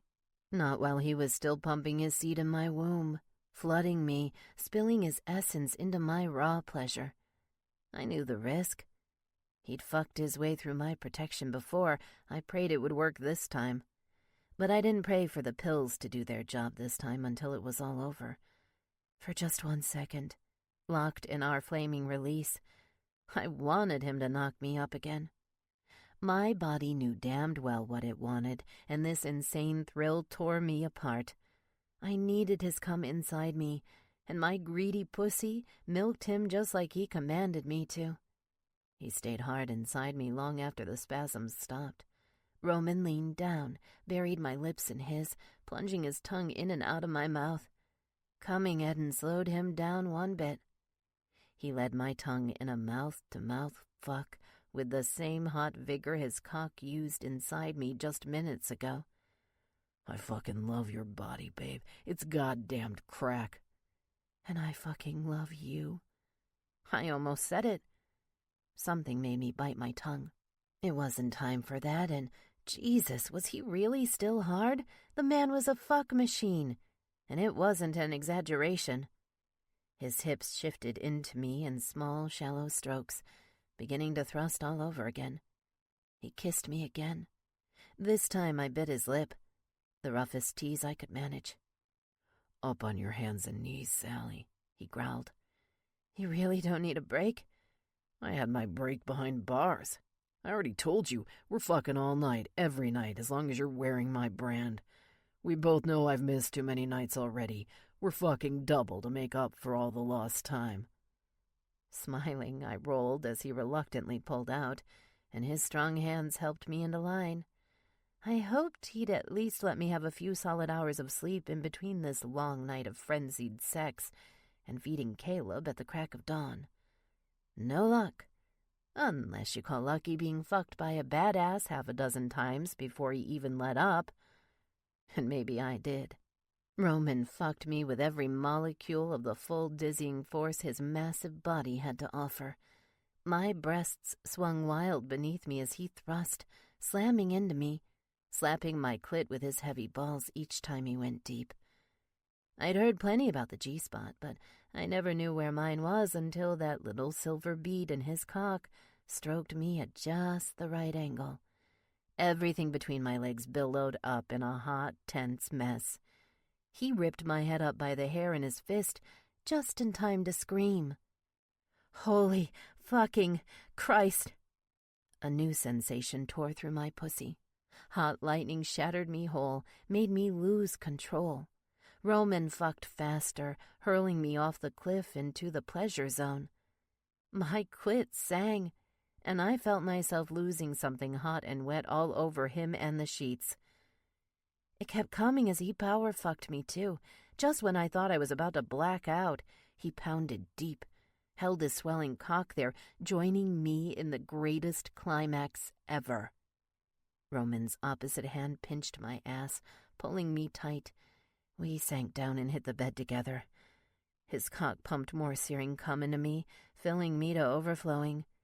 Our cream spilled out and stained the bed, and we weren't even finished. We came like there was no tomorrow. Hell locked in his embrace, I wondered if that old cliché might be right. A few more romps like this, and I might not wake up alive.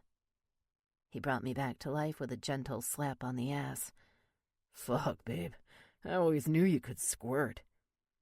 Is that what you did to me? I whispered, feeling him pull out and turning around to face him on the bed. You tell me. He pointed to the wet spot between my legs. You did that for me, woman, and you'd better get used to it. Start bringing a fucking canteen to bed. If your pussy doesn't do fireworks when you clench this cock, I haven't done my damned job. Growling, he leaned down, caressing my cheek with his soft lips and rough stubble. And I always work like hell till it's done. Don't ever doubt that shit for a second. I shuddered. My whole world folded into him, collapsed into that big, strong vastness in his powerful arms. Twisting my head, we kissed for several minutes. I wondered how my body kept going when the new tingle started in my pussy. It came slow, a rising wave of need. Roman must have felt it too. He cupped my folds in one hand and squeezed, possessive and seductive. Don't die on me now, woman. This is only the first night. It's a week-long fuck fest I'm after. We're only stepping out of this room to see our kid and get some grub. You've been mine since the moment I knocked you up, babe. And we're making up for 2 years of lost sex in the next week, even if I've got to rub my dick raw. His thumb sank deeper, sliding through my wetness. He sounded insane, but he felt so good, especially when he covered my clit, stroking new circles that opened my legs again. It was like he'd figured out the password to my body, and I burned every time he opened me. He wasn't really going to keep me locked in bed for an entire week, was he? His tone said he wasn't joking. Hell, did he ever joke around? I saw my fate, rolling out like new shadows in the dark room. I was in bed with a ferocious, possibly crazy, badass, totally at his mercy, and that wasn't even the worst part. Each time I looked into dark brown eyes through my narrowed lids, my heart hummed 3 times faster. Say all you want about Stockholm Syndrome. Whatever was happening to my brain and body cut deep, and it was real. I was falling in love, and it scared me to death. 10. Paradise Rocked. Roman. For the next 3 days, I did everything I promised and then some. I fucked my woman horizontal, diagonal, up, down, hot and cold, sideways, and fucking zigzag. I burned her scent and taste into my brain so deep I'd remember it as a senile old fart on my deathbed, if I avoided Dad's fate like I intended. And damn if I wasn't going to try. I'd fight like hell for this new family. But shit, it was hard to imagine battling anything at all laid out here with her wrapped around me. The cartel's war violence and danger seemed like a distant world in bed. We ordered in and just put on our robes in between non-stop fucking. Watching our kid toddle around the living room and tug on my feet for attention was almost as satisfying as having Sally underneath me. I'd become an honest-to-God, no-shit family man, and it made me pretty fucking happy, too. A man could get used to this. Now all I needed to do was shove a ring on her finger and make all this official. My son wasn't growing up wondering why the hell his folks weren't hitched. On the 3rd night, we put him to bed and turned in early. Sally came trotting into the master bedroom from her bath, wearing this lacy red stuff with pantyhose and bitch heels that instantly made me want to feel them digging into my ass while I hammered into her. Shit. Get the fuck over here, I growled, grabbing her as she climbed onto the bed. Kissing this woman became a dangerous addiction. I'd never been a druggie like the Veep, but I imagined every time my lips hit hers, I got a taste of that bliss he'd pumped into his veins before he sorted out his shit. Drug or not, this chick was dangerous. She'd rewired my brain, and I'd do fucking anything to keep her from slipping away ever again. Christ, she tasted divine. My hands tore off her bra. Lingerie looked pretty, yeah, but my fingers burned every minute they weren't on her tits or pussy, and my tongue ached to be wrapped around her, too. "Travis," she gasped, moving her long nails around the back of my head, tightening the hold my teeth had on her nipple. I sucked it deep into my mouth, lashing it with my tongue again and again. My cock jerked each time I did, hounding me like a relentless motherfucker to get between her legs. Patience. Teasing her sweet ass always made it better for both of us. When we finally joined, it was like a goddamn warhead went off every time, blowing our brains out our ears each time our bodies pulsed. "Roll over, babe," I ordered, grabbing at her hot red panties. They looked like they'd been made by the devil himself to hide her perfect pussy, and I wasn't going to tolerate that shit for long. She smiled and hissed hot breath when I smacked her ass, making her twist over me faster. She straddled me, putting her sopping wet cunt against my dick. I aimed my pierced cock right at her clit and rubbed, coating myself in her juices, thinking about the hot, wet heat I'd soon be buried in all the way to my balls. She pinched her eyes shut and let out a loud, low moan, drawing her hands down to my chest. Her nails raked long and slow, making me itch to impale her that second. I had it bad. The only relief was fucking this chick till she screamed even louder than the time before. "Damn," Sally groaned. "You don't get to tease me like this, Travis." I thrust my cock over her clit again, toying with her entrance, grabbing her wrists with both hands. Keep using my real name like that and I will. Her eyelids drooped again while I thrust harder. Then she pushed back at my dick so hard and good and unexpected I saw red stars. The hell with this dry humping shit. Fucking shit. Get on top of this cock and ride, babe. You've made your point. We'll both leave a damned crater in this room if we don't fuck. Now! I dropped the grip on her wrists, placing my hands on her ass, tugging her forward. She shifted, drawing her slick pussy away from my cock. What the hell? Not until you tell me why they call you Roman. You've never explained it. Is it the way you fuck? She smiled, curious and teasing at once. Was she goddamn serious? Sally expected me to tell her about my road name while our lust threatened to burn this bed to cinders? Because I'll crucify any asshole who gets in my way. I've done it, and I'll do it again, I growled, yanking her against me harder, squeezing my cock against her cunt so she couldn't wrestle away. That includes you, babe, if you don't drop the Q&A and take me deep now. I'm doing you a favor. Your clit wants friction, Sally, not some gory fucking details about how I nailed some fucker's arms and legs to the nearest post and watched him bleed out in front of me and the guys. Her lips quivered. Fear flashed in her eyes, but her skin got a couple degrees hotter. Okay, I liked a chick with some freak in her, and Sally was the perfect mix. I knew what turned her on, and I obliged. She wanted rough, she wanted bad. Fine, I'd give it to her in spades. Remembering she was with a bad boy, an outlaw, a fucking killer, got her hot, at least when she'd swapped her goody farm girl boots for these hot red bitch heels. And if she wanted to fuck Roman the outlaw biker instead of Travis Forker, father and future husband, then I'd let her. I'd be whatever the hell she wanted to get her cunt exploding on my dick. I bared my teeth. Reaching up, I grabbed her by the throat, jerking her head close till she stared right into my eyes. Drag your pussy down in this cock. Fuck me hard and fast. Fuck me like you gotta impress me to stay alive, babe. I'm not asking again. For a second, she looked at me like I'd lost my goddamned mind. Then her legs parted and I felt every slick inch of velvet engulf me. I pushed deep like I always did. Hard. Didn't fucking stop till I felt my balls snug against her ass. I hissed like I always did when I got my first taste of her pussy on my dick for the night. My hips slammed up to meet hers. Our flesh crashed and she threw her head back, squirming from the pleasure bomb I unleashed in her belly. My hand swept around her neck, fisted her hair, and held it while I slapped her ass with my other hand, forcing her to pick up the pace. The bed creaked like a motherfucker while our hips pounded together. We thrust, quaked, and slammed against each other like maniacs. Her heels caught the sides of my thighs and dug in. It only made me fuck her faster. She scratched my chest, clawing at the bear, probably drawing blood out of the Grizzlies MC California rocker around it. I grabbed her ass with both hands and jerked her up and down on my cock. Faster, faster, faster. I'd go so rough she turned into fucking splinters on top of me. I rattled her bones hard enough to hurt, and she loved it. A few more strokes and her pussy convulsed, sucking me deep as her fingernails lost their tension. Her blonde hair whipped back and her sweaty face tensed. She came beautiful, belting out curses that gave me a good run every time her body spasmed. I couldn't hold the fuck back. I slammed into her harder, letting my hands do all the work, pounding her hips into mine and bringing it home. Fuck! Take it deep, baby girl. Take every goddamn drop of my cum.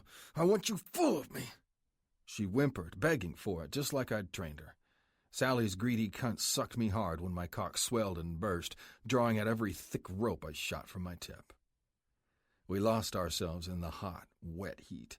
Nothing else mattered in this paradise, this glorious friction fusing our bodies and sinking our heartbeats. I could have mounted this woman forever and pumped my fire inside her if nature would have allowed it. Instead, I did the next best thing. Soon as she stopped thrashing and stabbing me with those heels, I drew out of her, reawakened her from her sex coma with a kiss, and slowly turned her over. My cock barely needed a moment's rest with this girl. Maybe I'd overload and blow the fuck up someday. Maybe I'd fuck so hard I gave myself a stroke. Whatever. At least I'd have a good reason to get "he died fucking happy" etched on my tombstone. She panted as I spread her legs apart and slid into her, feeling my slick seed mixed with her cream running down her thighs. "Again?" she whimpered. "God, you're crazy." "Keep fucking me, babe, and you'll be too. I'm an animal when your naked skin's against mine." "You say that now," she moaned, arching her back as I did a full thrust. "What about next month? Next year? Will we still fuck so much then?" I threw my head back and laughed. Then I answered her by slamming in so hard her tits bounced, feeling my balls touch her clit, holding it there against her womb. The friction almost murdered her. "You think I'll get tired of emptying my balls inside you? You gotta be shitting me. You really believe that? Come on, babe, I know you're not stupid." She opened her mouth, but nothing except another shrill moan came out. I reached for her hair, yanked her close, and brought my mouth down to her ear. "Let's make this crystal fucking clear in case it already isn't. I own you, Sally. I need you. You're the only chick on this planet I ever wanted to put my brand on. You're the only woman I'll kill for, die for, bury my dick inside till the day I die. You're the only one who's given me a son, and you're gonna give me a whole lot more before I lay off pounding your cunt 7 days a week." She whimpered, and her cheeks flushed hot against my stubble. I made shallow strokes inside her, making her feel every inch of me, stroking myself all over her walls. Except it wasn't just hers anymore. My walls, my pussy, my everything now. I owned this woman, and I'd never, ever let the fuck up. Never. "Tell me you understand, babe, or I'll forget all about taking shit slow and easy." I paused, listening to her murmur nonsense, pleading as my cock slid through her. "I'll pull out, march the fuck over to your purse, and throw every packet of those pills out the window. I'll knock you up tomorrow without a second thought if you've still got doubts about any of this." "Oh, God, Roman, please." "Please what?" I growled, nipping at her earlobe. Her pussy kept getting hotter and hotter around my cock. "Fucking say it! Say you understand!" My rough palm slapped her ass. Then she said the words that almost sucked all the wind out of my sails. "I'm sorry, I don't know what it is. I don't know what I'm thinking anymore. I love you."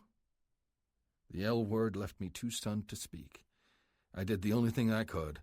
I grabbed her round ass and fucked her as hard as I could, showing her the shit I couldn't bring myself to say in every thrust of my hips.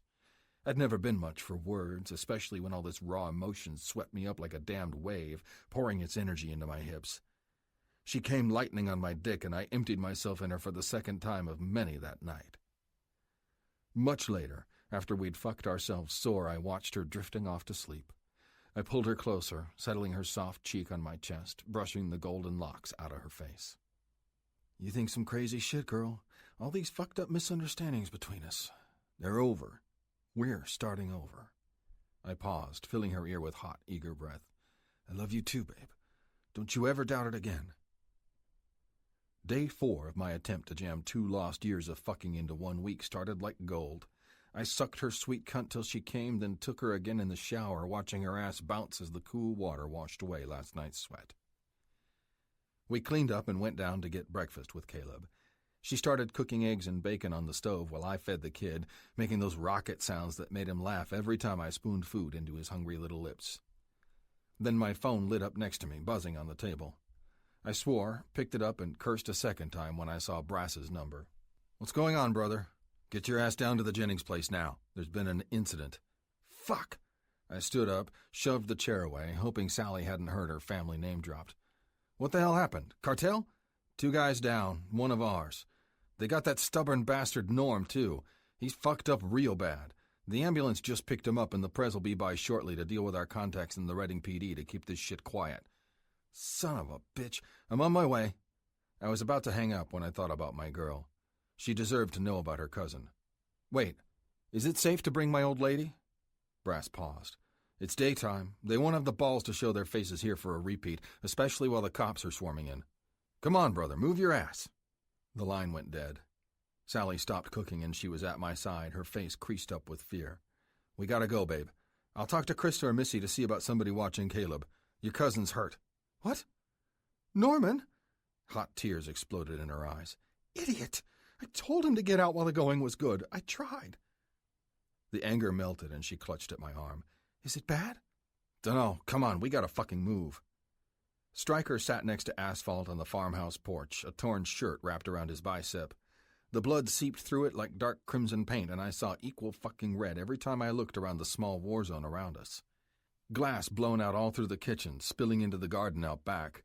Some fucker had taken out the windows, blasted an automatic straight up the side of the house. I wasn't sure where the hell Sally used to keep our son, but thinking it could have been him in there, waiting to get cut to pieces by some asshole's fire, filled me with a special rage. "Spit it out. What the hell did you guys see?" "I just got back from making the rounds," Asphalt said, tensing up. "Stryker and Beam were supposed to be watching the house. No sooner than I stepped off my bike, parking it out back by the barn, the truck tore in and lit the place up.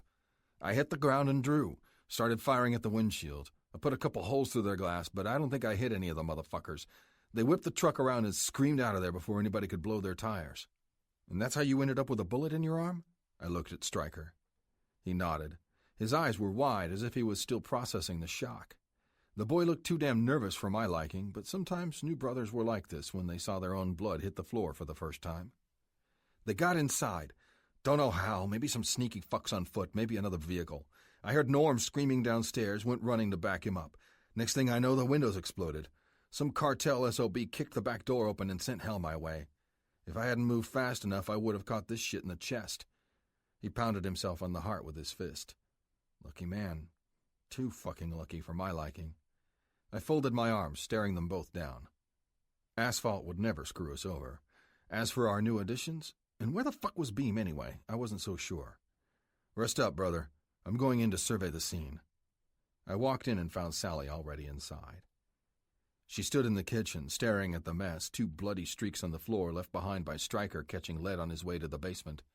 Her big blue eyes looked up at me, and then she turned, heading for the downstairs door. I caught up and grabbed her wrist, spinning her against my chest. "Don't. I'm going down first to make sure it's all clear. It's my job. Prez said it's fucking gruesome. Stay the hell up here unless you want to see your cousin's dried blood, too." I didn't mention the busted teeth scattered on the ground. Men had definitely gotten into the house, and they'd surprised the stubborn farmer, pistol-whipping him into a coma, or maybe using something bigger and heavier than a gun. "You're right," she snapped. "I need to be with him. How much longer?" "I'll take a quick peek downstairs, and then we'll head to the hospital." I ripped open the door and pounded down the narrow stone steps, ducking as I made my way into the hole in the ground that doubled as a laundry room and storm shelter. Scattered light poured through the crack in the storm door to the side. The basement's lone light bulb was smashed in the commotion. I saw something move against the wall, and my hand instantly drew. Beam's ugly face appeared in the shadows. Anger tangled up his bitter mug when he saw me with a 9mm aimed at his head. "You gonna finish what we started at the clubhouse by blowing my brains out my skull? Depends on what the fuck you're doing down here. Why aren't you upstairs? Same reason you're down here, brother. I'm taking it all in, trying to figure out what the fuck happened. Prez thinks we've got a rat in our ranks. Looks like it's Stryker to me. Fuck. I goddamn despise being on the same page as this asshole." I lowered my gun, kicked aside some broken glass left by the light bulb. A few tiny pellets bounced behind the washer. Probably the poor bastard's teeth. The storm door was locked up tight. They busted the window, undid the lock, and fucked him up before he could get off a shot. Beam pointed to the bloody shotgun laying in the corner. "It's like somebody knew exactly how to get inside. Only thing I'm not sure about is what the fuck drew him down here in the first place." "Leave that shit to me," I growled, trying to keep the hot gun in my hand aimed at the ground. "Whatever you want. Listen, I'm sorry we got into it the other night. I was a fucking idiot to keep going after Sally after you'd claimed her. I know that now. Stay the fuck away from my woman and we won't have any more problems." The bastard managed a thin, awkward smile. I didn't trust him, especially not with that punk rock haircut looking like he'd just walked out of the nearest pet shop. He'd get his ass whipped hard in prison for that. Too bad I wasn't sure if Stryker was an even bigger bastard. Neither of these boys sat right with me, and my rat senses droned every time I looked at both of them. If only we'd waited a couple weeks before handing them the patch. Fuck. I'd have never voted yay. "Shake on it." Beam stuck his hand out. "The Prez doesn't want any bad blood in the club. I'm man enough to admit I fucked up bad, brother, and I hope someday you'll forgive me." It took me several seconds to finally take it. I squeezed him so hard his fingers flinched in mine. Then I broke away, stuffing my gun back in my holster. "Just get out of here and take the other door. I can forgive you, but my old lady's not ready for that shit after what you did." He nodded, and I watched him undo the storm door's lock. It banged behind him as he headed out, going up the small stone steps leading to the garden behind the house. I looked shit over again. None of it made sense. I also realized I'd forgotten to ask the bastard where he'd been all night, and I'd need to remedy that as soon as we all calmed the fuck down. When I got upstairs, Sally sat at the kitchen table, her face resting delicately in one hand. She stood up when she saw me. "Well?" "Let's get out of here. We better go see your cousin before the Prez rides my ass to debrief on this shit. I've got a few hours, if we're lucky." She followed me back to the truck. The whole drive out to the hospital she clung to my hand as if I'd single-handedly swept down from the sky and carried her away from all this. That was only half the battle when I marched in and took control. We'd gotten lucky that I'd gotten her and the kid out before things went to shit. Lady Luck winked at my sorry ass this time, but I wasn't going to rely on her help again. I had to find the rat and make sure the Mexicans were chased out of NorCal forever. Anything less put my old lady and son at risk, and I'd fucking die before it was their blood on the ground instead of Norm and Stryker's. The man in the hospital bed had the hellfire sucked right out of him. Norm's arms and legs were shattered. They'd busted his jaw, too, fractured it with such skull-cracking force the poor bastard would be lucky to operate a good pair of dentures or some implants one day. I watched my girl kneel at his side, her hand tightly clutching his. "Why did you have to be this stupid, this stubborn? Why?" She kept shaking her head. I stepped up, put my hand on her shoulder, and squeezed. "Just let him rest, babe. He did a dumb thing, digging in his heels when he knew he didn't have the support, but he stood up for your place like a man, and I can respect that. He's a tough motherfucker. I got a feeling he'll be on his feet again sooner than you think." So I hoped. I wasn't just hoping my woman's cousin would bounce back for her sake, neither. He just might be the only man there that night who could tell us what happened, without feeding the club a line of bullshit. I barely trusted letting Stryker and Beam out of my sight. Their wounds and tough words didn't prove shit. Somebody ratted to let the cartel slip through for this kind of attack, and there'd be absolute hell to pay when we found out who. Sally stood up, blotting at the angry tears slicing down her cheeks. "Maybe you're right. I just didn't think it had come to this. I knew the cartel was horrible, but seeing their brutality like this, up close and personal..." I didn't let her say another word, just pulled her in tight and smashed her face to my chest. I held her for a long time, eyeing the beat-up shell of a man in that bed. He'd fought the bastards hard and lost, stumbling into disaster without realizing how shitty his odds were. Maybe mine weren't much better, the same as the rest of the club, but damn if I'd get my ass kicked so easily. These fucking invaders would never put my old lady or my kid in a bed like this. I'd be in my own grave before they did. "Don't ever do this to me," Sally hissed, fire lighting up her bright blue eyes. "I won't survive seeing you torn up like this. I'll lose it, Roman. That's enough." I dug my fingers into her chin, tilting her small face to mine, giving her the most reassuring look in the whole damned world. "We're gonna beat them, babe. I don't give a shit what it costs or how long it takes. You're gonna help this old boy back onto the farm when we're done, and he'll live to pick up where he left off." She bit her lip and tried to break the lock my eyes had on her, but I wouldn't let her. I didn't release her head till she stopped looking so panicked, sinking into my arms with a heavy sigh. "Now stop worrying. I'm gonna get you home and I'll hash this shit out with the club. All you gotta worry about is keeping the kid fed and happy. Nothing else." Later that night, I sat on the edge of the bed, long after she'd slumped into a melancholy sleep. My dick ached. That thing between my legs was an emotionless demon. It had no goddamned context for tragedy and didn't give a shit about anything except the fact that our week-long fuckfest had been rudely interrupted. Just watching her sleep made me want her so fucking bad. I stood up, stretched my legs, and crept into the closet for my clothes. I was pulling on my cut when I walked into Caleb's room to check on him. The baby rolled over in his crib, awakening just enough to catch a glimpse of me. He grabbed at the wooden posts on the side, reaching one small hand through the gap. I stepped up and took it. "Be good for Mama, little man. You and her are the only fucking thing I've got. Rest up." Caleb cooed. I stood up and swept my hand gently over his head, then walked out and quietly shut the door behind me. There was something nasty in the air tonight, some dark, evil shit breathing down my neck like an invisible dragon, threatening to take away everything in this house forever. Maybe it was Lady Karma checking in on me for all the assholes I'd killed and maimed. Wasn't like they hadn't deserved it. They were all cruel, outlaw sons of bitches. Rapists, druggies, and killers who'd crawled onto their bikes as an outlet for the blackness inside them. Not for freedom or honor or any of the shit that was supposed to make life in a 1% motorcycle club worth living. I'd been their executioner.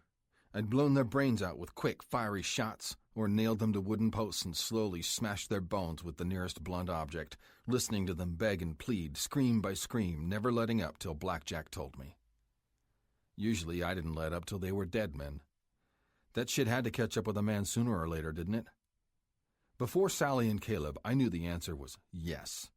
Now that invisible dragon shadowing me like a goddamned pit bull reminded me nothing had changed just because I'd decided to take off my patch and play family man.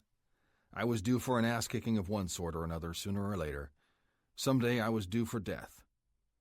Whatever, the Reaper would have to wait. I didn't give a single fuck how much blood I owed the universe or how fast that greedy motherfucker with the scythe wanted my mortal soul. I'd never leave her and my kid willingly. I'd kill 1,000 more motherfuckers with my own bare hands before I left them high and dry the way my old man had with Ma. Sally couldn't understand the big picture, and neither could the kid. Someday maybe they would, and I was deadly determined to explain everything in the flesh. I went downstairs and brewed coffee, something thick and hot to pry my eyes open and wipe away these monstrous thoughts. My phone buzzed. I ripped it out and answered on the first drone. Blackjack normally didn't call church till later in the morning, but I had been expecting the call all night. "Ah," I growled into the mic. "We need you at the clubhouse. Now," Brass rumbled into my ear. "I'm having Missy give your girl a wake-up call in a couple hours. I want all the old ladies and the kids at your place, seeing as it's the only one big enough." "I'll make sure she knows," I said, but there was no one on the line. He'd hung up before I could say shit. Some real serious fuckery was about to go down. I stood in the doorway and pounded out a couple quick texts, telling her to listen to anything Brass's old lady said. Missy and Krista had both been through the drill a couple times, and I trusted them to help my family keep their heads down during a crisis. It was hard as hell to roll out of that house. The autumn sun wasn't even up, and the air had an almost wintry chill biting at my skin, icy and uncaring.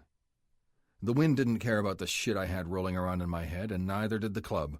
Not now. I fired up my Harley and tore out of the driveway, wondering if I had given her a wake-up call after all. The room was packed, all except one brother missing. Stryker. I took my seat next to Blackjack's empty spot. Nobody said a word, waiting for the prez. The door popped open and he came strolling in a couple minutes later, wearing a shadow of the same pain-stricken expression he'd worn when his leg was acting up. "Beam, get up here," Blackjack said, picking up the bear claw and slamming it down on the table to bring us to session. I held my growl inside, watching the punk rock asshole swagger up to the head of the table and dump a thick folder out in front of us.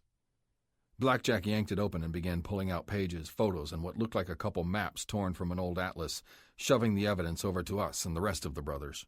"What you're looking at is the same thing that was brought to me last night. It's damning. The rat gnawing away at this club is a man we were glad to call brother." He paused, looking at Beam. "Thank God both our newest additions aren't traitors. Tell them what they're looking at. The same thing you've shown me." "The man in the photos you're seeing, besides Stryker, is Manuel Ruz Gonzalez, or Uncle Manny to our missing brother. He's retired and lives in Florida, pretty fucking well off in my book. I did some digging, found out Manny was a chef, traveling between the States, Mexico, and Nicaragua all the time. Thing is, Uncle Manny didn't get rich by cooking for the high and mighty down there. He was toting more than just gourmet ingredients back and forth between the borders." Further down the line, Asphalt slammed a page down on the table, running a stiff hand over his face. Jesus Christ. It looked like an old shipping manifest. Beam looked directly at me, smiled, and it took everything in my power not to let my guts twist. "Keep it moving, brothers. The Veep's got what I personally consider the best bit of evidence. You see that man at the table with Uncle Manny?" Brass looked up, and I reached across the table, snatching the photo to see for myself. It had the grainy look of a shitty camera from the 80s or early 90s. A small group of men in suits sat at a table, drinks in their hands, smiling gratefully at the chef standing over some huge platter on a tray. There's two cartel dons getting their grub from Manny. One of them's still hot shit in Mexico City, spearheading their operations in the States. Fuck. He was right. The huge crest on the wall behind them gave it away.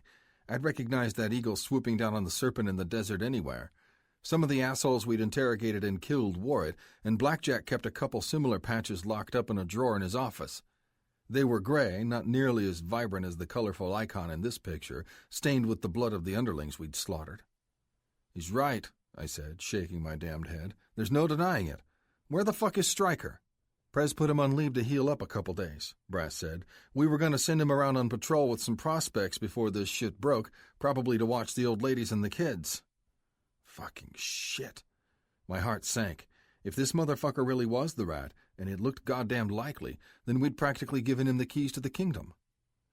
I had a vision of trucks surrounding my place, rough, stone-faced bastards beating down the doors, knocking out the girls, binding their arms and legs and taping their mouths shut. As for the teenager, Jackie, and my poor son... My fist swept up and slammed the table. We gotta fucking find him. Learn for ourselves whether or not this shit's true. Son, you know it is, Blackjack said coldly. Stryker's the only man invited into this club whose background wasn't an open book. I overlooked the holes in his record. I'm also man enough to admit when I fucked up. What are you talking about?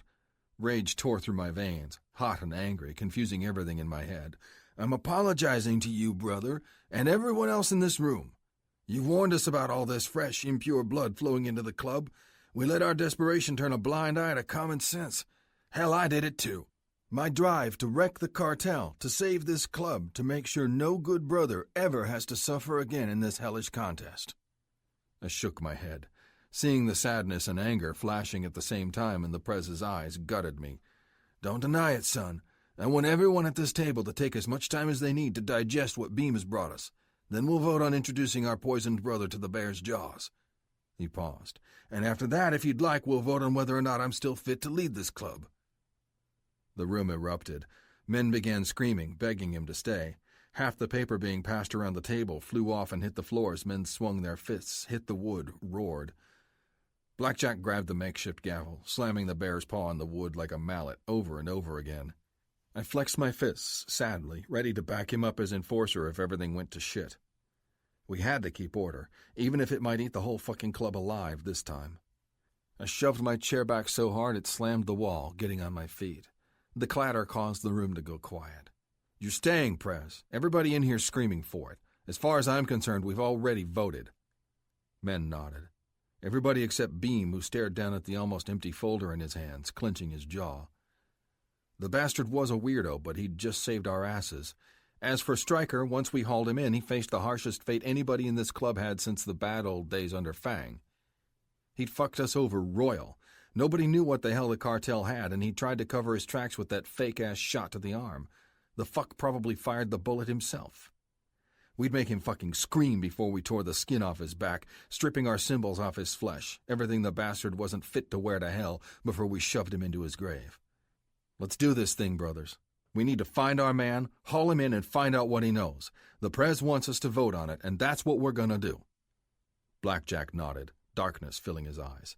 Sit down, son. You've said your part, and you're exactly right. Rat or not, Stryker deserves the same vote any man wearing this patch does, and he'll get another one before we make his heart stop, too. Men nodded glumly. Brass looked at me from across the table, his temples throbbing, chewing on the same wicked tension all of us had caught between our teeth. Everyone in favor of bringing our brother Stryker in to face judgment, say aye. The Prez picked up the bear claw gavel and looked at Brass, beginning to go down the line. One by one, we voted. By the time it circled back to me, the last man standing, it was unanimous. When the Prez's gavel hit the wood, it sounded like a bullet cracking past my ear. That's it, then. The only thing left for us to do at this table is to decide how to bring our brother in with the least resistance. Me, Brass, and Asphalt waited at my kitchen table. The women laughed upstairs, probably playing with the kid, taking their minds off the dark, heavy shit facing the club. Of course, none of them knew shit. It was club business, and we'd told them to stay the hell away from Stryker if he showed up, without any further explanation. The fear in Sally's beautiful eyes matched the same spark shining in Krista's and Missy's. Shit, you really think he's coming here? Asphalt grabbed his coffee cup and took a long pull, snorting when he saw there was nothing but a few cold dregs left. With any luck, he'll go straight to the clubhouse, I said. That's where the Veep ordered him. Who the fuck knows if our new prospects got loose lips, too? If they do and he decides to swing by our safe place here, we'll be ready. He'll listen, Brass growled. Fucker's been dazed and confused since he got shot. Not too many guys think clearly when they're nursing a kiss of lead. I hope to fuck he was right. Something in my gut shook, pumping angry dread through the rest of my system. My hands ached to draw blood, almost as bad as my dick hounded me to march upstairs, pull Sally into the bedroom, and fuck the stress right out. Roman? I heard her voice and spun. What the fuck? I told you to stay upstairs with everybody, babe. It's too fucking risky down here. I stood up, walking over to her. She had the kid in one hand and an empty tote bag in the other. Caleb threw his spoon on the floor and got it dirty. Besides, the girls could use some more coffee, and I thought I'd come down and brew up a fresh... I raised my hand, cutting her off. Outside, a motorcycle rumbled. Not one of ours. Brass and Asphalt were up with their hands on their pieces before I could blink. Stay put, damn it. Go upstairs. We've got shit to take care of. I didn't wait to see if she listened. I pounded out behind the boys, feeling adrenaline hit me like a shot to the heart as soon as I got in the open garage.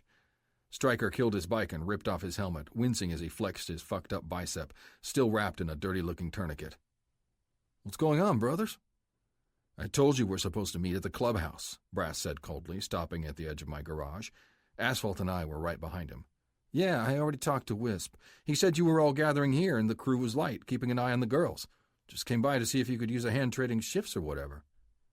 We were close to him now. Stryker swallowed. I watched his hand carefully, making sure he wasn't going for anything dangerous strapped to his body, waiting for the Veep to make the first move. We've got ourselves a problem, brother, Brass said, only inches from his face. Yeah, the cartel. Bullshit. I'm talking about your failure to follow a direct order besides the shit you've been keeping to yourself, playing dumb. The lean kid blinked, anger and confusion crossing his face. Dumb? What the fuck are you... Brass grabbed him by the shoulders and shoved him down. I helped, smashing his face into the bike's seat so fucking hard I could have shattered his nose right there. You fucking asshole! Did you really think we wouldn't figure it out? Did you really think you could rat on this club and get away with it, cartel piece of shit? The Veep exploded, snarling as he twisted Stryker's wrists back, just short of snapping.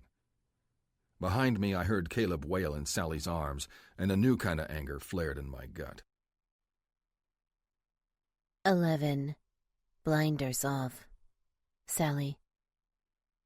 I should have listened to him. I never should have wandered outside, even when Stryker started screaming and the men circled him like sharks, knocking the wind out of him with savage blows to his stomach. I wasn't the only old lady who came running to see the commotion. Missy and Krista stepped in front of me, the better to cover Caleb, urging me inside. But they were also there to sneak a peek firsthand at the chaos. I stopped in the doorway and watched as two men dragged Stryker up, blood trickling through his teeth. Get in the fucking truck, asshole, Brass growled. We're going for a ride. You know the club likes things neat, but we will slit your throat right here and mop up the mess if you make one wrong move. You try to fuck with them, and we'll do a lot worse than that. The VP pointed a furious finger our way. Then his brow furrowed deeper, rage throbbing in his temple, and he must have realized we'd defied a direct order. God damn it. What the fuck are they doing out here? Roman! Brass ripped the injured man around by the shoulder, nodding to Asphalt holding the other side of him, and they pushed him toward Roman's truck. My man spun around, took one look, and started coming toward us. Shit. Get the fuck back inside, all of you. The two old ladies in front of me jumped in from the garage, brushing past me and Caleb. I waited for the inevitable punishment. My heart raced like a freight train. The last time I'd been reminded what Roman really was, we were in bed, tangled together as he sent me straight to ecstasy. It was fantasy then, a heat wave rippling up my spine every time I brushed his chiseled body. Fucking an outlaw made me shamefully wet. But seeing what they did to Stryker in the driveway, what wasn't even finished, reminded me there was nothing sexy about the harsh reality of their bloodletting. I told you to stay inside, he said, his voice like ice. Next time you fucking listen, babe. This isn't social hour. These boys didn't drop by and sit with me all morning because we wanted to play cards. We're taking care of business, and there's no way we're letting any of our women get in the way. Business, I repeated, studying his stark, mad face. What kind of business involves beating a man with your own patch to a bloody pulp? Are you going to kill him, Roman? I wasn't sure why I asked the question. Did I really want to know? Club business, he snapped. God, I hated that phrase a little more every time I heard it. Each time it came out, it curdled the air, as if somebody took a sledgehammer and knocked a gaping hole into our happy life. "Get upstairs. Don't come down till you hear from me or one of the boys. We'll send a few prospects around to check up on you later. I gotta deal with this, and I can't stand here all day waiting for you to listen." As if to underscore it, the truck's horn began blasting outside and didn't let up. The roof was about to come off with the incredible rage blasting out of these men, but his was the only hellfire I really cared about. Caleb stirred in my arms, irritated by the sound. I pushed his face into my chest, trying to cover his poor little ears. "Don't go if it isn't safe, Roman. Please." I looked at him, feeling my heart drop. "I've got a terrible feeling about this. You guys are about to get in over your heads. I warned you once before, begged you not to go." Snarling, Roman twisted away from me, ripping the door open, and screamed, "1 fucking minute!" The horn stopped. Brass gave him a stern look that said not a second more. "Stop worrying, babe. I know what I'm doing, and so do the guys. We're doing this shit for you and every other chick holed up in this house. You can dig me up and kill me again if I don't come back. Now shut up and give me a kiss." The tears came hot and cruel as he grabbed my face, held it tight, and smashed his lips to mine. I kissed him anyway, even though I was losing control, thinking about all the awful ways he could die. The crap I'd seen them do to Stryker was just the beginning of 1,000 horrors. Like it or not, I'd handed my heart to a man forged in violence, and now it was going to pieces. "Don't fucking go." I couldn't resist whimpering it one more time as he broke away and turned to the door. He looked at me one last time, the light in his eyes darkening. "Go upstairs, babe. We'll talk about how much you're doubting me's complete bullshit when I get home." Anger shot through my veins. I sucked in a breath and was about to curse him, but the door whipped open and slammed shut. Half a minute later, Asphalt's bike fired up and peeled out ahead of the truck. "Bastard!" I screamed it anyway, if only to blow off the steam he'd left behind, burning me up inside. I was back to hating him, but my love wouldn't die so easy. This stupid proud man was going to get himself killed and repeat his family curse, if he didn't kill me first with heartbreak. Upstairs, later, Caleb dozed on Krista's lap. My phone blew up for the 10th time in the last 2 hours. I grabbed it, hoping it was Roman, but I saw the mysterious number instead. Every time I answered, it was nothing but muffled static. The last time I Googled it and found out it was coming from the hospital. Norm was awake and trying to contact me, apparently. I wanted to take off, leave my son with the girls, and find out what the hell was going on. But it wasn't so easy with Rabbit and the prospects downstairs. He'd only poked his head in a few times.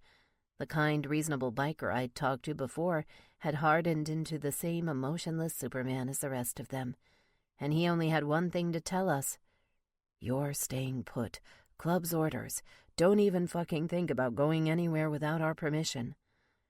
Maybe I should have been used to it by now, with the way Roman bossed me around, but hearing it from another hard man with the bear patch, I quietly seethed. Raged and worried, too. The mystery that crept into my phone each time it chirped was killing me. Missy touched my shoulder as the line went dead, and I lowered it back into my lap. "It'll be okay. I'm sure we'll hear from the guys soon. They never keep us in the dark for long when there's serious crap going down." "Easy for you to say." I looked at her and frowned. "Your kid sister doesn't know how lucky she is, missing all this shit at a friend's house. What if Norm has something useful for the club?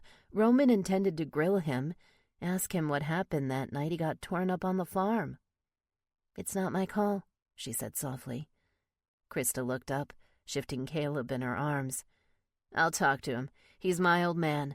I've got nothing but mad respect, but I don't understand it either. There's no danger taking a ride to the hospital. Even the crazy cartel assholes wouldn't be insane enough to try something there." I pursed my lips. I wasn't so sure about anything now. I'd brushed up against a world I really didn't understand. Didn't want to understand, except for whatever it took to bring him home safe. My boy needed his dad. I needed a man, and I wasn't ready to lose him when I'd finally gotten him back. Let me take him. I stood up and walked over, pulling Caleb into my arms. I felt my son's soft warmth before I laid him down in his crib. His eyes cracked open, bathing me in the same dark eyes that matched Roman's a little more every day. Jesus, if he didn't come home safe? The door opened and closed. That got the guy's notice downstairs. "What the fuck?" I heard a gruff voice say. Missy and I leaned against it, straining our ears to listen. "You're not supposed to be down here, baby. What the hell are you doing?" "Trying to talk some sense into you," Krista said coolly. "Her cousin keeps calling, you know. He was there when the ranch got attacked and Stryker was shot up." "Don't mention that fucking rat's name again," Rabbit spat. Hearing how he said rat caused my heart to skip a beat. I had a feeling it was something like that, but knowing it, God. The young man was as good as dead if he'd truly done something to fuck over the club. Maybe he'd be crucified, just like the other men Roman talked about killing. Or maybe there'd be something worse. I cringed every time I thought about the way the same rough, strong hands that roamed my body might be used to destroy another human being. I had to be honest. I loved a killer, a thug, an utter bastard who wasn't afraid to wreck and ruin with the worst pain he could think up. And I couldn't stop loving him, even though the rational part of my brain was screaming, telling me how deep I'd gone down this rabbit hole. Rabbit, stop. I'm doing this for a friend and the club. She deserves to find out what's going on, and it might help the rest of you, too. "You're wading goddamn deep into club biz, and you know it's not my call, Krista." There was a long pause, and then a loud masculine sigh. "Fuck it. Just for you, I'll call the press." My heart sputtered. Missy and I shared a long, excited look, trying to listen anxiously as Rabbit presumably turned away and hit the phone. "Fuck," he grunted, a few minutes later. "What is it?" Krista asked. "No answer. Look, I'm sorry, baby, but I can't do shit as long as I can't get in touch with Blackjack. I've got my orders, and I'm holding you here, all of you. Lviv have my fucking head on a pike if I let you chicks out and shit happens." "And you don't think something might be happening to the club? Something we could prevent?" Come the fuck on. Don't pout. Don't give me some shit about magic solutions either. You don't have a clue what we're dealing with. And that's the way it ought to be. For some reason, I cracked a smile through the thick of it. Missy exhaled a sharp breath, shaking her head. "I thought you were supposed to take matters into your own hands when there's an emergency. Aren't you man enough to decide what's best?" I could practically see him wagging a finger in her face. "Don't. Now you're stepping on my damned toes, and it's not going to get you anywhere." "I'm not trying to get anywhere. I'm trying to save some fucking lives." Krista's voice cracked, high and strained. "I know you'd never let anyone put new scars on me again. I know what it's like to be tortured. Don't you think I've had all the dangers that come with wearing your brand burned into me for life? Don't you think that maybe I understand what I'm dealing with?" "Baby, I know you do. It's not like that." She cut him off. "Exactly. It's about wasting precious time. What if Blackjack doesn't call you back until it's too late? What if men die because Norm could have told you something critical?" Another long silence. Then, at last, I watched him throw his hands up. Fuck. Get your shit together right now. We'll go to the damned hospital, but I'm escorting you the whole way with 2 prospects. Missy stays here with the kid. I'll give you girls an hour before we're back at this house. Not 1 second more. Understand?" She answered him with a wet, happy smack of lips, and then I heard her feet pounding up the stairs. I grabbed my purse and flung the door open before she'd caught up to us. "You're sure you're okay to do this alone?"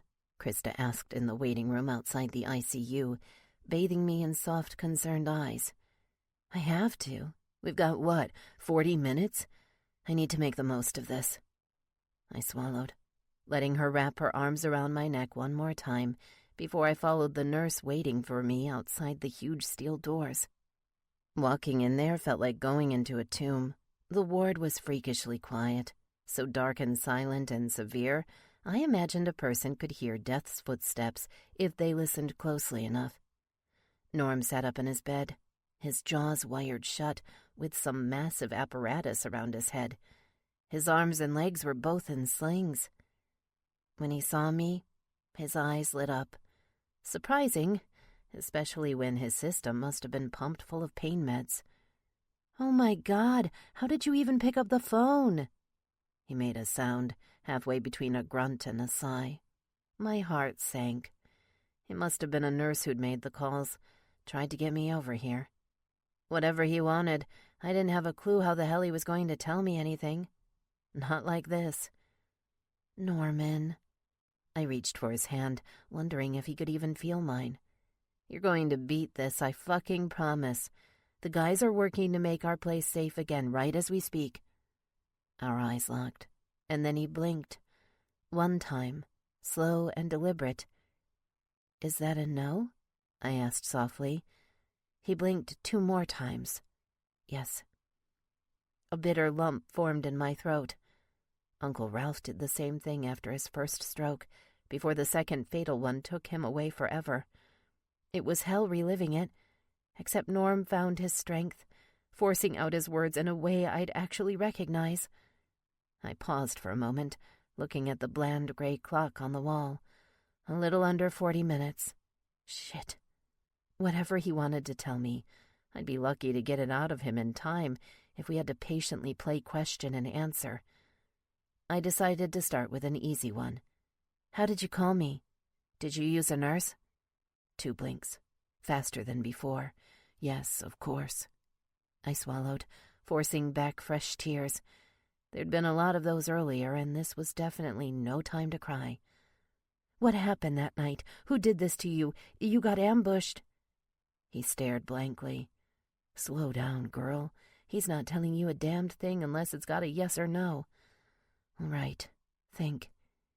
Did the cartel surprise you?" "It couldn't get much easier than that." 2 blinks. "Yes." "Were you able to fight back? Did you hit anyone?" 1 blink. "It happened too fast?" "Yes." I swallowed, licked my lips, and slowly gathered my words. My heart pounded, threatening to explode in my chest. It was someone in the house, wasn't it? Did Stryker do this to you? His eyelids moved. Once. Jesus Christ. I leaned in. I had to double-check. "Norm, I'm asking you again. Did Stryker hurt you?" "No." "Was it asphalt?" I knew I was stalling, saving my brain from going down that pitch-black alley all logic pointed to. "No." "Did Beam do this? Is he the traitor?" 1, 2. "Yes." I swerved, grabbing onto the wall a couple feet away for support. My palms hit the cool glass, and it was the only thing that kept me from passing out. The bastard who'd tried to force himself on me, who'd almost tempted me with his lips, his touch, he was the rat. He was the bastard. He was the one threatening to steal Roman away from me forever and rip our family to smithereens. Jesus Christ. I fought the urge to bolt out the door and go running back to Krista and Rabbit. "Thank you, Norm. I'll be back as soon as I can. I've got to go. You'll beat this." He gave me 2 more blinks, and I saw the faintest hint of a smile in his eyes. Damned right. I gave his arm one last squeeze. Too rough. He winced. Then I tore out of the room and pounded toward the doors, leaving the nurse on duty at the tiny computer desk inside yelling after me. Outside I crashed into Rabbit, who got up with Krista when he saw me coming, holding out his arms. I was a shaking, adrenaline-fueled mess. It took me a few seconds to speak while they shouted. "What is it? What's going on?" "Is your cousin okay? Talk to us." Krista's voice blasted through my other ear. I know who the rat was. It's not who you think. It was Beam all along. Rabbit's eyes went wide, and then filled with a dark, inky anger. You've got to call Blackjack right now. Get your president on the line. Tell him everything. Hurry before they... He pushed me away, probably a little more roughly than he intended, and I went spinning into Krista's arms. She caught me, shot Rabbit a dirty look, and then walked me into the waiting seat. Stay the fuck there, both of you. I'm already on it. I wiped my eyes while Krista shoved tissues and a water bottle into my hands. I needed it, too. My throat felt like it had caught on fire, and then froze over, choking me alive. It's like a fucking nightmare, she said sadly. Her eyes were glued to the door, waiting for Rabbit to come back. We both inwardly prayed he'd get in touch with the others this time. Jesus, they might be tearing Stryker to pieces that second. And all for nothing. I didn't know how Beam had framed him, but he did. Worse, I doubted it was just to cover his own ass. The men might be in real fucking danger while we sat here waiting, and there was nothing we could do about it. You can wake up from nightmares, I told her. This just might be permanent. 12. Better Mousetrap. Roman. The torch felt like a block of ice in my hand. It was amazing that the shit inside could ignite, hot enough to sear human flesh in a heartbeat. Stryker wouldn't live to let the black eyes we'd given him show. The fucker was tough and really good at playing stupid, far better than I'd given him credit for. We'd wailed on him and pulled all the usual mind tricks for more than an hour, and it hadn't yielded a damned thing. The bastard kept his lips sealed, telling us to go to hell, warning us we were making a big fucking mistake. All the usual stone-cold denials of a guilty man. I grabbed the torch after Blackjack backed away from him, clawing at the rat's shoulder. He'd asked him about Uncle Manny again, and the asshole admitted to it, except he claimed the grinning chef in the pictures wasn't his Manny. He told us the pictures were off, manipulated. Someone had taken his pics and changed them, lifting Manny the chef into the middle of a cartel Don's dinner. Bullshit. Guess he didn't know the Prez had a guy into digital shit connected to the club comb over everything. The verdict was in, and there were no doubts. Over against the wall, Asphalt, Brass, and a couple other guys shook their heads every time he hacked out more lies. They'd both had their chances to loosen his tongue, digging their knuckles into his wiry body so fucking hard they were lucky their hands didn't break. And the look they were giving me now was begging for another chance at making this asshole squeal, or else put him out of his goddamned misery. You want me to repo our colors now? Maybe that'll open this asshole up. I looked at the Prez. We shared the same dark fire boiling in our eyes, a little hotter every second, watching our boy twitch in his restraints like a cornered rat. Blackjack paused, straightened his long gray hair, and reached into his pocket for a fresh smoke. The Prez was still a man, and puffing on that endless supply of cigs calmed his nerves. It also made him meaner, righteous in his ruthlessness, confident in his justice. Do it, son. Our lost brother isn't even trying to soften the dagger he shoved into our backs. As far as I'm concerned, he's no longer fit to wear the bear on his skin a second longer. Adrenaline shot through my veins. I lit the torch and watched the hot blue flame dance, holding it up in front of my face. Stryker squinted at me through his narrowed, beat-up eyes. For the first time since we'd started, I saw a flash of mortal fear in his ugly mug. Smiling, I stepped forward, taking my sweet time. We'd already wasted more than a damned hour. What were a few more minutes? When you wanted to break a man, more than half the equation's psychological. The pain comes secondary, but once this flame touched Stryker's inks, he'd be in a world of nothing but searing, brain-ripping agony. No, no, no, he snarled, thrashing in the chair we'd bound his arms and legs to. You can't fucking do this, brother! Not for the love of Christ! I didn't do it! It was some other asshole! Somebody set me up! Somebody who really wants to see this club killed! I cocked my head, bringing the flame so close to his face the fucker flinched. Really now? You telling me there's somebody else with Mexican cartel connections who got off with a little blood wound the night the cartel came calling? I saw what you did to my girl's cousin, asshole. You'd better believe we're all gonna fuck you up twice as bad before you're buried in concrete. His eyes opened wide as I started to move the flame close, first to that filthy tourniquet wrapped around his arm. The fucker's tongue must have went numb. I'd seen it happen with other dudes, right before they realize imminent death's around the corner, ready to snatch his soul in a blink, or at least make him wish he was getting off that lightly. For this jackass, the end was coming slowly and painfully. I watched his eyes widening, lighting up with 1,000 pleas for mercy. No, no, no! I ripped the flame away right before it lit the bandage. Fucking shit. The sudden noise bleeding through the empty warehouse interrupted me. My phone droned for about the 5th time in my pocket, reminding me there were darker things to think about than the worst ways to ship this rat son of a bitch off to meet his maker. The torch sputtered out as I released the button. Growling, I reached into my pocket, hauled out my phone, and stared at the missed call. Another one from Sally. What the fuck was happening? Rabbit tried to call the Prez a couple times too, but he wouldn't take it, too wrapped up in his frustration over cracking Stryker's armor to worry about anything outside this old warehouse. "What the hell's the holdup, son?" he said, never taking his smoke out of his mouth. "Move your ass. He's not going to tell us anything until he's let off a few screams first. We don't have all evening to shake his tongue free." "I'm sorry, Prez. I keep getting these calls. Fuck. Just give me a second, please." Blackjack bared his teeth, practically biting his smoke in two. I told myself it would only be a minute, maybe 2, no more. Something tightened up in my gut. The calls shouldn't have kept coming after we ignored them, persistent and mysterious. I walked over to the opposite corner by the exit out back, right where Beam had been standing a couple minutes ago. I was too busy staring at my phone to wonder whether he'd stepped outside for some fresh air or a piss or what. Several voicemails blew at my inbox. Whatever, I had to make this quick, so I skipped over them and hit the reconnect button for Sally's phone instead. She answered on the second ring. "Jesus, where the fuck were you? Please tell me you haven't gotten to Stryker yet." I gritted my teeth. "What's this about, babe? Start talking. You've got 30 seconds.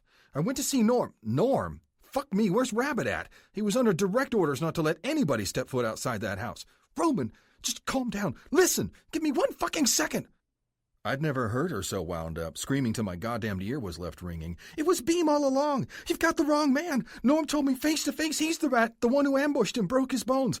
"Well, sort of." "Sorta? He could only blink to communicate. I asked him the questions, but I triple-checked everything. I know he was telling me the truth. I already told Rabbit Baby, but he couldn't get to you guys either. He's on his way to—" "Babe, come the fuck on," I growled, shaking my head. "You really expect me to believe all the dirt the club's got on Stryker's nothing but complete shit? And all this from a dude who's so fucked up he's probably got more painkillers than blood in his veins?"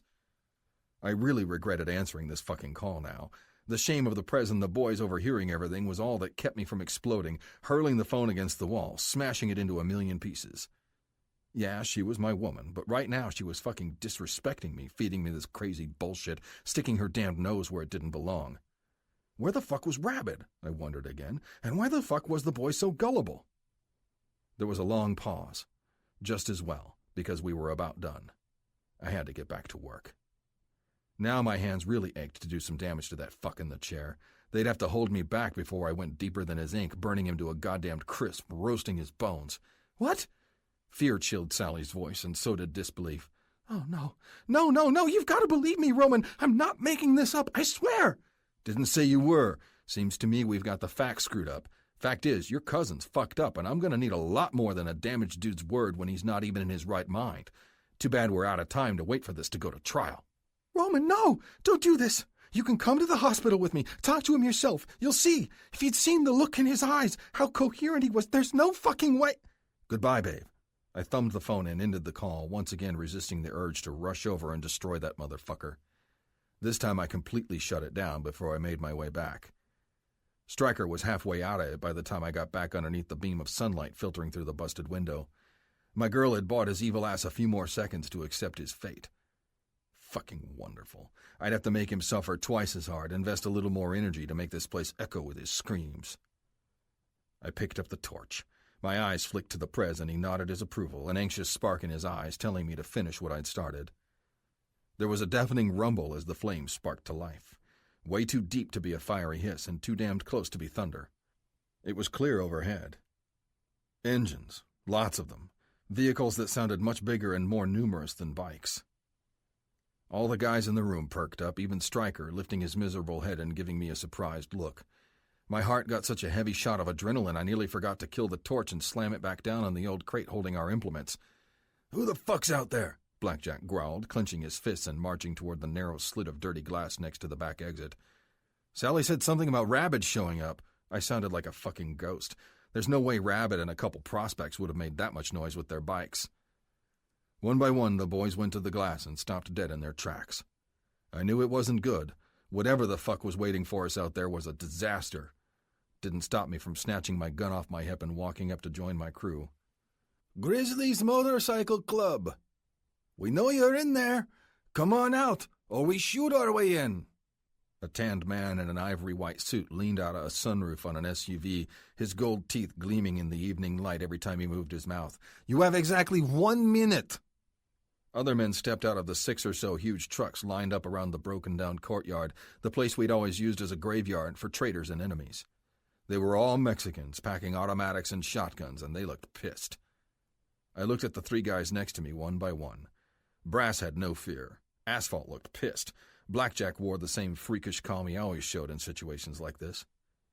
I had to hand it to him. His guts never wavered one bit, even when we were about to walk out into an ambush, outgunned and underprepared, vulnerable to every fucking double-cross in the book if the cartel wanted to end this war right here.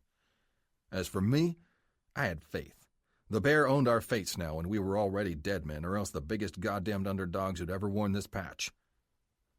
Blackjack looked at us and nodded. "Let's go." "Right behind you, Prez," I growled, stepping in front of him and pounding the door open. More than a dozen cartel bastards waited, their weapons drawn. Blackjack walked out, holding out an arm to keep us back. When the fucker with the gold teeth saw him, staring through his oversized shades, he ducked down into the SUV and slid out the passenger door a couple seconds later, smoothing his suit as he stood up. He looked like a fucking lounge lizard, but the large silver crest on his lapel told us exactly what we were looking at. His emblem had the same eagle swooping down on the desert snake I'd seen before, but the only dudes who got these fancy medals were cartel bosses, and now there was one in front of us. "Ah, Blackjack," the Mexican said with a grin, his thick accent more noticeable out here. "You're even older than I've been told. If you hadn't killed legions of my men, I'd shake your hand." "Shut up and get the fuck on with it," the Prez snapped. "What are your terms? I know when my balls are in a vice." The cartel boss's grin melted. "I believe in fighting fair. I'll offer you the same thing you've given my soldiers. A quick, clean, easy death like men." Asphalt snorted. He reached for his 9mm, and suddenly a dozen men jerked like one machine, readying their guns and aiming them in our direction. "Don't. I know you're a smart man and a reasonable man. You have lost, old man." The Don's gold teeth reappeared, this time like a vicious wolf. "It's completely up to you whether you want your MC to die in agony. Perhaps we'll spare your life for a few hours to talk about the big picture after every last one of your brothers here is dead. Step out of the way." "No," the Prez growled, digging his boots into the concrete. His old wound must have scorched like fuck. "You want to talk terms, then you'll do it with the rest of my boys, and you'll kill me first. Go, collect your rat inside and get on with it." The boss looked at one of his guys, muttered something in Spanish, and sent him behind us into the warehouse. The grunt returned a couple seconds later, marching out Stryker, his hands still bound behind his back. When I saw the big Mexican return to his leader, leaving Stryker behind with the rest of us, my fucking heart sank. They were either enormous bastards who'd butchered their own informants, or Sally was right. "There's nothing to collect except your bodies," Gold Teeth said. "We've already got our insider, and he's going to be rewarded quite handsomely." Shit. She was right. Stryker couldn't be our rat unless this was all a sick joke. Not out of the question for these fucking demons from across the border. But I knew it wasn't that easy. I knew we'd just spent our last couple hours on Earth torturing a fellow brother, an innocent man. That shit alone made me want to walk right into the gorilla holding the shotgun and feel the hellfire cut through my chest. Fuck. Is this how my old man felt before he lost his mind and got himself killed? The whole world condensed into a tight black ball. The Prez's mouth was moving, but my ears wouldn't work, and I had to grip my gun tight to keep from passing out. An SUV's door slamming brought me back to life.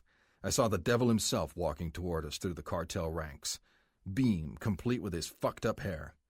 "You sick, fucked-up son of a bitch," I growled, getting in front of Blackjack.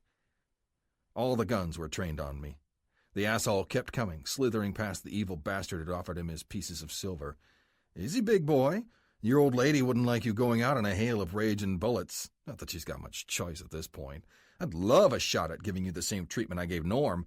Go ahead and give me a good reason." My fists had never been so damned hungry in my whole life. It took every ounce of strength I had to fight the urge to pop this fucker's brains out his skull.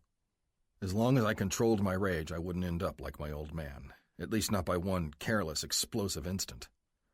It wasn't looking good for us, but every second we delayed and kept ourselves alive evened the odds against these bastards. I couldn't let the caveman urge to tear his fucking head off steal my whole fucking future with Sally and Caleb. I had to let him swing his dick without trying to hack it off until the time was right. "Carlos!" the cartel boss, and Beam whipped his head around. "Get back in line! Now!"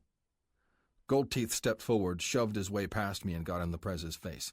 "Well, you going to take the deal I offered or not? It's the best you'll get, old man, and you're all out of leverage. No, you'll take my counteroffer, or you'll kill us all and get no terms with the club. No treaty means you'll have to destroy every other Grizzlies charter all the way to Seattle. They'll never give up unless you've got a piece of paper with my name on it. Don't think you'll get anybody to flip. We've already cleaned house in every charter that would even think about cutting you a deal, capo." The Mexican clenched his jaw when the Prez called out the cartel captain. "A pity you didn't do such a good job keeping your own charter clean. Believe me, I'd love to spill your blood where you stand." "Here I am," Blackjack growled, stepping away from the cartel boss and spreading his arms. "Do it! Firing squad style! What are you afraid of?" Several men aimed their guns, locked and loaded on the Prez. "Fuck!" The rest of the boys stirred, ready to jump in front of him and take every bullet if they needed to. Shit. We were gonna die together anyway, but I sure as fuck wouldn't before I watched Beam and the cartel boss bleed out on the cold pavement underneath our boots. Afraid? No, old man, the only one who ought to be afraid here is you. The boss stared at us, snarling out something in rapid-fire Spanish, and all but two of the men lowered their guns. "I'll give you a few minutes. Think about what you're doing. Enjoy one last puff on your tobacco. Then we'll see if you come to your senses. The only reason I haven't cut you and your men to pieces is because I'd really like to see your signature in blood on a new treaty. You do that for me, and anything can happen here today. There's still time to save lives all across your club, Blackjack." "Go to hell!"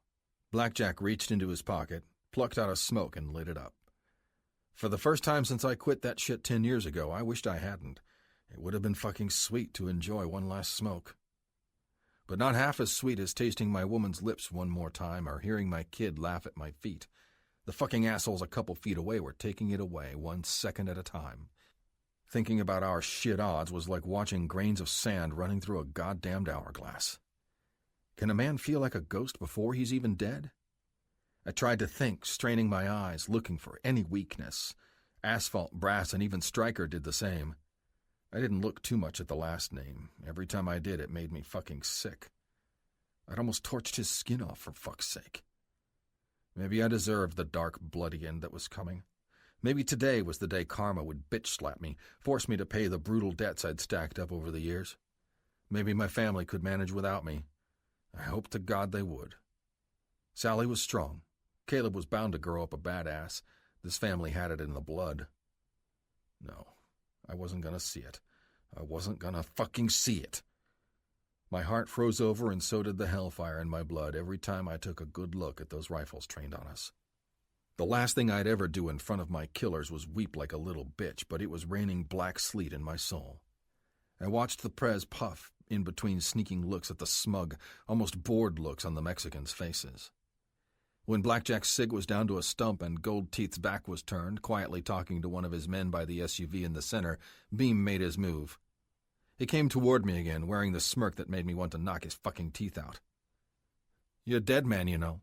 He gave me a cold look and spat at the ground. I didn't flinch. Better dead than a fucking rat. The cartels have their codes too, as fucked up as they are. How long before these bastards decide to chop your head off too, Carlos?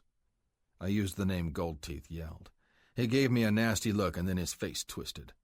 He laughed, higher pitched than I'd heard before, betraying his anxiety. My ears pricked up at another noise coming through his shit, something lower, roaring, droning. I squinted, looking past him toward the very edges of the old complex. I saw the faintest puffs of dust behind the old fuel tanks. Bikes were on their way, coming up the route we always used to get back here, right through a break in the rusted gate. Fuck, just in time. Beam stopped laughing and drew his wicked black eyes back on me. You think you're hot shit, don't you? You walk around thinking you're a good man, a strong man, now that you've got your wife and kid. Let me tell you something, asshole. He pushed against my chest as hard as he could. The lean little fuck was too weak to move me an inch, even with anger spiking his blood. I cast a quick look at Blackjack. The Prez's face didn't show shit, but his eyes were fixed on the tiny smoke coiling in the distance, too. He knew what was coming. Beam kept talking, slinging the best shit talk he had. You want to listen to this, fuckface? Listen good. I'm going to track down your hot blonde princess when we're through here. I'll find her, take her, and fuck her all I want. I'll take her in every hole all fucking night, make her forget every last trace of you while she's howling on my cock.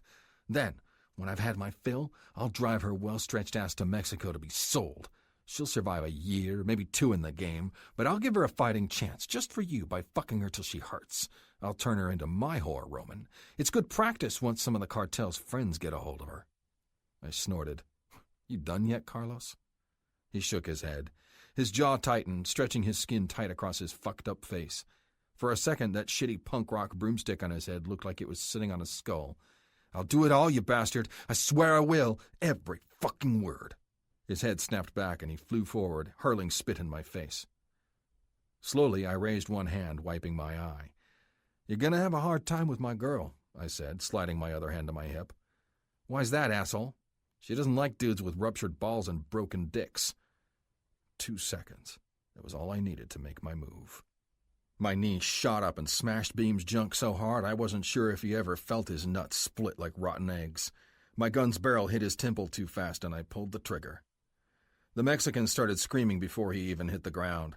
I went down, holding onto his corpse like a shield, listening to my boys behind me start shooting. My whole universe became screaming lead, kicking at the dusty pavement and flesh around me, each hot flash threatening to snuff out my life just as quickly as I'd done to the rat. Brass roared, firing over my head. I angled my gun up as soon as I hit the ground, firing in every dark moving shape I could see. Several cartel boys ran forward and their chests exploded outward, death blossoming in bloody vines. Rabbit and the prospects were here. The cavalry hit them from the back, slaughtering those motherfuckers like hogs. Gold Teeth ducked between 2 vehicles, dropped his fancy-looking magnum, clutching a bleeding wound on his leg. Bright red gore poured through his lily-white trousers. I emptied my clip and burst 2 more heads. It was too fucking dangerous to reload, especially with a bastard holding an automatic coming toward me, spraying down suppression fire. The hellfire advanced, coming on like a line of advancing rain. Inevitable, outrageous, fatal. I thought about Sally's hot lips on mine as she was wrapped around me, thrusting like my life depended on it between her legs, snarling as I pushed her over the cliff into ecstasy. I remembered Caleb's laugh, smiling as the bullets came closer, sparking on the cracked cement like firecrackers. It was like somebody slowed down time just enough to let the things that mattered flash before my eyes. I couldn't get my boy's cherub laugh out of my skull, even if it might as well have been on fucking Jupiter, with death racing toward me here. I'd never hear it again. Not for real. I thought about Ma. She'd looked happier than she had for years holding my kid, bouncing him on one knee, probably amazed that Sally and me created such a perfect miracle. She'd still have that after I was gone. My brothers' faces flashed in my head, one by one, locked in perfect rhythm to the tracers coming toward me. Blackjack, Brass, Rabid, Asphalt, Southpaw, Striker. So many fucking more. Too many faces and not enough time. Never enough... Fuck! Fire ripped through my side and I felt like a goddamned water balloon losing its contents. 2 seconds later, the shooting stopped, but it didn't really matter. I saw myself sprawled out on the ground, passed the fuck out, my eyes dead and vacant. I floated away from everything, and there were no brakes. I was already a ghost, even as some brother caught up to me and started shaking me, screaming in my ear. His words were like listening to a man screaming down a long tunnel. They blurred into nonsense. I heard someone else talking, a voice I hadn't heard for nearly 20 years. The last words my old man ever said to me surged in the blackness like a giant tidal wave, pulling me deeper, crashing across my soul. Live the life I couldn't, son. Live like a good man till the day you die. Don't forsake your family. 13. Under the gun. Sally. I'd never had so many emotions flickering through me at once, tearing me to pieces like twisted currents. Hatred, bitterness, sadness, love. Each time Roman's face flashed in my mind, I didn't know whether I wanted to kiss him or rake him across the cheek with my nails. Mostly, I just wanted him to come home so I could make up my mind, preferably before my intestines tangled up in a permanent knot. It was so fucking dark out. Almost midnight. There hadn't been a word all evening, not since we got home from the hospital, and Rabbit took off with his guys, leaving a two-man skeleton crew of prospects watching over us. Caleb stirred in my arms. He kept crying no matter how often I tried to feed him, fussing every time I rocked him or smoothed his brow the way he liked. The kid could sense the tension on some scary primal level. "Damn it," Missy whispered for the third time in an hour, tearing the phone away from her ear. "Still no answer. I tried all of them. I really don't understand this. Somebody should pick up. Even Rabbit isn't talking." Krista's shoulders slouched. I watched her bring a hand up to the scars on her cheeks, touching them, and then snatching her fingers away, like they burned her hand. "Something's wrong. They've never kept the line dead this long, and never all of them at once. We can't just sit here all night." "What's your plan? Lower a rope made out of our skirts and jeans down the window?" "Rabbit said we're not going anywhere. I'm scared too, but there's no way we'll get past the prospects down there. You sweet-talked your old man, but those boys only care about following orders. Whatever it takes to earn their bottom rockers." She narrowed her eyes. "You think they're not sweating rivers down there too? Hope you've got 'em up, Sally. Their orders only go so far. They'll be just as confused as us the longer they wait with no word from the rest of the brothers." "We have to try something," Missy exploded, stood up and reached for the door before I could say another word. Maybe she was right. My heart throbbed pure adrenaline, a cold, harsh fuel for the pessimism grinding my heart to ashes. I wanted to believe he was okay. He had to come home. But this world had no guarantees, and the damning silence gave a good idea about what happened without the specifics. I looked at Caleb and clutched him tight, carrying him out as the other two old ladies ambled down the stairs. My mind had already gone to that dark pit, wondering how I'd afford this place if Roman was really gone. Jesus, and it wouldn't get any easier as the years went on. I couldn't lie to my son, not when he'd barely met his father. One day I'd have to look him in the eyes and tell him his dad did what? Defended his family? Or went down the same as his grandfather? Pulled into a world of savage violence he never should have embraced? I'd say anything to stop it from becoming a family tradition.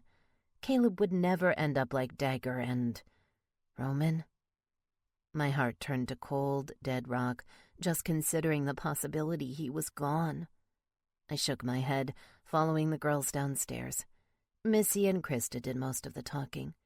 The two prospects eyed us glumly, sharing nervous looks. "Can't do that, ladies," a prospect named Thorne said. "The brothers'll have our asses if anything happens to you. Shit, we don't even know what's going on at the clubhouse. It could be compromised, too." "Oh, please." I rolled my eyes and stepped forward. "The whores still sleep there. They'd be the first to come screaming if anything happened." "Yeah, assuming they could. You know these invasions can happen so fucking fast, it'll make your head spin, right?" Thorne gave me a sharp look, his goatee twitching. I cocked my head. "You sound like you're talking with experience. Geez, at the rate the club's bringing in new blood, you've been wearing that prospect patch for like a month, maybe 2. Hard to believe you're a battle-hardened biker badass in just a few weeks." His face tightened. Krista and Missy laughed. Brass's old lady pushed through us and got in his face. "Come the fuck on. We'll drive carefully. Take my car the whole way there.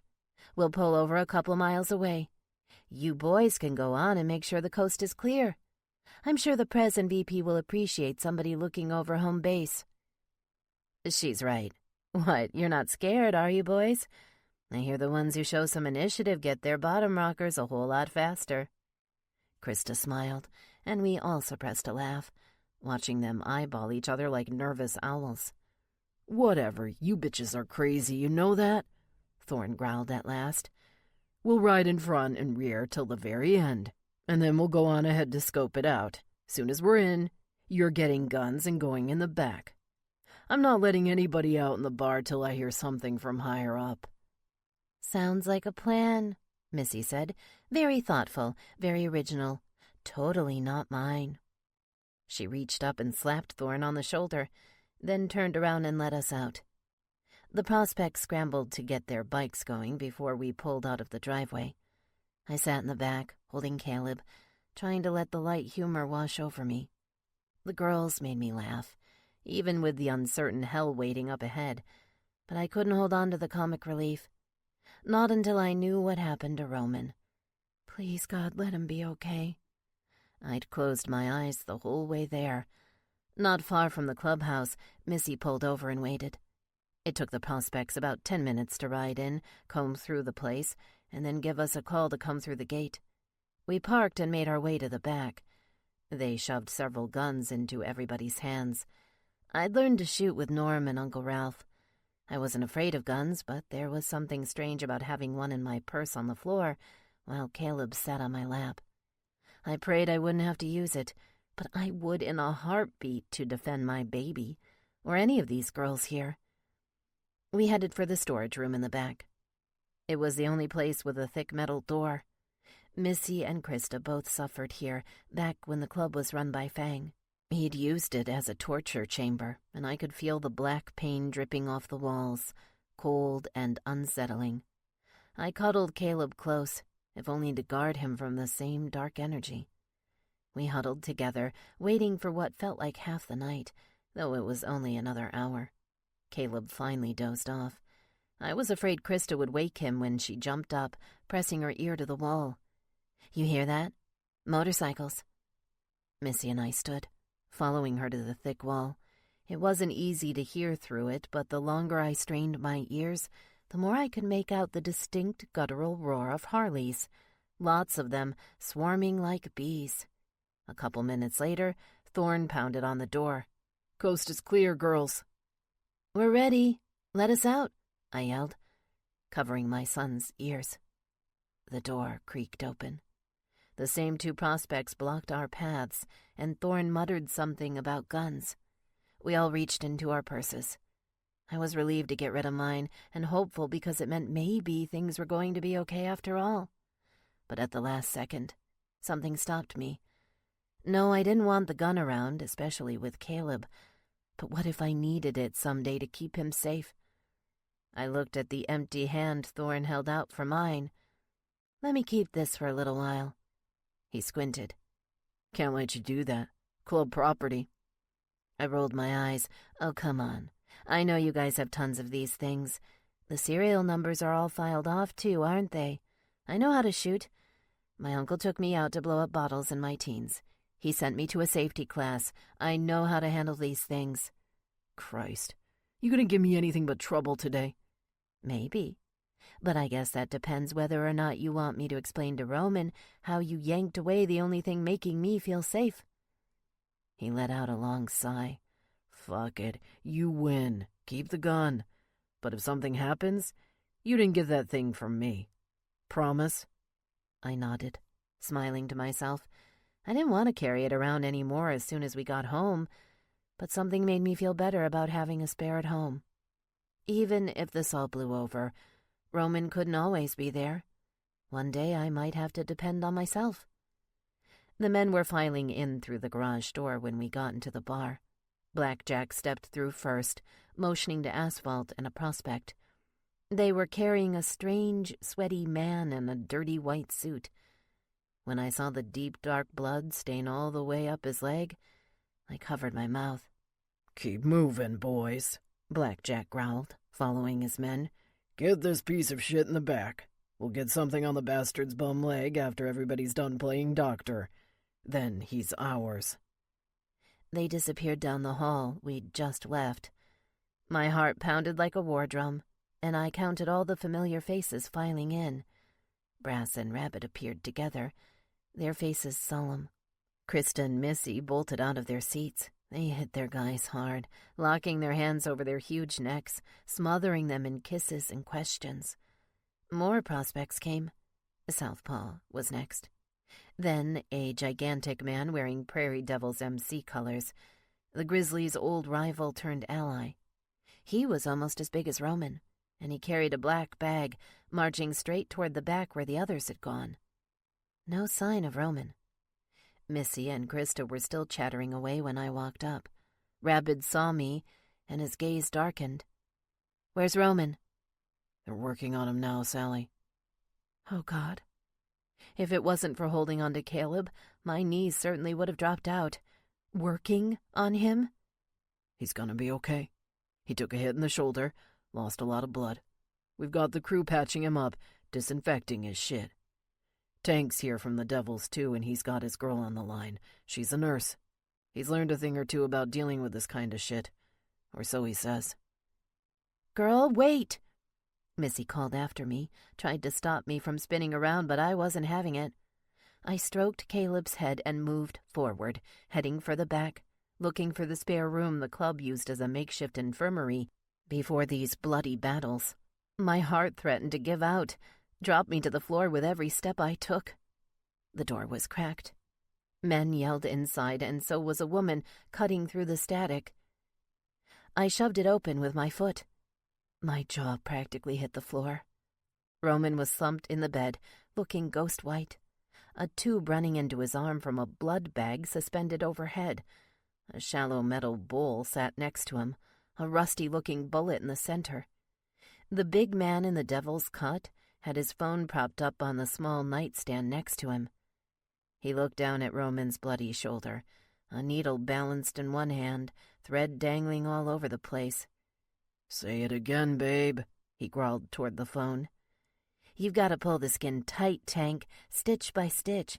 Hurry before it's left open too long. There's germs in the air, all over the place, really. That disinfectant only works so long." The woman barked over the phone. The prospect on the opposite side of Roman saw me, looked up, and waved his arm. He pointed to a chair in the corner. "Get the fuck in or don't." Holding Caleb tight, I stepped forward. I stuffed back tears, watching in horrid fascination, wishing for nothing more than being able to walk up and grab his hand while they worked on him. Tank's thick hands moved fast. They seemed to do the job, but he also moved like he wasn't sure, and that made me nervous as hell. "Don't fucking know about this, Em," he whispered into the phone. "This shit's a lot bigger than the ones you taught me how to patch at home. He's still bleeding.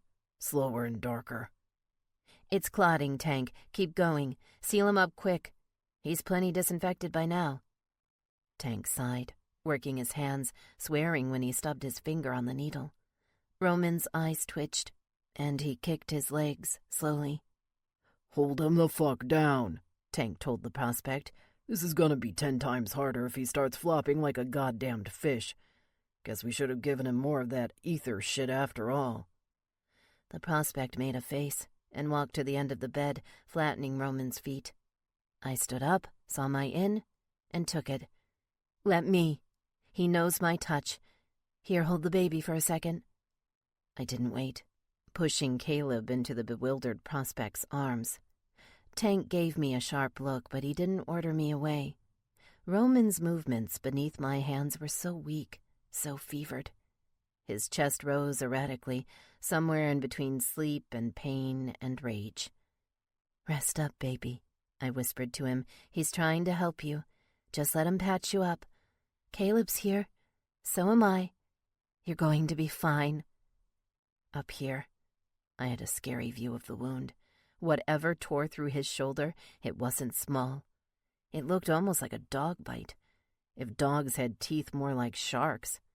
"Last one, babe," Tank said sternly into the phone. "Now do the seal, just like I taught you. Wrap it up. Clean and neat." My stomach did a sickly flip as I watched Roman's torn flesh mesh together. Tank formed what looked like a knot before he shifted the clamps on Roman's shoulder, holding the skin together. He didn't stop until he cut the last thread with the small, silvery scissors. The tools slammed down on the nightstand, and he grabbed the phone. His hands were a bloody mess. "It's done. I gotta hang up so I can talk to their press. I think he's gonna live, hopefully without any fucked up complications." "Make sure somebody's with him for the next 24 hours. Don't let him sleep alone. You need to tell them to refresh the fluids, too. Don't just assume they're going to know." "Babe, I've got this. Believe me, some of these boys will put my ass on the line if he dies. I'm doing everything by the book as fast as I can, so I'll be coming home soon. Love you, Em. I gotta go." He hung up. We shared a brief, tense look, and he nodded to me. Shit. Looks like we do have the same tastes after all. Huh? I didn't understand what he was getting at. Nothing. Stay with him. I'll fill you in later on what to do. I gotta find brass or blackjack. Tank stepped quickly out of the room, opening up the narrow space on the chair next to the bed. I pulled it close and gripped Roman's hand. He was cold, freakishly heavy between my hands. For the first time since he'd stormed off with his crew, my emotions aligned. Everything faded away. All the hate, all the confusion, all the anger. It all evaporated into a great, yawning nothing, void of everything except the slow, steady thud of my heartbeat, feeling for his pulse. I wanted to make his match mine. Anything to bring him back to life. Don't die on me. You can't fucking die. Not now. Not ever. For the next 4 hours, I prayed and fought my tears. Caleb woke me up crying. I'd fallen asleep shortly after Blackjack came through, eyeing his man and whispering a few things I couldn't really understand. He told me to get some sleep before he stepped out. Krista and Rabbit came by to keep me company too. She was still up with a cup of coffee in her hands, keeping watch while I napped. She must have taken the baby as I went to sleep because when I woke up, he was bouncing on her knee and smiling. "Sorry," she whispered. "I think the little guy needs a change. Want me to take care of it?" Before I could answer, Roman's fingers wrapped around mine. "Babe." Holy shit. Both my hands flew to his and squeezed him tight. "Krista, go ahead. I just need a moment with him. Tell them he's awake, too." They'd said he wouldn't come out of it before noon tomorrow. The old clock hanging on the wall said it wasn't even 7 a.m. His color looked better, and he was warmer, too. I leaned in, spilling my tears, dragging his heavy, strong hand up to my lips and giving it a kiss. "We gotta talk," he said, his voice low. "Roman, we can do all that later. You're hurt real bad. You just need to rest." "Bullshit." He tried to move, but his body instantly turned against him. "Fuck." I felt him tense up and then slump down on the mattress about 5 seconds later. "Baby, just rest. Don't strain yourself. You'll only make it worse." "My shoulder's burning like a motherfucker," he growled. "Let me talk to them. I'll tell them you need something stronger for the pain." His strength surged, and I gasped when he grabbed my wrist. "No, I don't give a shit about that. There's something else bothering me. Come closer." I leaned down, wiping away another tear as his stubble grazed my cheek. It made me think about the better times when we were so close, feeling his naked body against mine, rough and hot and powerful.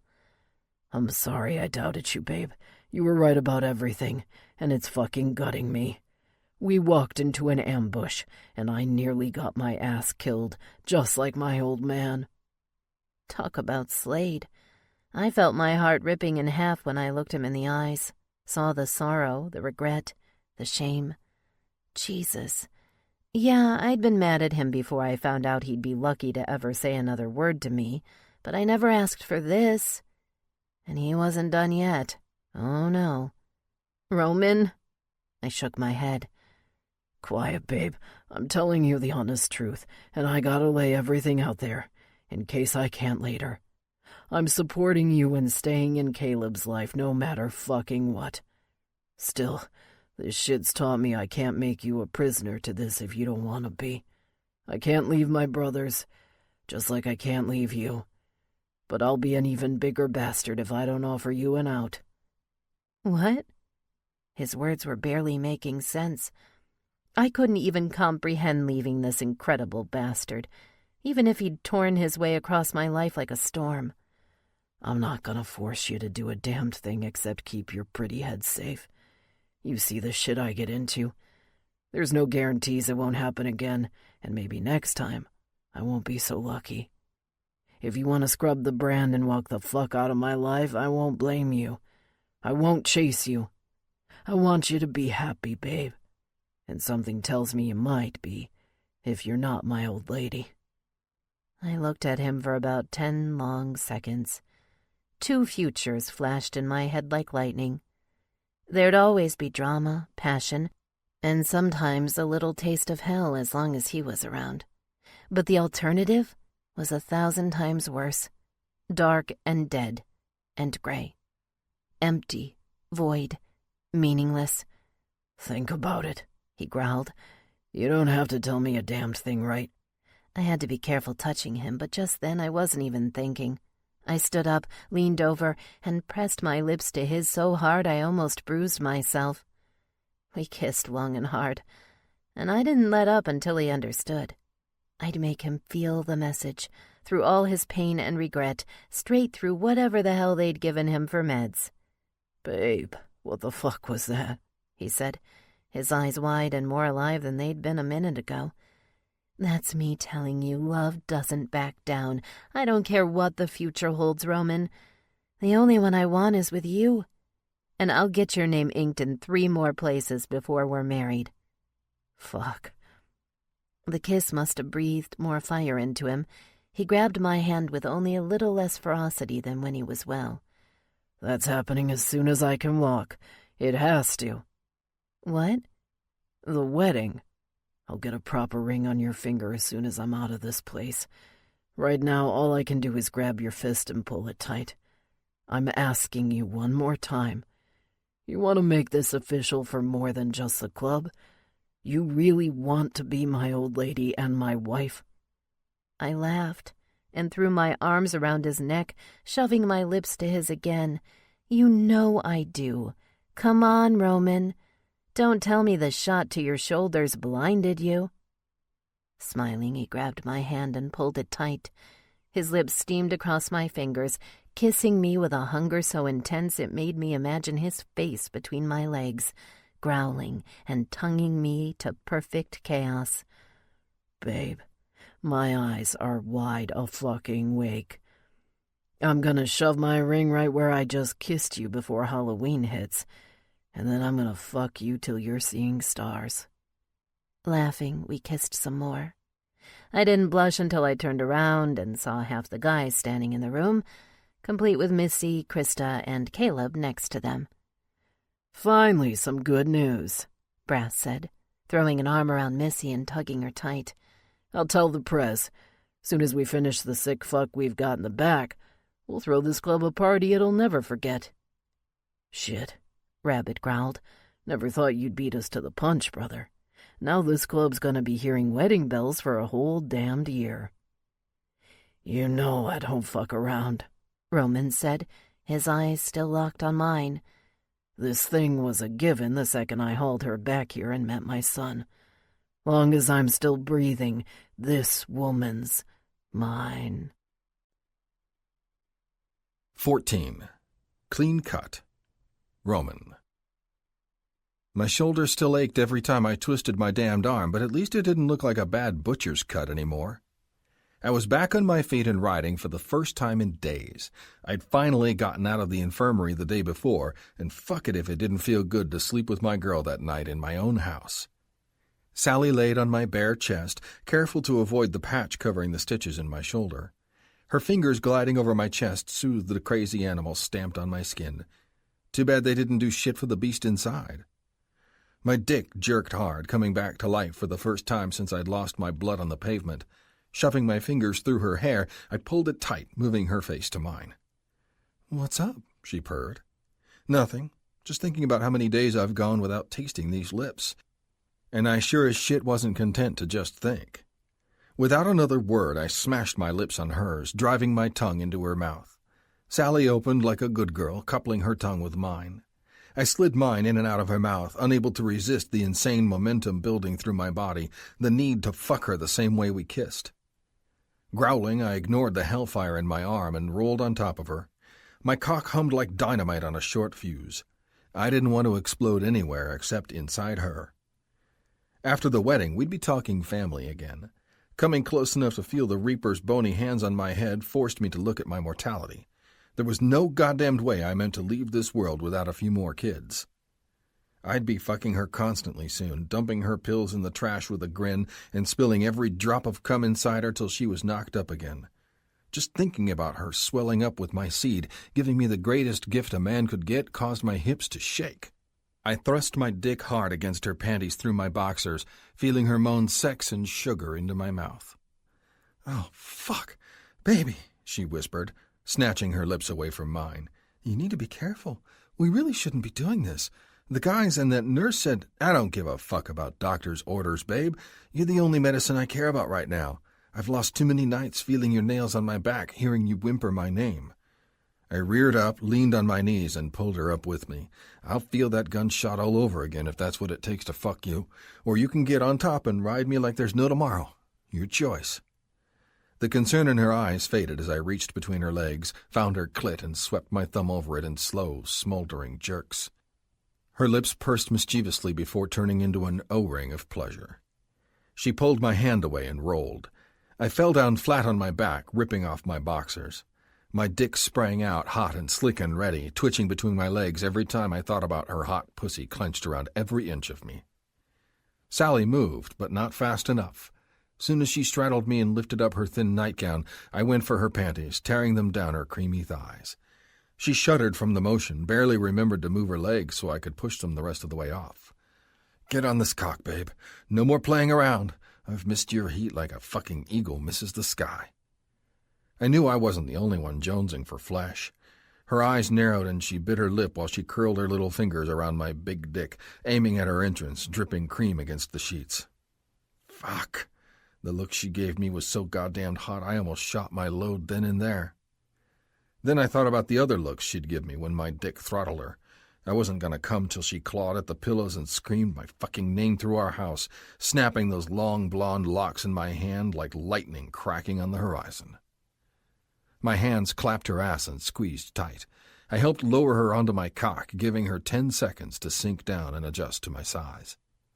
Our hips rocked simultaneously. It didn't take long to pick up some speed. I watched her hot, pink nipples bobbing as she fought to keep up with me, grinding her swollen clit on my base every time I sank deep. "Don't you fucking stop, woman. Not for anything. Show me how much you missed me." I picked my hands up and slapped her ass hard again. She gasped pleasure, and her hips picked up, riding me harder. We fucked hard, bouncing her curves and rocking our bed.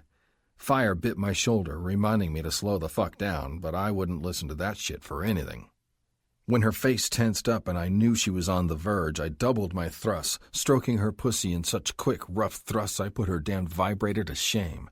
She'd never need that fucking thing again as long as I was on the job. Her warm cunt clenched a second later and her knees began to shake. "Roman! Travis! Fuck!" Her hot tits swung down in my face as she collapsed over me, her whole body shaking, everything around my pistoning length tightening like a hot, wet sleeve. I made it halfway through her orgasm, fucking her at turbo before my balls couldn't take any more. "Fuck, babe, don't you goddamn stop. I'm coming. This pussy's mine." My fingers dug into her ass so hard, hot flesh bloomed between my fingers. I held her down as my dick swelled, bathed my brain in fire, and unloaded the lava seething in my balls. My cock plunged into the hilt. Something wicked and primal took over, the overwhelming desire to fill her the fuck up, shooting every drop I could in her womb. She moaned and panted each time my cock hurled thick ropes into her depths. My hips slid against hers like a man possessed, locked into place, fused till my balls were done pumping. We fucked, came, and writhed forever. Satisfaction swirled in my heart. This woman was mine, damn it, and I'd keep owning her like this every night of our lives as a reminder. Only thing hotter would be fucking her when she had that ring on her hand. Fuck, my dick throbbed again at the thought, ready for a second round before I'd even pulled out of her. The urge to rest was too fucking much, especially when it felt like I had a pit bull chewing through my shoulder. The pain caught up to me, the brutal reminder that I'd almost lost all this for good. I could have easily bled out on the cold pavement that day. By some miracle, I hadn't. "Roman, you okay?" she whispered, rolling off and laying next to me. "Yeah, and okay's all we need for now. Give it a couple weeks, babe. We'll be sitting pretty fucking nice in a matter of months. Just gotta tie up a few loose ends this week while you plan the best wedding ever in a 2-week time crunch." "Shit, the wedding!" Her eyes went big, but she was wearing a smile. It's really happening, isn't it? You'd better believe it. Call up Krista and Missy for some help. It'll be tight to swing it like this, but it's going to be good. Don't have a single doubt about it, and you don't need to either. Oh, you know I like a challenge. Keeps things interesting. Her nails touched my skin and slowly slid down my side, angling dangerously close to my cock when she got lower. Fuck yeah, you do. We wouldn't be sharing a bed if you were the kind to flip and run the instant shit gets messy. Tough chicks are the hottest fucks. She laughed. You really think I'm tough? Babe, I know it. And tonight you're working this bed with me like it's a goddamned boot camp. Growling, I pushed her hand down to my cock, tightened her fingers around my ballooning length, and squeezed. A couple minutes later, I pulled her legs apart and pushed into her from the side. We fucked our way to paradise till the birds began to tweet in the trees. Club business waited for me the next day. Ugly, bloody, unfinished business. I thought about us fucking the whole ride in. Thinking about her hot bod convulsing all over mine sweetened the blow that was about to come. When I got inside the clubhouse, I met up with Rabbit, and every hot, happy thought I had melted. There was nothing sexy about the grisly problem in front of me. Go easy on him, big guy. The fuck's already missing a whole hand. If the asshole dies before we've got a firm... There's no rush. The story will wait. For now, let the music ease your mind and bring you into a calm rhythm. Thank you for being here with us.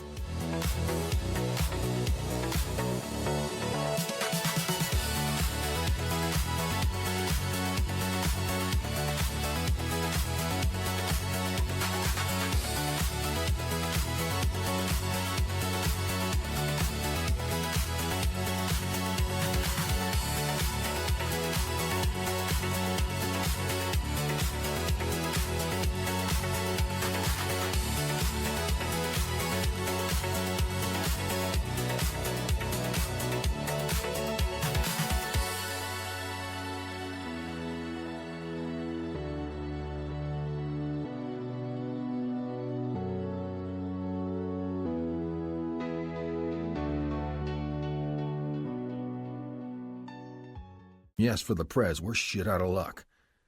Rabbit walked with me down the long hall toward the storage room, now guarded by several prospects and a full patch member 24/7. The prospects nodded to us and the door squealed open. Gold Teeth was slouched in his chair, his arms and legs bound, everything except the bloody stump where his right hand had been. They'd saved his bum leg and taken his hand. Blackjack and the boys carved it off 2 fingers at a time, a little more each day, sending the rotten meat back to Mexico with a 3-line note attached. Leave California or he dies. No negotiations. You know how to reach us. Seeing the asshole sick and clammy was a nasty sight. Didn't stop me from wearing the same impassable mask or remembering this fucked-up clown nearly took me away from my wife and kid way too damn soon. If I could have resurrected Beam and killed him a few more times, I would have. Instead, this asshole was all I had, and the Prez's orders said we couldn't put him under unless the cartel's answer was a hard fuck no.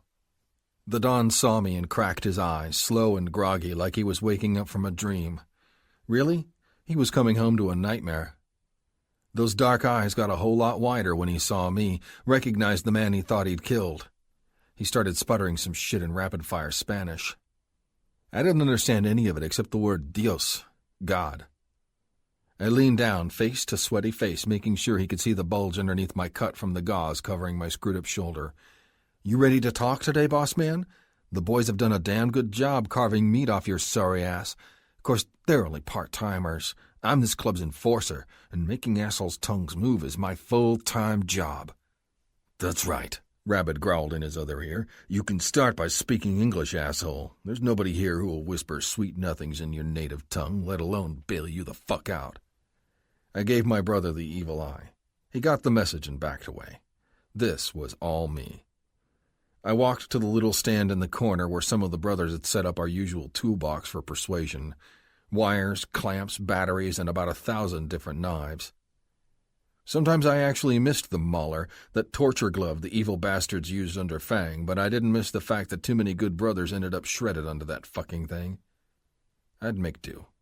Picking up a hunting knife, I brandished it in one hand, testing the very edge. It wasn't great for taking more bone off him, but it'd do the job for peeling skin. When I turned around, he was fully conscious, bright fear alive in his eyes. Please, I told your men everything already. Everything about this operation, the raid, the organization. I rubbed my chin with my free hand, feeling the sandpaper stubble. He was weaker than the other assholes we'd captured, or maybe more willing to squawk because he was the first one ever who actually had a chance of walking away with his life. Not that it was his choice. It was all up to his buds in the cartel now, and we had to hope Golden Boy here was as bright and shiny as his teeth. Yeah, except you haven't given us anything we can work with. Let's make this easy. What the fuck do I have to ship them in the mail to get an answer? I walked forward, slow and plodding, circling him like a damned shark. An ear? An eye? A nut? He flinched and looked down. Asshole caught a glimpse of the bloody stump where his hand had been, a reminder he'd already taken serious damage. He blubbered like a baby, shaking his head in disbelief. I don't know, Jose. Better think hard. Loosen those lips. Maybe I should put this knife down and pick up the pliers instead, rip out every last one of those pretty fucking teeth in your mouth, and send it to your boys in little envelopes. They'll never give up, he spat, looking at me more sternly than before. Whatever you do to me, we'll do 1,000 times worse to your man, Blackjack. Wrong answer. I pushed the blade's flat edge against his head, starting near the back, one clean swipe away from taking an ear. The Don lost his spunk just as quick as he'd gotten his balls back. Fuck, those rotten nuts were probably crawling up his guts right now, scared shitless I was crazy enough to take his ear right now, or something worse. All things are negotiable in this world, motherfucker. People change their minds. A few months ago, I'd never have believed I'd give up whores and drinking for something better. The name's Roman. I lived rough, lived to crucify sick motherfuckers in the worst ways possible. Now all I want to do is curl up with my wife and kid. Then do it, he whispered. Go home. Finish me quickly. Spend your last few precious days with your family before the elites come for vengeance. For you and all your miserable brothers. Fucking asshole. I looked up and saw Rabbit's smile. Then I slid the blade in hard, listening to the bastard howl, tearing through buttery cartilage. It wasn't enough to sever his ear, but it couldn't stay hanging off his head for long without some serious attention. Moving to the other side of his head, I spoke low, clearly. It's not too late for you. We can reattach that worthless flap of skin and send you home missing nothing worse than a hand and a little pride. Just tell us how to make your boys cave. Throw us a goddamn fucking bone so we don't have to grind yours into dust. He swore, blubbered, spat such rapid-fire curses I couldn't tell what language he spoke anymore. It went on for about a minute before he finally got control, sweating like a pig from the pain searing his brain. Blood pooled on his shoulder, running down his neck in rivulets from the severed ear. You tell them you'll hit them where they live. It's fucking obvious, is it not? He sputtered, all he could manage before he closed his mouth again, chewing on the agony. More dark crimson stained his shoulder, almost in the same place where I'd taken a bullet. Ironic. You mean in Mexico? He nodded. I told you everything. You know about our ups across the border? Your president knows all about our bases in Baja, Sonora, Mexico City. You threaten them the same way we've done to you. You have to hit their homes, their families, their kids. Keep nothing off limits. I pulled away. Rabbit looked a little pale. Fuck. The asshole in the torture chair had a point. Of course, the club never went after civilians, American or otherwise, and we sure as fuck weren't going to start. But if these fucks had killed brothers, bombed clubhouses, even wiped out a few old ladies in SoCal, they'd threatened my fucking family and almost tore me away from them, leaving Sally and Caleb defenseless. No, we'd never sink to their godforsaken deaths, but we'd sure as shit pretend. The asshole whipped his head backward when I touched the blade to the opposite side of his head, threatening the good ear. We need more. You tell us the names and addresses of your cousins and uncles in the capital. We know you're royal blood, Dawn. Shitty part is you're also expendable, but they'll be singing a different tune if all the Hydra's heads are threatened at once, yeah? Yes, anything. For the first time since I'd stepped in, I smiled and drew the knife away. I looked at Rabbit. Get somebody in here to sew his shit back on. We'll put him on standby for transport as soon as the Prez gets the info he's looking for and verifies it. Something tells me the motherfuckers will answer us next time. I got the call when I was in town picking up some grub for dinner. The cartel blinked. The boys were putting a hood over our Don's head that second and getting him ready for a ride down to San Diego.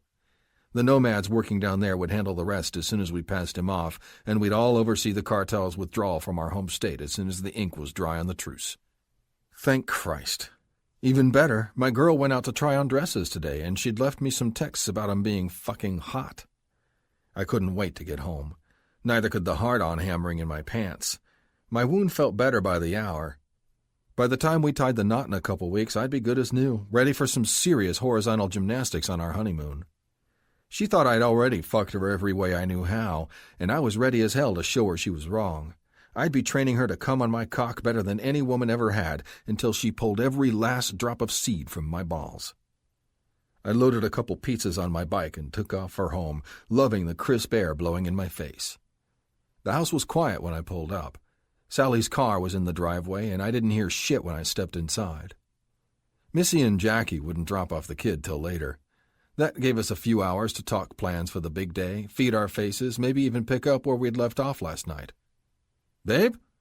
I called it twice when I got in, louder on the third time when I reached the staircase. She wasn't a heavy sleeper. Something was fucked up in all this silence. The hair tingled on the back of my neck, and so did my hand, poised over the 9mm on my hip. "Sally? Where the fuck are you?" Our bedroom door was half closed. I swept it open quick, expecting to hear her in the bedroom, deafened by a hissing shower or something. Fuck's sake, I'd have killed to hear either of those sounds, or just to see her sleeping peacefully in our big bed. Lady Luck wasn't so kind. Not today. Instead, I walked in on a man crouching in the corner, a gun already trained on me, in his other hand holding my girl by the neck. She was on the floor struggling, a pillowcase over her head. "Finally. Took you forever to show up, bear boy," he growled, his dark eyes and the hint of an accent betraying his origin. I didn't back down. I'd catch a fucking bullet through my heart before I let up, aiming the gun right at his nasty little brain. I didn't know who the fuck he was or what he was doing in our house. None of that mattered, not even the fact that he'd obviously come from the cartel. What mattered was that he had my woman, my love, holding her hostage in our own damned bedroom. Let her go. 3 simple words. They never listened. They never did. This asshole was no exception, but why the fuck should he when I'd decided he was dead before I opened my mouth? "I can do that, gringo. That's what I'm here for, yeah? Just as soon as you tell me where you've got Don Mesa." "He's on his way home." The demon's eyes lit up. "No bullshit. Call your boys back home in Mexico City if you don't believe it. You fuck up anything here, you kill the peace we're about to make, even though it's the bitterest goddamn peace I've ever seen. You shoot me, you kill my girl, and your Don's a dead man. So is every other capo fuck south of the border." We stared for several seconds. Sally whimpered on the floor and kicked her legs again. My heart thundered pure adrenaline, fighting the urge to look at her and lose my focus. "Make your move, asshole. Just one. I'll blow your fucking brains out your ears. You take half a step, I shoot her. Let me call your bluff." He eyeballed me the whole time, reaching into his pocket for his phone. For the next minute or two, fiery Spanish flew out of his mouth like a machine gun, coming to an abrupt end when he snapped it shut. A sinister smile crossed his lips. "You're a lucky man, Grizzly Bear. Count the stars tonight and thank every one of them. I will go in peace as long as you let me." "Fine. Take the fucking hood off her head first and let her back away. I'm not letting you out of this room till you do." He shrugged and began to do exactly what I said. Sally crawled into the corner, red-faced and shaking her head. Those soft blue eyes were huge, terrified. I wished like hell I'd brought the shit from the club home. I'd use every tool I had on this pig fucker to make him scream, finish him with a Colombian necktie after I'd fried his nuts to a crisp. Yeah, I'd be violating the imminent truce, but there were no rules till it was all official. "Just breathe, baby girl," I mouthed, watching as he stood up. I backed into the opposite corner and watched the fucker move to the door. I'd wait till he was next to the stairs before I pulled the trigger to be safe. It was dangerous as fuck, especially when he had me in his sights, slowly backing toward the stairs, his gun up and ready. He'd get distracted before he took the first step. He'd pause, giving me the perfect opening to punch the trigger. I started counting his slow, creeping steps in the hall. When I was down to 3, my fingers burned, ready to snuff him the fuck out forever, even if I risked another bullet landing in my... Sally moved like a blur. She rushed to the wall next to the door, and I only caught a flash of something large and bulky in her hand before I heard the deafening bang. "Babe!" I screamed, ready to tell her to get the fuck down, but she'd already hit the floor, crashing on the carpet simultaneously with me. I didn't realize the explosion was her gun till the Mexican dropped. I caught a flash of blood spraying from his throat, heard him make that choking sound, and his gun tottered down the stairs. He fell in the hall, staining the carpet a deep red. I ran forward, scooped her up, held her so fucking tight she couldn't cry. "In our house! Our house! Our fucking house!" she screamed over and over like something inside her was broken. "I'm sorry. I didn't know what to do. I couldn't let him walk away." "You did good, babe. It's done. Don't think. Just breathe." I exhaled pure relief, then leaned down and kissed her forehead. "Fucking hell, I said you were tough, but I had no idea. You proved me right. Again. You're going to make the best wife an outlaw could hope for." I called the boys over to clean up the fucking mess while I sent Sally over to Brass's place. Jackie and Missy could keep her company while she calmed down and hold on to our kid for a little while longer. This shit was too close for comfort. I wasn't going to be content stripping out the carpet and dumping this fucker off in a cement grave. It couldn't happen again. Ever. I'd wire the house up with cameras, wires, and alarms galore, install bulletproof glass if I fucking had to. What would have happened if the cartel man hadn't listened to his higher-ups? What if he'd slit my girl's throat before I even got here, or walked to my sleeping son's crib? All the bloody, pitch-black possibilities flashed in my mind. They gave me a rage like nothing else, and an energy like I was on cocaine, espresso, and that yerba mate shit all at once. Asphalt and Southpaw showed up in minutes to deal with the body. I stood by, growling orders at the prospects, taking my tools and stripping up the bloodied carpet myself. Good thing half the guys in this club had some carpentry experience. We never had to rely on outsiders, thank fuck. Loose lips always sink ships, and the club had almost struck an iceberg over the years. Covering our tracks the right way and keeping as much talent as we could in-house went a long way toward keeping our asses out of prison. Fuck, prison. I'd never go back, just like I'd never allow another armed man to come in here and threaten my family. It took all night to finish the job, working non-stop. When Southpaw and Asphalt finally came home from dumping off the Mexican's carcass, they looked at me like I'd lost my fucking mind, stapling shit in place like I was a madman. "Christ, brother, settle the fuck down before you have a heart attack. You realize we can all help wire this place up in a couple more days?" "No!" I pointed my finger like a dagger at Asphalt. "Truce or no truce, I don't trust the cartel motherfuckers till every last one of them's gone. This shit almost went rotten because their own right hand didn't know what the left was doing. I'm not risking my old lady and my kid again. You can either help or keep your damned mouth shut." Asphalt clenched his jaw, but he didn't bark back. He marched up and got to work, helping me run wire over all the doors, perfect for installing the new security cams the prospects picked up at a 24-hour department store. Everything human leaves a man when his family's under the gun. It was like I had a goddamn second sun burning in my guts, turning my blood to pure fire, hellbound to finish the job so she never, ever had to worry again. Of course, Sally's trigger finger just might have saved my ass in the end, too, but she'd also put herself in harm's way, and I'd be a dead man before I ever let that happen again. We worked like dogs past sunup. When we were close to finished, I got the call, and so did the rest of the brothers. We needed to get to the clubhouse by 11. Just enough time to test the shit. It all worked, minus a few finishing touches, and I'd polish that off later. There was also time to make a quick stop by Brass and Missy's place. I rode in, parked my bike, and knocked on the door. The Veep let me in and nodded. "Hurry up. It took my girl half the night to calm her down. Fucking shit, Roman, you realize you almost wound up like those poor bastards who get themselves shot after the war's technically over? He broke into my house. He threatened my girl. You want to give me any shit about the truce, Veep, then that's on you. I'd have blown his fucking brains out if Sally hadn't beaten me to it." He shook his head. "No, brother, you made the right call. Truce wasn't official till this morning. The cartel's not going to do shit about a missing grunt as long as they've got their golden boy back." I stepped into the house as he walked off into the kitchen. I found her sleeping on a fold-out sofa, baby in her arms, both of them making soft, peaceful sounds. Sitting on the sofa, I stretched out, wrapping one hand around her shoulder and pulling her tight. The movement caused her eyes to open. "You're here," she whispered. "Is it safe to go home yet?" "Soon, babe. I'm going to ask you to stay put till we know this thing's locked down with the cartel. I'll be welcoming you home in the evening to see a few home improvements." She cocked her head. "God, don't tell me you've thrown a barbed wire in the yard or something." "Just cameras and some really ear-splitting burglar alarms. Trust me, woman, nobody's ever getting in our home again. Knowing it happened once makes me fucking sick." It really did. My guts churned, but what I really meant was sick in the head. Dismembering anybody who actually hurt her or Caleb crowded my head alongside 1,000 other tortures I'd inflict on the twisted fuckers. "It's all over, isn't it? I can't believe it," she sighed. I'll have to help Norm back to the farm next week. He's going to need a lot of help while he gets back on his feet. Sure, once we're done combing those fields. Your cousin's a stubborn SOB, babe. I'll wire up his place, too, on the off chance those damn jackals are dumb enough to come back someday. Otherwise, tell him to get the hell ready for our wedding. She swallowed, her big blue eyes shining like gems. You really think we can do this? After all that's happened? I mean, I want it too, but we can wait if it makes you feel better? Fuck that. The only thing that's going to make me feel whole is watching you come down the aisle.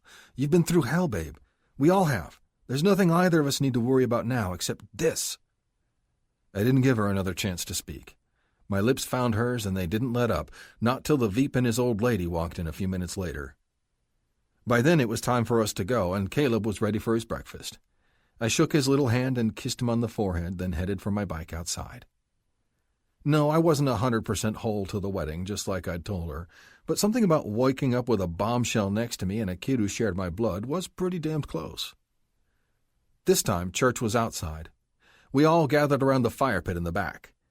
The inferno normally blazed late at night when we had our rowdy hog roasts and guests came in, or sometimes to entertain high-level brothers from other charters. Not today. This morning we had the right of grievances, a first for this charter and something that had only been used in a couple of times before across the entire Grizzlies MC. "Step forward, son." Blackjack waited for me next to the flame, side by side with Stryker. He passed me the dagger and I slid it across my palm. Hot blood seeped through the burn, the pain meant to wipe away all the wrongs we'd done to our man. Blackjack nodded, took back the blade, and I stepped up, looking Stryker in the eye. "I'm sorry as hell, brother. These mistakes are never going to happen again." The tension on the younger man's face melted. He took my hand, gave it a firm squeeze. He felt my blood on his palm and then gave me a zen-like nod. "You're forgiven, Roman. It's already ancient history." I passed by and waited for everybody else near the fire.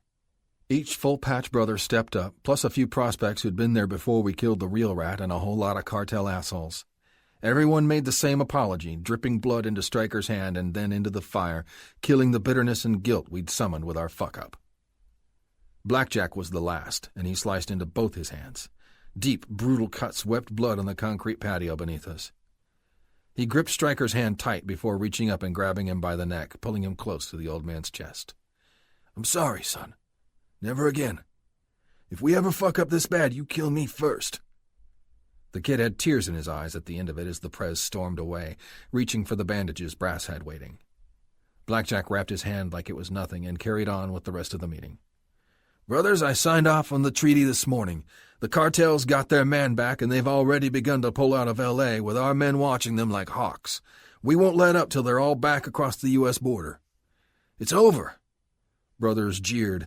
They clapped their bloodied hands together, pounded each other on the shoulders, or just quietly smiled. Asphalt and Rabid looked the most relieved, but we all felt it in our chests like a damned gorilla just crawled up out of our skins. "Don't turn your backs yet. These bastards across the border will never be our friends.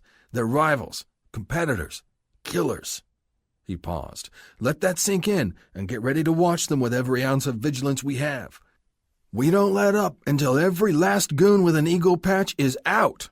We don't quit before our territory's really ours again. I know I can count on you. Every man here's put his heart and soul into this club, and we made a grave mistake doubting it." He stopped and looked at Stryker. "Whatever happens from here, we'll keep this club tight. We've made friends with the devils and smashed the greatest threat we've ever faced.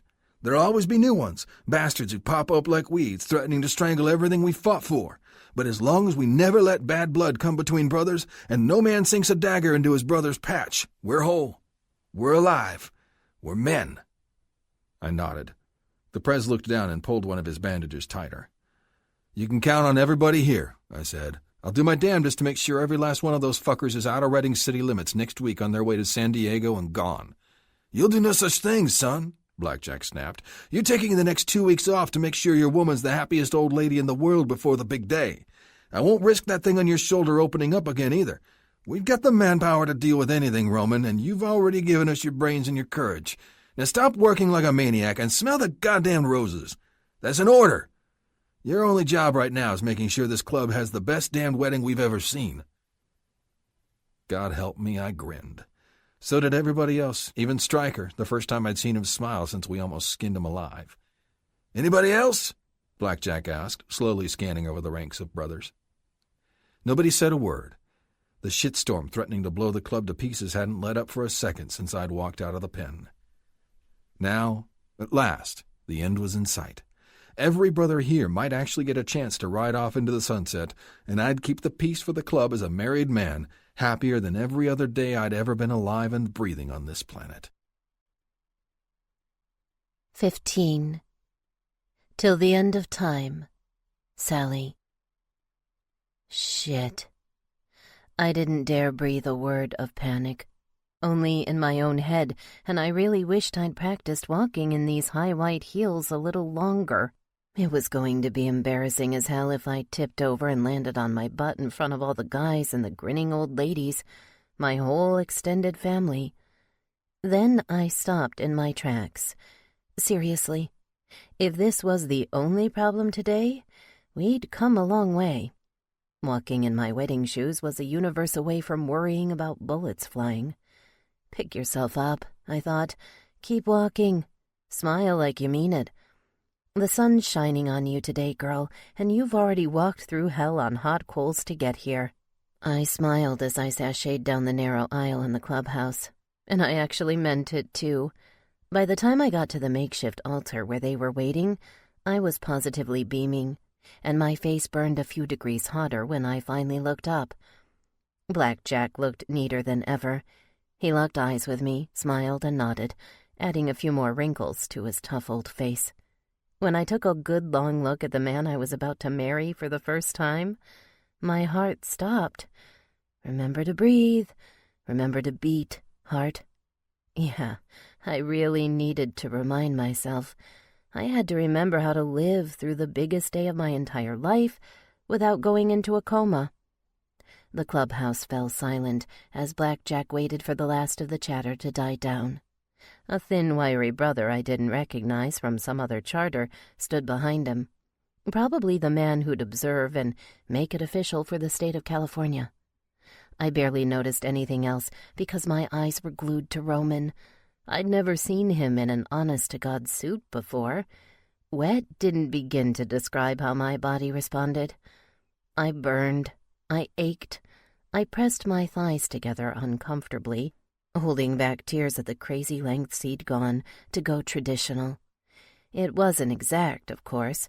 He still had his club jacket on over it, and a small Grizzlies MC pin fixed to his lapel. But seeing him outside his cotton jeans made this all real, reminded me I was really about to take this man as my husband, till death do us part. "Ladies, brothers, friends," Blackjack began. "I could say a lot of things about these two. I could prattle on about how they were meant to be, fated to have a life, a love, and a child together by some wild magic sent from Valhalla. But this club's always had more eloquent ways to celebrate two of our own tying the knot, and so do I." A couple men snickered in the audience. "Roman, today you become a man. You become whole. You've proved yourself to this club over and over again, and nobody will ever doubt you. I know you'll do the same with this woman." I watched Roman's eyes lock tight to Blackjack's as the prez spoke louder. "Defend her, love her, own her. This day you take your old lady in the last way, the best way, the deepest way. You take her as your wife.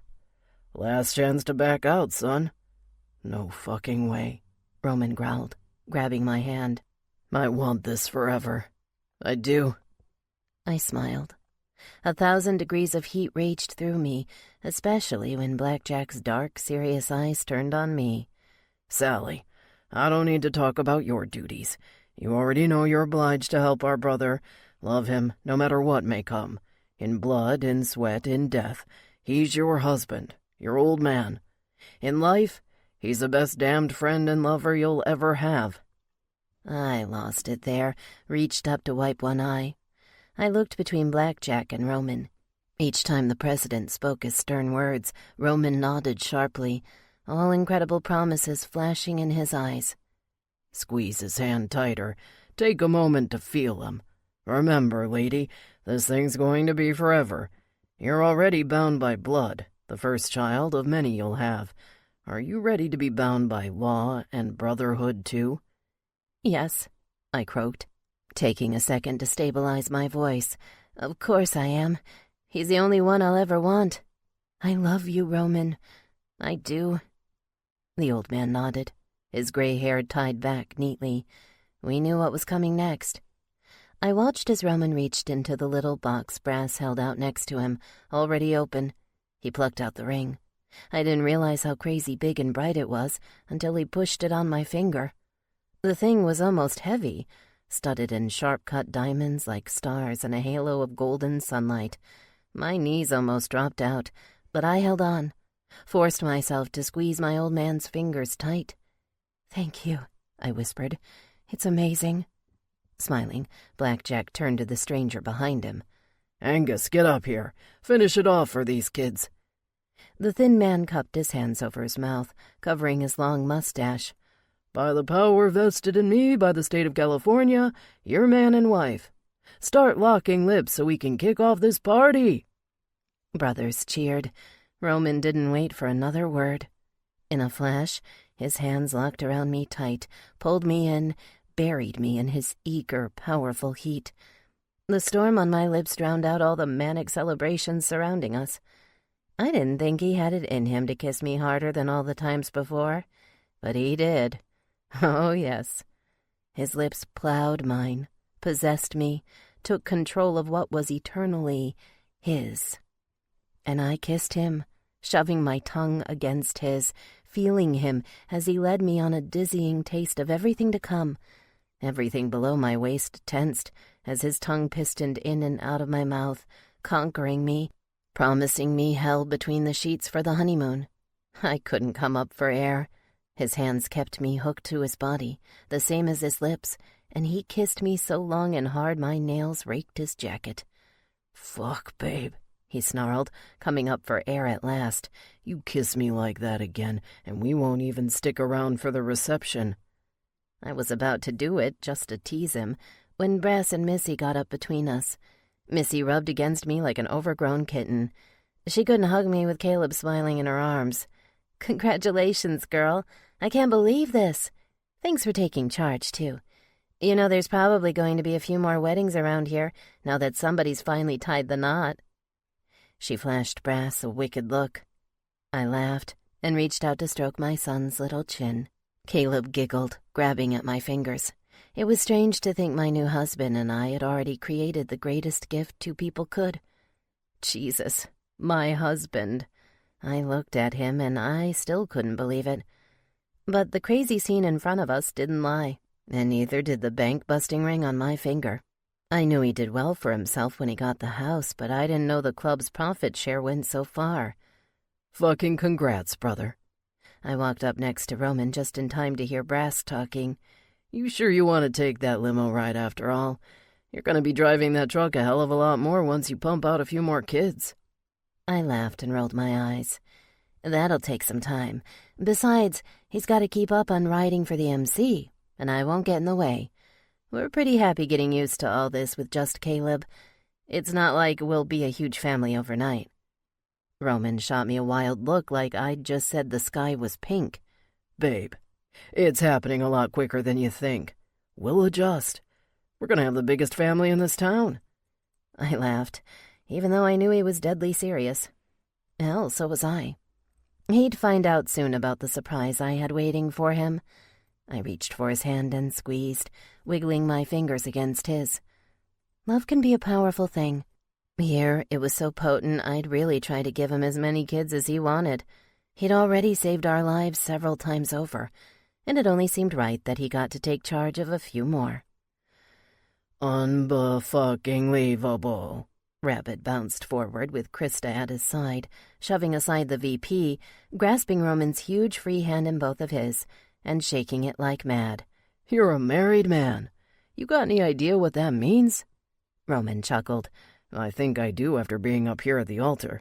You'd better be next in line, brother." He looked at Krista. She wrinkled her scarred face, but something about the glint in her eyes told me she wanted it. It'll happen soon, he growled, pulling on her hand. Shit, it's all roses from here, isn't it? The cartel's off our ass, and business is ready to boom. We're finally living the dream, bro. Fucking finally. They shared a long, intense look, and it was like I could see 100 terrifying old battles unfolding in their eyes. 100 battles won and buried, but never forgotten. All the sweat, all the blood, all the pain that had brought us all together. Then somebody started tugging on my long white skirt, and I swirled around. A small ball of excitement jumped up and threw her arms around my neck. "My daughter, welcome to the family." Julie Forker nearly put her giant son to shame with the chokehold she had on me. I nearly tripped on my heels after all and went crashing to the ground. Roman noticed at the last second and pulled me up by the waist, swatting his mother's greedy hands away. "Aw, Ma, let her breathe." "I'm just so excited. Somebody pinch me," she squealed. "I never thought I'd see my son married." "Well, you got a grandkid quicker too, Ma, and Caleb's gonna be the first of many. Hope you're ready for him tonight." "Oh, where is the little angel? I want to pick him up now, if that's all right. I promise I'll keep him fed and happy while you're gone for the next week. I raised you, didn't I?" Something about her smile made me laugh. Roman clenched his jaw, suppressing a smile, and pointed to the baby in Missy's arms. "He's over there. Go get him, Grandma."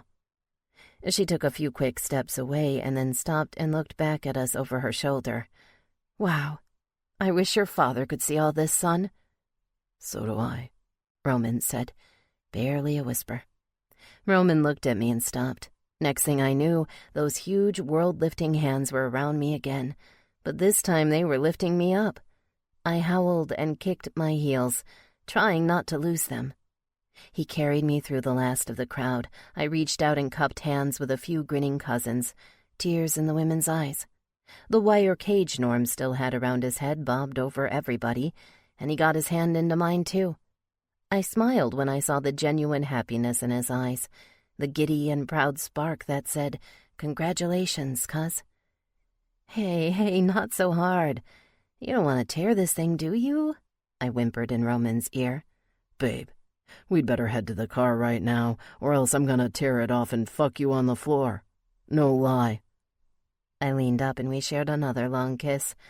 Honestly, his crude-as-hell suggestion didn't sound half bad.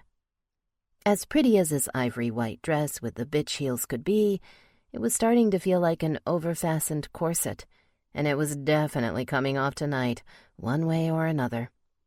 The limo jerked forward about 10 minutes later, surrounded by the roar of our escort from the brothers on their bikes. Black Jack rode in front, and everybody else on the sides, behind him, or else several paces back, forming a long line to the luxury lodge just outside Reading. I watched Roman chug down a glass of champagne in one swoop, while I'd barely touched mine. You know you're supposed to savor the flavor, right? That stuff's like $300 a bottle." He laughed. "Whatever. Doesn't go down half as hot as Jack." "Give me a chance. I'll make you a little more civilized now that you're my husband," I said with a wink, sipping the drink. The sweet, fizzy bubbles swirled in my mouth, mingling with his lingering taste. Deliciously pleasant. "Put that shit down, babe," he said, unfastening my seatbelt and jerking me onto his lap. "You think I've got no taste? That I don't know how to savor anything? I'll show you right fucking now how wrong you are. Just because we're married doesn't mean you know everything about me, woman." Holy shit. I tried to guard my dress as he reached up it, his rough hand brushing my thigh, passing above the sleek white stockings clinging to my skin. He went straight for my panties and had them down in one rough jerk. "Lay the fuck down. Put your legs up." He pushed 2 stiff fingers inside me and I groaned, trying to close my thighs and completely failing. "Roman, the driver. It's not that long to get to this place either. You really think this is a good idea?" "You really think it's not happening?" The look he wore told me. "Open up, Sally, and keep sipping that gold stuff in the crystal. Unless you want to keep these in my pocket all through the reception." He held my panties up, balled in his hand, white lace that was already soaked. I almost died at the thought. My trembling legs parted, and his hands cupped my ass, squeezing me and dragging me to his face. I prayed the driver couldn't see us behind the dark-tinted privacy glass. I also wished to God the heavens would open up and explain how he made me feel like a blushing virgin all the time, even after we'd fucked close to 100 times and he'd knocked me up. Yep, I kept count, too. Tonight we'd be on number 87, and well over the 100 mark by the time the week was over. I knew his appetites. He knew mine. And right now, he dug in, forcing his rough face between my legs, sliding his tongue up and down my folds. His teeth found my clit, pulled it tight, and all my concerns melted like the carbonated elegance rippling in my mouth. Time distorted as his tongue worked my pussy, edging me closer and closer to climax. It didn't take long. I'd never get tired of this man's mouth on my clit. Something about seeing him in that suit, thrusting against me with the same mad vigor he'd always had, sent me over the edge. I came hot, fast, and hard. I reached up, careful to avoid the shiny new ring on my finger, and stuffed my fist into my mouth. It was all I could do not to scream. Roman didn't care about staying silent.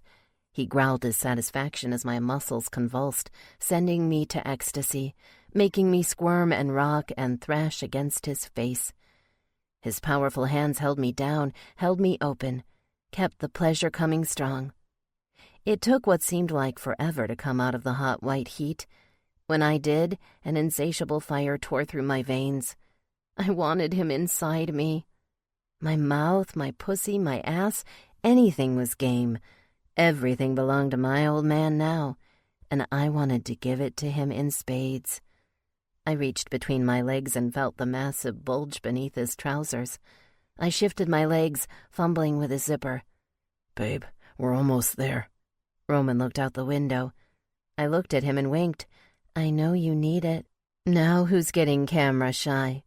Jesus, he was hard, like warm steel, and I wanted him inside me until he melted into slag. I brought my lips to his, flicking my tongue into his mouth, feeling for the zipper. Then there was a clicking sound, and we were bathed in evening light.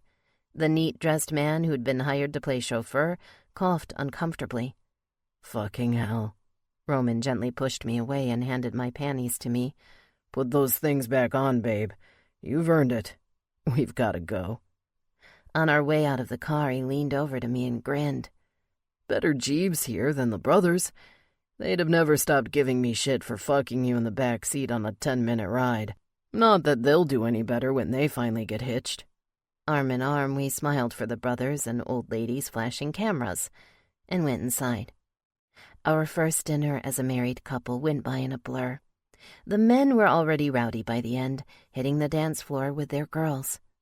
Even the whores like Twinkie got in on the action, swinging around and giggling as Asphalt hurled her around the floor, snatching her close for a thick, drunken kiss. Everybody congratulated us again. We waited for the liquor to keep flowing so we could make our exit unseen.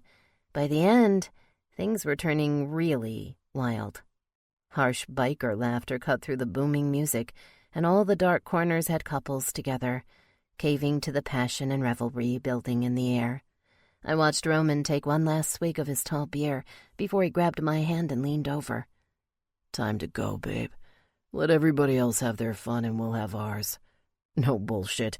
I'm gonna fuck you till sunup, till you scream, till the whole damned bed's soaked in our cum." His hand reached for my thigh, squeezing it through my dress. I thought for sure my sweet white bridal gown would combust. He didn't have to ask twice. With a snarl, he grabbed me and carried me over his shoulder all the way down the hall to the elevators. Our room was attached, high up on the top floor. The place had an awesome view Rabbit and Krista told us about when they'd stayed here in the summer. But by the time we pushed into our room, the only view I cared about was the one in front of me. Roman threw me onto the bed and pinned me down, smothering me with his lips, stamping fiery kisses down my neck. His fingers went straight between my legs, cupped my wet mound through my panties, and squeezed. I couldn't take it. I wasn't even sure why I'd bothered to put them on. I pushed against him, trying to find room to take it all off. I'd never wanted us naked and joined so fucking bad before. Every nerve ached, and the swelling fire in my womb made my fingers nimble gymnasts. I was halfway stripped in less than a minute, only stopping to struggle with the zipper on the back. Growling, Roman turned me around.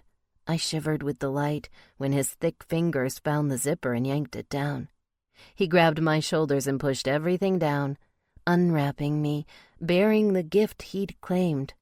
His hands slid back up, cupping my breasts, squeezing them so hard my nipples puckered. "Hurry," I begged. "I need this." "Stand up and let it drop, babe. Everything except the stockings and those heels.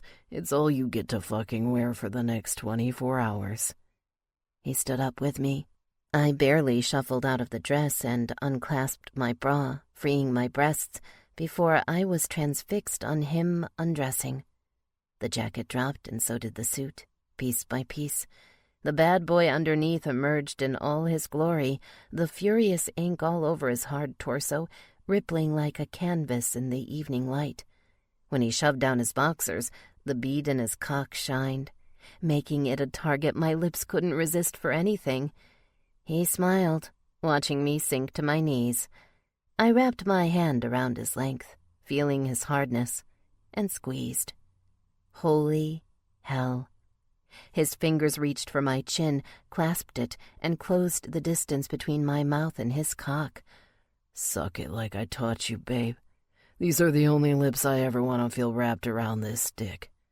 As if I needed any encouragement. I lowered my lips slowly down on him, teasing him, taking in his taste. His masculine scent stroked all my senses, a hypnotic majesty that took over each time I was this close to him, making me hornier. Slow, gentle strokes, rapidly turning fiercer as the fire in my pussy roared. One hand snuck down, and I played with my clit. I might have died with my mouth full of his cock if I didn't. The thunder in his throat rolled out, building with his pleasure. His stern fingers fisted my hair, moving me faster on his cock, and his hips began to meet my strokes. I shoved my tongue deep into his crown, tonguing him in the most vulnerable spot, begging him to fill me. If he came down my throat, then I'd lose it too. Hell, I'd finger myself senseless if I saw him shoot anywhere right now. What the hell was happening?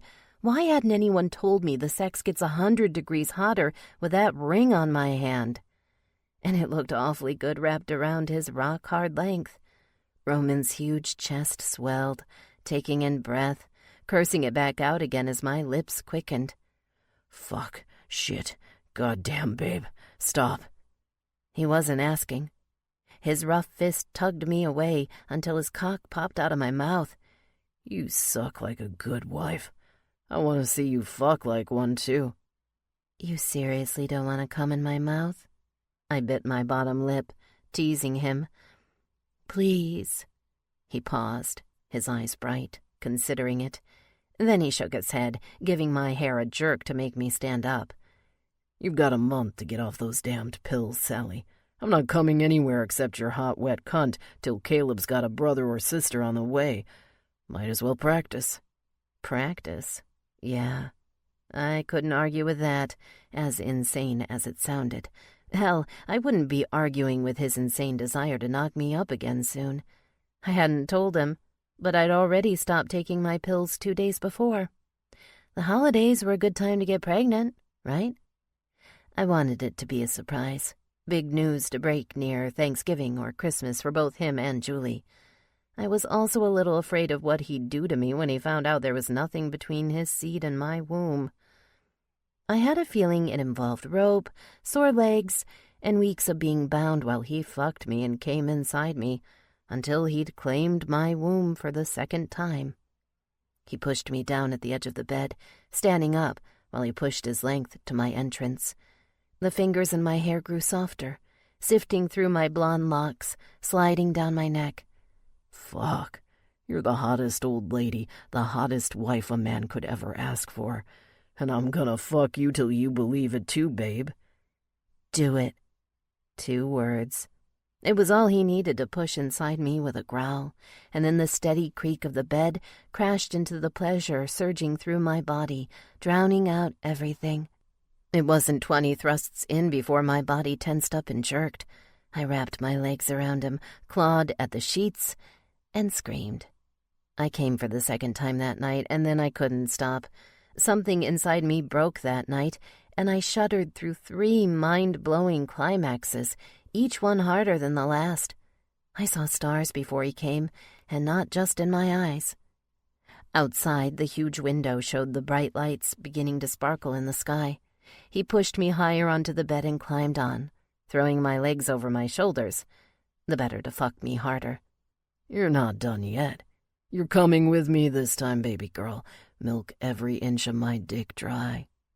My eyes narrowed, and I locked my arms and legs around him, tight as they could go. I was growling with him by the time his thrusts quickened, pounding into me so hard they shook me like an earthquake, hammering me from the inside out. Fucking come inside me, Roman. I need to feel your heat. I love you, Travis.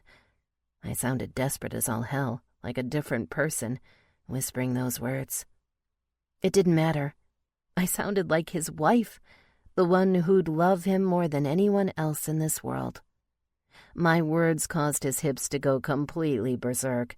He fucked me like a huge, tattooed, snarling bull, slapping my ass with his balls and grinding into my clit. I started to worry I'd lose control again, become another gushing, screaming mess before he finally pierced deep and emptied himself inside me. No, I need his cum this time. Fucking need it. My fingernails dug deep into his skin. His expression matched the bear tattooed on his chest by the end, and he roared just as loud, stabbing deep inside me and swelling. Here's my dick. Here's my cum. Take it, and don't you fucking stop, woman. I wouldn't dream of it, especially when his cock swelled more than ever, and he ran his teeth into my neck, holding me down like a vessel as he erupted. We writhed together forever, locked in an embrace so fiery, we matched the stars through the window, twinkling on the horizon. I came so hard I lost my breath, my voice, my everything, fused to the only man whose heartbeat could match mine. The wedding ring on my finger turned molten hot, and I swear it was the only thing I felt as my body became a foundry, every inch of me melting, unraveling, merging into him. His heavy breath and the gentler tickle of his stubble brought me back to life. That sweet sandpaper on his face always grew back so fast. Not that I'd expected anything less from a walking cannon of testosterone. You feel that heartbeat, babe? He grabbed my hand, pulled it to his chest, right over the furious grizzly's MC bear. That's my love. That's what's gonna keep us up all night. That's what's gonna shake off the fuck haze tomorrow and keep us riding to the orchards. It's supposed to be a beautiful day, I said, swooning a little bit when I imagined us riding on his bike along the rows of apple trees. The prospects had brought his Harley to the lodge, all we'd need to enjoy our special week. Here, I whispered, pulling on his fingers until they hovered over my breast. Feel mine? That's my life. That's everything I'm going to keep alive for you, baby. And you'd better keep it going a long time, babe. We've got a lot of decades to blaze. I'm gonna make the most of it before shit slows down and we're staring at our grandkids. I slid my legs up and down his calves, reaching for his cock. He'll just have to fuck me harder, I guess. He grinned, taking his hand off my breast to reach for my ass. A couple seconds later, he had me on all fours, dangerously close to round 2. Careful, babe, he rumbled in my ear. You tease me like that, you just might get everything you ever wished for. The joke was on him. I already had. And the rest of our lives were rolling out before us like a slow-moving sunrise. This concludes Outlaw's Bride by Nicole Snow, narrated by Tatiana Sokolov and Mason Lloyd. Copyright 2015 by Nicole Snow. This unabridged audiobook is published by arrangement with Nicole Snow and was produced in the year 2016 by Tantor Media Incorporated. a division of Recorded Books, which holds the copyright thereto.